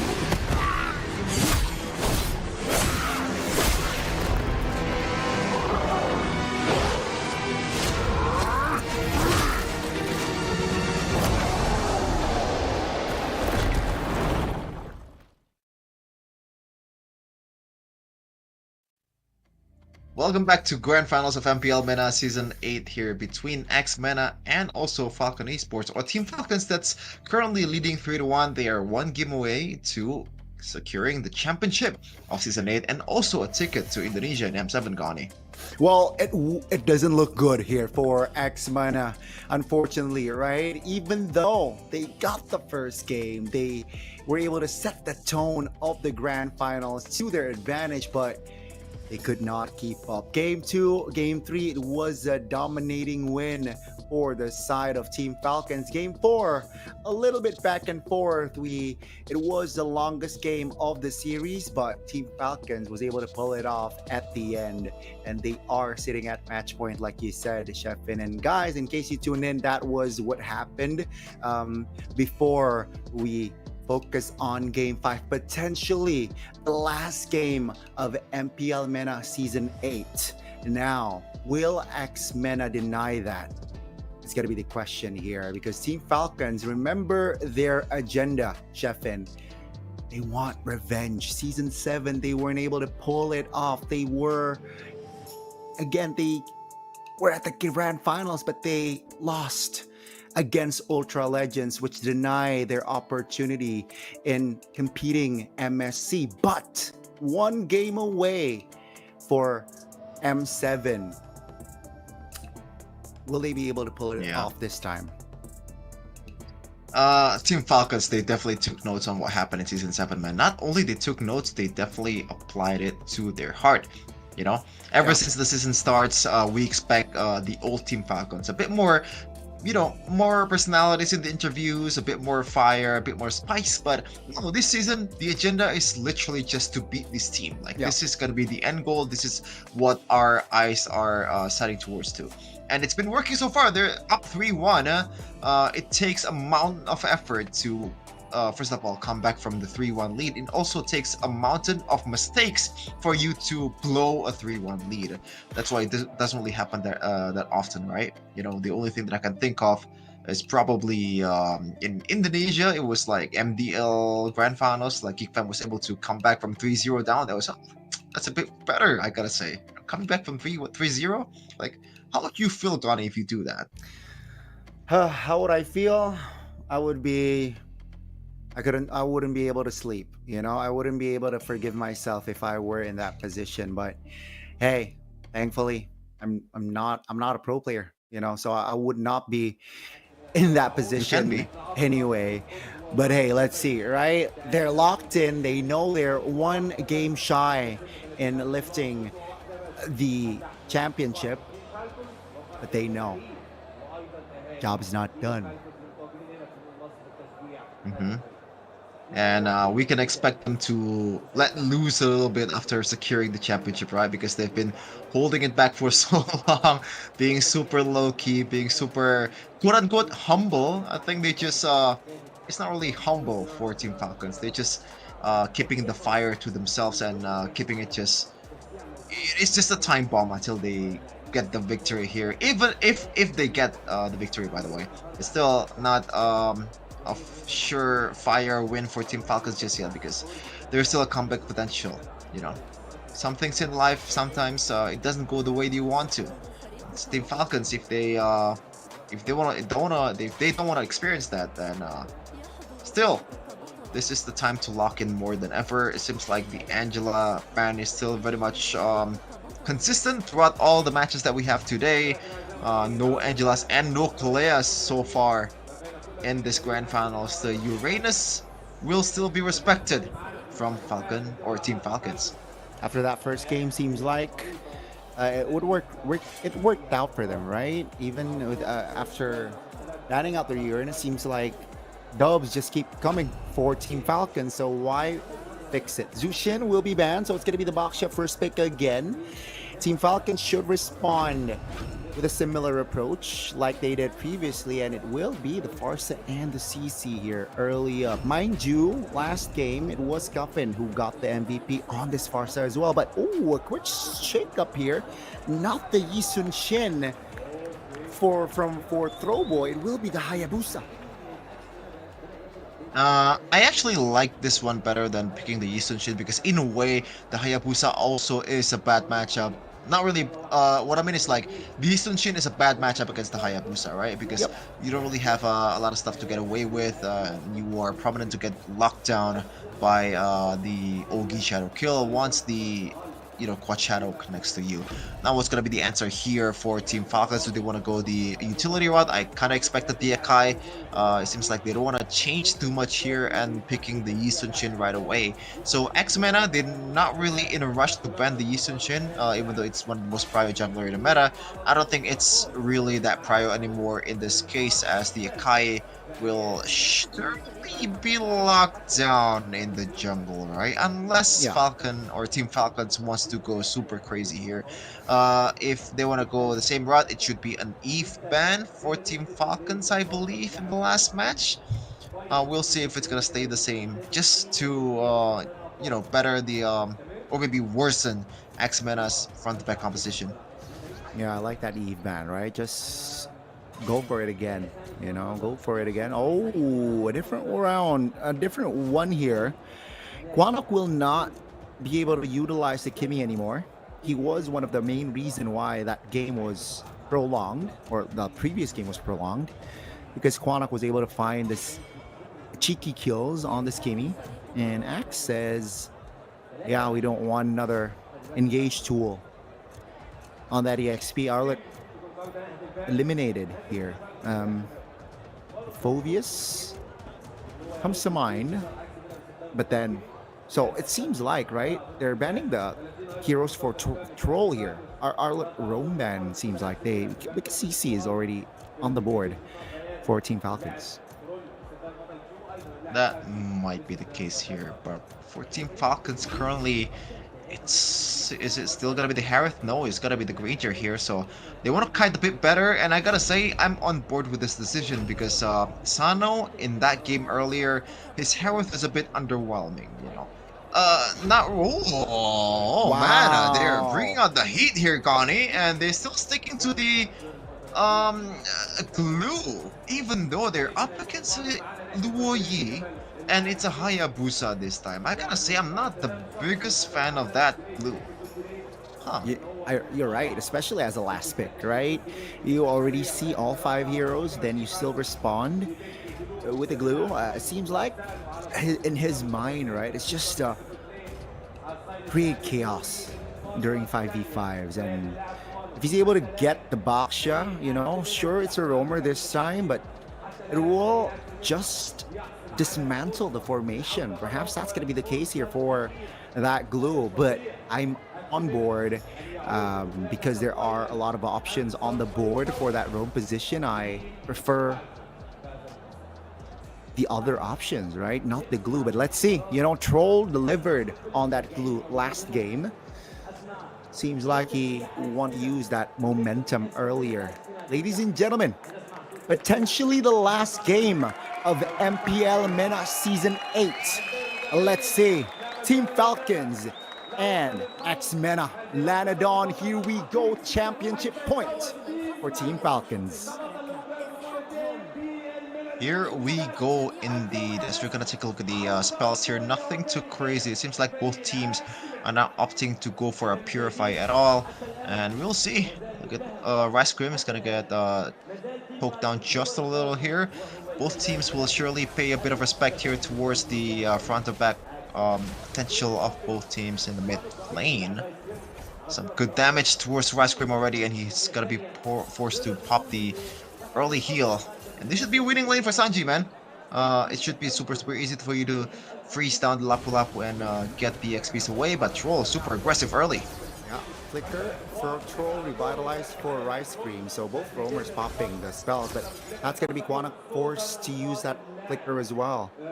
So 2 spells already off the board. That's going to be another engage. Oh, the burst damage is definitely there, and Rice Cream will pay the price. First blood for Team Falcons, just 1 minute in. Seems like Guanok will get freezed out of his lanes. Good job coming in from Coffin, knowing that he has more advantage to work with too. And this is just abusing glue in the early game, right? Oh, he might get abused this time though. Shield Unity connects. Oh, that's a perfect crowd control there from Guanok.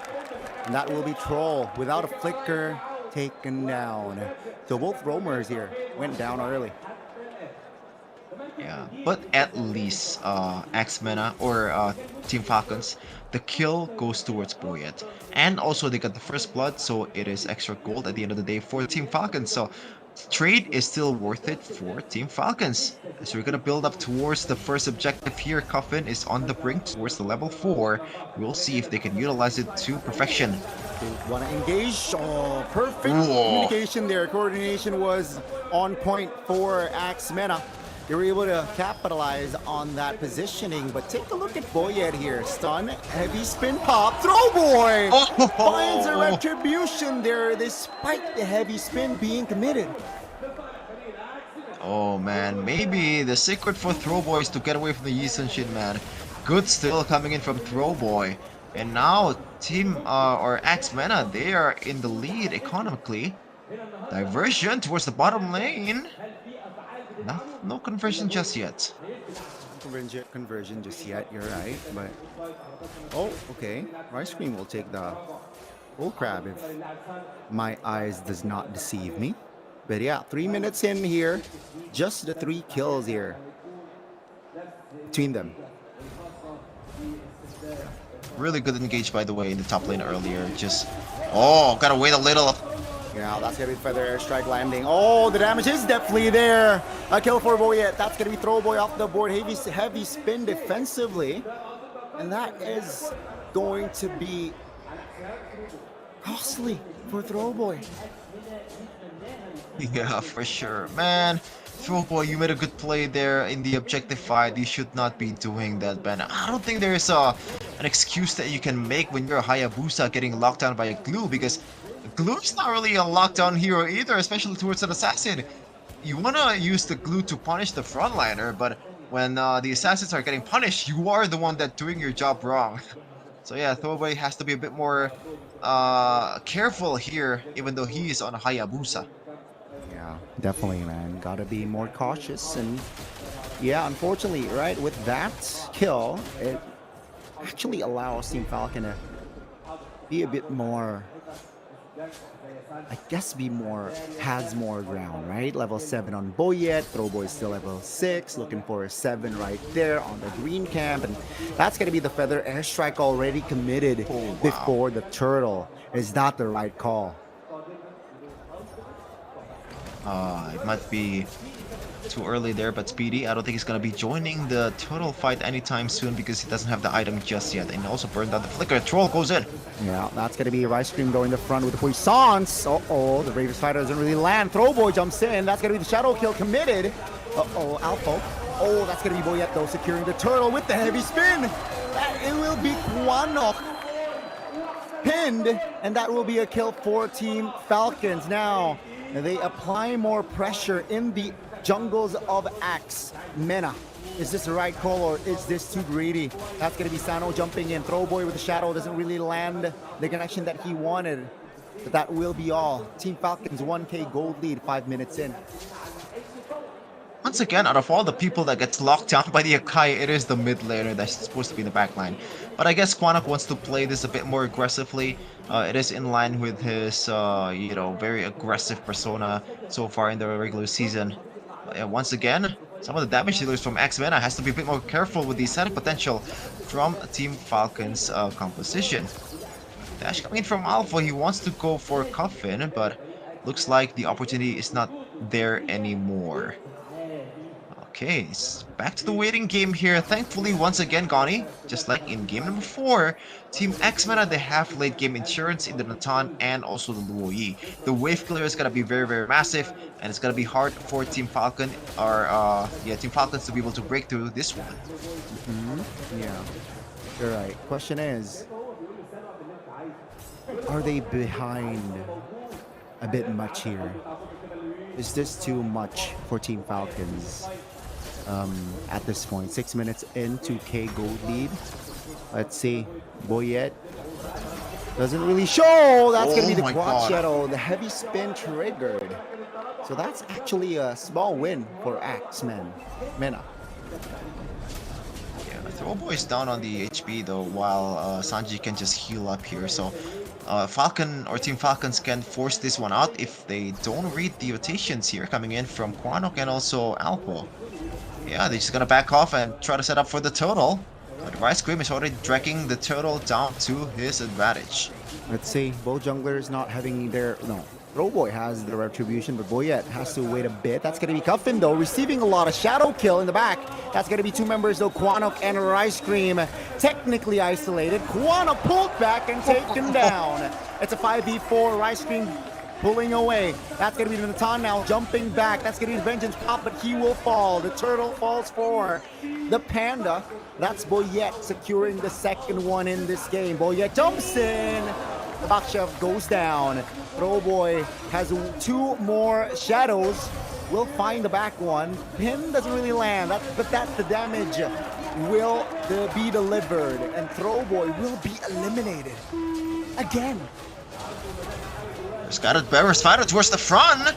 Oh man, put him out here. Alpha trying to buy time perhaps. Purple buff will be taken by Boyet, but he will fall.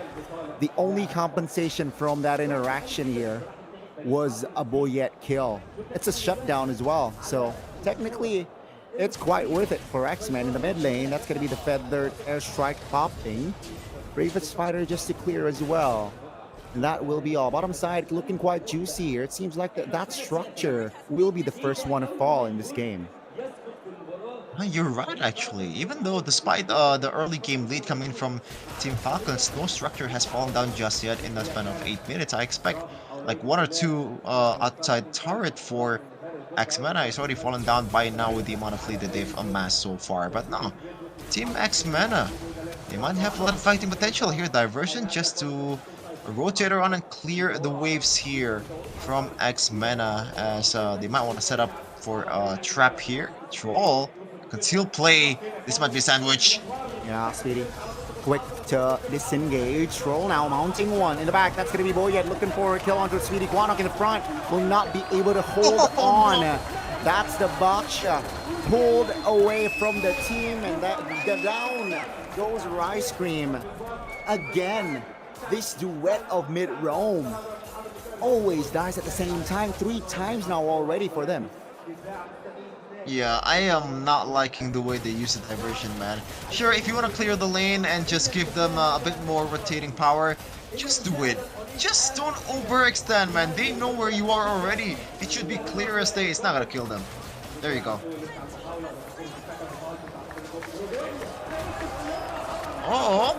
Looks like Alpha is going to the front with Bravest Fighter. It's gonna be, yeah, it's gonna be Rice Cream now jumping back. That's gonna be the Lord already for Team Falcons, mind you. And they will disengage. Boyet finds the pin. Quanok finds the flicker. Is able to get back to safety. Sanji very low, but is able to get away this time. And again, just Team Falcons just building more lead here. But this first Lord, I don't think they will gain anything from it, because yeah, it's just the first Lord, and X-Men technically they are above health-wise in that position. So yeah, I think they will lose a structure in the bottom side, but that's about it, right? Yeah, they will lose out on the structure outside there in the bottom side, but that's just a structure.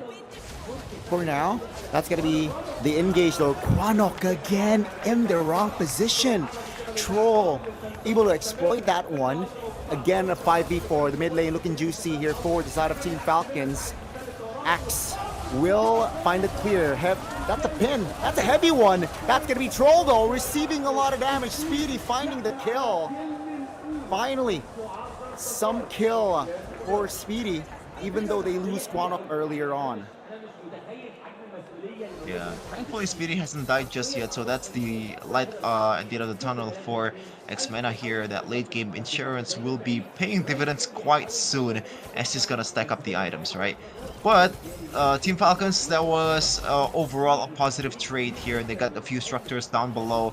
It's not really in line in what they're trying to do in the next objective game with the Lord in the bottom side, but still a lot of value. Puffin wants to chase. Ooh, the lethal ignition is enough. The lethal ignition is enough to take him down. Throwboy now off the board. A 5v4. The mid now surely falling, but perhaps they have other things in mind. Aquana down. They want bodies. Alpha figuring out. Sano will land the shots, but not enough to take more members down this time. They got the clear, though, at least. The mid-roam duo of X-Men is not really doing a great job, but the mid-roam duo from Falcon Esports, man. Puffin be puffin and trollin be trollin. It's an honest approach for this glue. It is super cheesy. Kind of in line in what skin is using right now. That's not a birthday cake. That's a cheesecake for a troll. Wow. It is just so abusable, man. Once you're just out of position just a little bit, which Quanok so far has done so many times in the series, it really falls in line with what Troll is trying to do here. You know, it's easy picking every time Troll is in range on the backliners of X-MENA. All he has to do now is to punish the main man, which is Speedy. Already has the penetration too. Now, it seems like they want to contest this load. I don't think it's wise. Looking at the gold gap right now. Struggling to find an angle. Throwboy, though, is in the mid bush. Alpha pops the bravest fighter. That's a big ultimate span. Oh, that's a pin! Good night, Throwboy! As now it's a 5v4. Take a look at the fight now. Sano free hitting. Rice Cream taking a lot of damage. Will be taken down by Sano. Now in the front, Sanji looks for an opening, but will disengage as they will shift their focus on towards the Lord. And they will get it surely. Oh my goodness, Speedy! What the heck are you doing? That's gonna be Speedy. Again, just taken down. Alpha as well. Guanok now, no flickers. Oh, will be taken down. And ladies and gentlemen, for I believe the 4th time this series, this will be a wipeout for Team Falcons.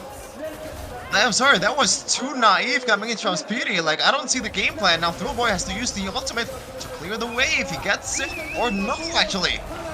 No, not even. Now, they want to end. I don't think this is the time. They will get most of the clear here in the mid and in the bottom side. So, again, Team Falcons here pushing and pushing. They know the championship is in their sights. Oh my goodness, this might be the minutes. 2 minutes away from being crowned the MPL MENA Season 8 champions and securing a spot in the grandiose stage of M Series World Championship in Jakarta, Indonesia. Team Falcons, they set their eyes to the base, to the crystal of X-MENA. It is just a time winding down for them. Should be endable right here, right now. The gold lead, definitely. No shadow kill, no Ravens Spider. That's a 2-man pin by Bullet. Now Throwboy off the board. Take a look at the back. Speedy struggling to provide the damage. And ladies and gentlemen, you see 3 bodies of X-Men off the board. The Finn will be the only casualty, but Rice Cream and Speedy will be taken down. They will have the wipeout, ladies and gentlemen. They failed last season, but they find their revenge this time round. And Team Falcons, welcome to M7. Team Falcons, congratulations with a victory. Finally getting the revenge, getting the release that they need. And right now they can celebrate all they want because MENA is theirs. And once again, congratulations on securing a ticket to Jakarta. What a way to end the series, and what a way to recover from what was a 1-0 X-MENA lead. They hit the reset button right away, Gani, and it was immediate. They dominated in a convincing fashion. They rewrite history again. Last season, they were able to find a win. They failed to get to MSC. But this time round, no one is stopping them to getting that ticket to M7. Undefeated in the MENA region in the grand finals, they only lost their game. But at the end of the day, they take the series 4-1, and they deserve to be the champions of MENA Season 8. Falcons flying sky high in the air. and nothing can stop them anymore. They are cruising through their competition. Spotless. Not a single loss they've suffered this season. Amazing way to bounce back. What happened in season 7? They failed. They underestimated their grand finals matchup in Ultra Legends, and now they make a legend of themselves. The only MENA team to go undefeated in their run on their way to secure a championship. And Chapter 8 is theirs. But there's a lot more stories to be written in the Book of Falcons. Definitely. And on the other side, X-Men, their journey will not end here. Their journey will continue in the wild cards. Where they will fight other teams, other competitors in hopes to get a slot to M7. But Team Falcons, you mentioned it, they soar again in Season 8. And congratulations, Team Falcons MENA.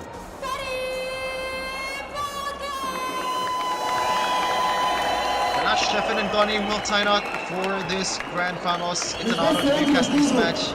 On behalf of the broadcast, also the casters, and all the people that work behind this broadcast, we thank you for your participation, for viewing this broadcast, and also stay tuned to more MLBB matches forward. تحية كبيرة جدا من ظهور السعودية أبطال الموسم الثامن ممثلين في بطولة الام 7 العالمية فريق فالكنز. نرفع الكاس يلا. اللحظة اللي مستنيينها كلنا. اللحظة اللي كلنا مستنيينها. جاهزين؟ جاهزين؟ الجمهور جاهزين؟ جاهزين؟ 5 4 3 2 1.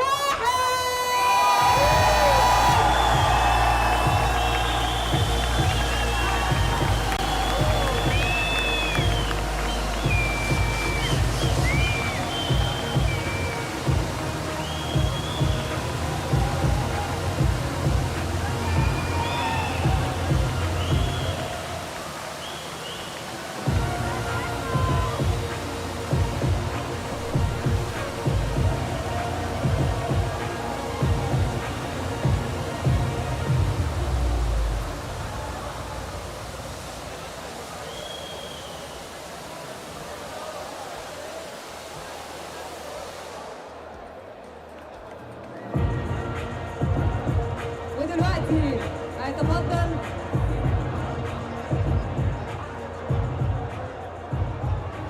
أجواء حافلة. دلوقتي دعونا نرحب ونستقبل على خشبة المسرح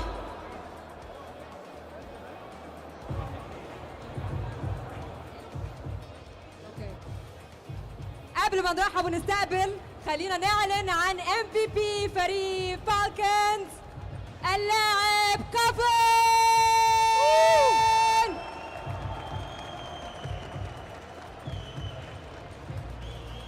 طبعا الف مبروك يا كوفن على البطوله الاول، والف مبروك على MVP والاداء اللي انتوا قدمتوه النهارده.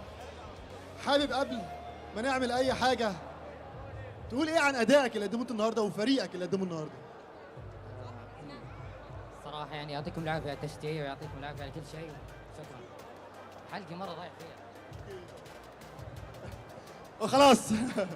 طيب ممكن اجي الانترفيو بعد الميدل؟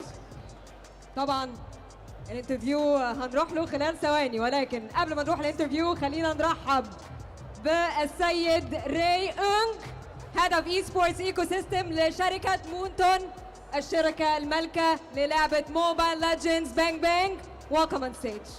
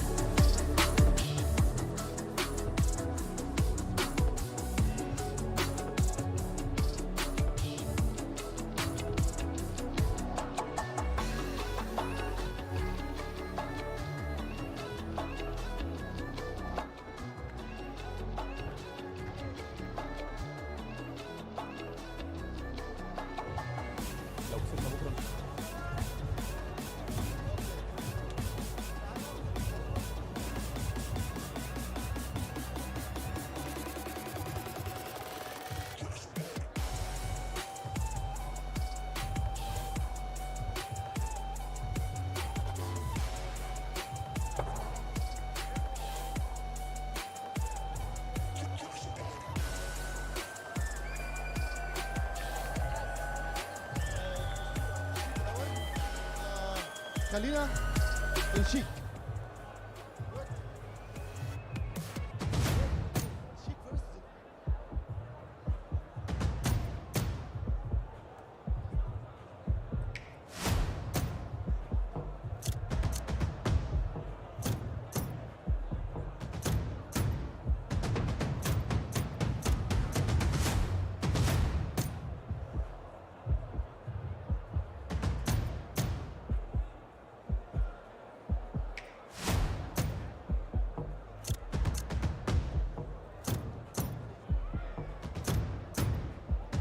ثواني.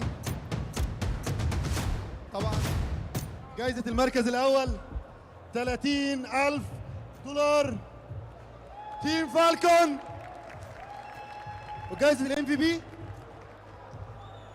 شيك الام في بي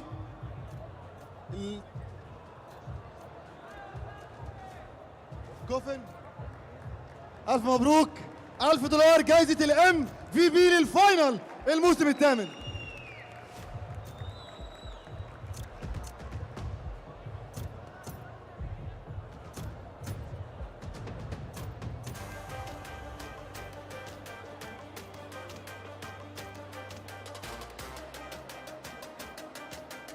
الضحكة يا جو، الضحكة يا جو.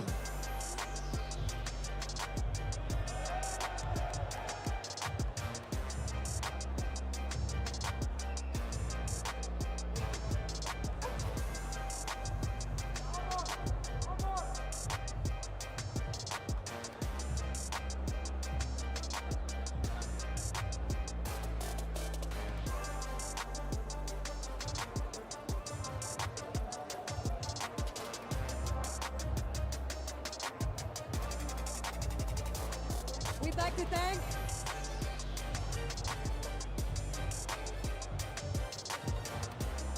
طيب حابين نشكر طبعا السيد ري أونج Head of Esports Ecosystem لشركة مونتوم. خلينا نرحب بيه مرة تانية. Thank you for joining us and sharing this moment with Team Falcons.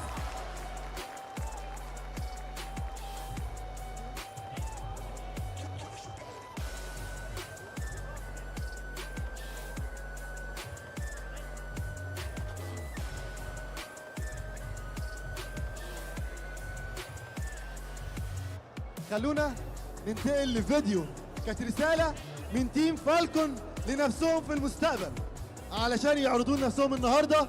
خلينا نشوف الفيديو مع بعض ونسمع الرسالة اللي قدموها لنفسهم. لو كسبنا بكره ان شاء الله هنحمد ربنا. احنا دايما بنحمد ربنا، وان شاء الله نشكر كل جمهورنا واهالينا اللي سافروا وجولنا، وان شاء الله البطوله دي بتاعتنا. الرساله اللي احب اقولها لينا ان احنا اتعلمنا من كل حاجه حصلت، وان شاء الله بكره هيبقى ماتش ملحمي لينا باذن الله. الماتش ده مش هيبقى زي اللي قبله باذن الله خالص. مكسبنا للبطوله دي ان شاء الله بيعني ان احنا هننتقم من اللي حصل السيزون اللي فات، ان احنا خسرنا في النهائي، وان شاء الله نعوض السيزون ده. راح نعوض خسارتنا السيزون اللي خير، راح ننتقم من ناكس ان شاء الله.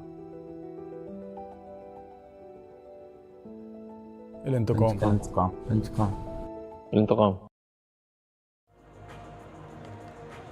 طبعا رسالة قدموها لنفسهم قبل المباراة أو قبليها بيوم، وكانوا واثقين إن هم هيشوفوا نفسهم في الفيديو ده على الستيج وهم كسبانين البطولة. خلينا بقى نتجه لفقرة الانترفيوز. طبعا لا لا لا لا، كل الجمهور محتاج يسمعكم، كل الجمهور محتاج يسمعكم. طرزان بقى معانا النهارده، طرزان معانا وكاكاشي، هنسمع كلام كتير منهم احنا حابين نسمعه. حابب الاول اسمع منك رساله للناس كلها اللي شجعتك او الجمهور بتاعكم، واللي حصل في الموسم، واللي انتوا فكرتوا فيه ان انتوا تعملوا فيه الموسم ده عشان تفوزوا بالبطوله.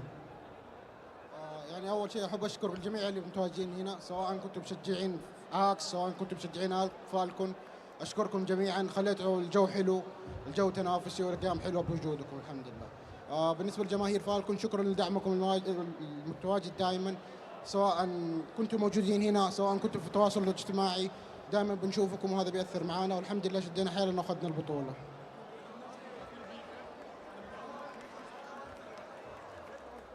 طبعا خلينا نسأل كاكاشي، طبعا يعني احساسك في الفاينل اللي فات واحساسك في الفاينل ده، عايز اعرف الفرق ما بين الاثنين. هو الفرق بين الاثنين طبعا ان ده كسبنا فيه، واعتقد كان صعب ان احنا نخسر تاني، يعني الحمد لله فاجتهدنا اللهم لك الحمد يعني كسبنا.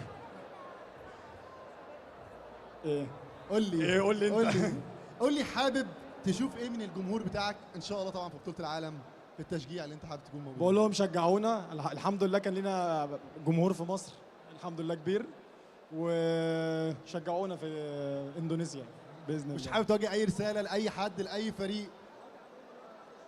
انا تمام. انا طبعا حابب اقول للاكس هارد لك عشان قدموا اداء رائع يعني، والرجاله اصحابنا وحبايبنا يعني. شكرا ليك يا كاكاشي.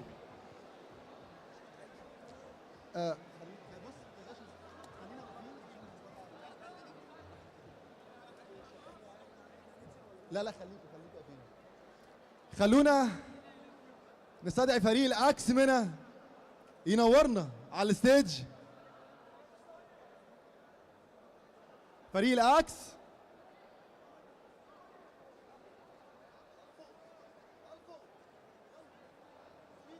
سبيدي الفو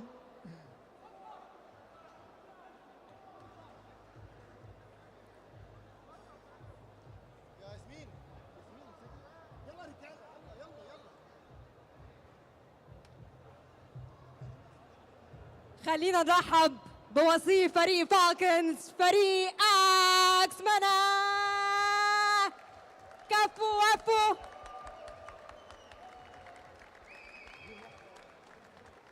وبالتالي فريق اكس منا وفريق فالكنز الاثنين هيمثلونا في بطولة العالم الام 7 تشامبيونشيبس للعبة موبايل ليجندز بانج بانج. تحية كبيرة جدا لفالكنز، لاكس منا، لأدائهم الجبار.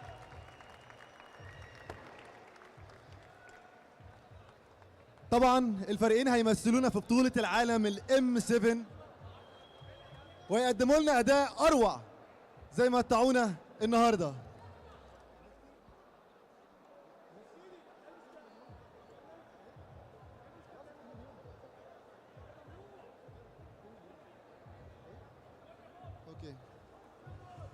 شكرا ليكم فريق اكس منا، شكرا ليكم فريق فالكون، قدمتوا لنا اداء ولا اروع، قدمتوا لنا نهائي كلنا كنا مستنيينه، كلنا اتمتعنا بيه، ونشوفكم ان شاء الله في بطولة العالم الام 7.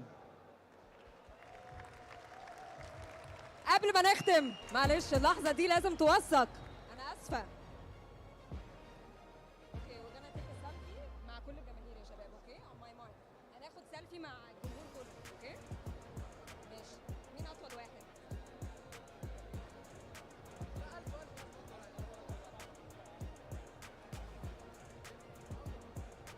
هناخد سيلفي. احنا طبعا مش هننسى نص. Congratulations, big round of applause for the champions of MPL MENA Season 8 Team Falcons. The redemption arc is happening. Already happened against X MENA this time. The game plan that they've hold ever since the season begun really paying off, Gani. A very splendid way to end the grand finals as way their journey in season 8 at least, right? A 4-1 victory, dominating, and more time to prep, you know, for M7, one of the first teams to get that slot. So they got a lot of work to do if they want to create a mark for MENA, you know, for Team Falcons in M7. But yeah, well deserved. And I gotta say, you know, after that first game, the reset we were questioning answered completely. Game 2 win, game 3 win, game 4 win, and a game 5 win. That was their response from Team Falcons. So yeah, losing game 1 ain't a problem but a thing.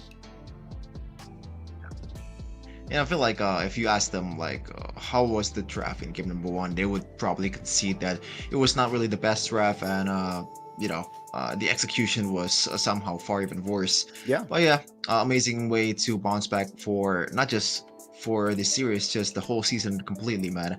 They lay down, they lay low, they set their eyes to the side of being the champion, and this is the result, man. They didn't really do anything crazy. They just stay disciplined and not really throwing spice here and there, because now they respect the opponent.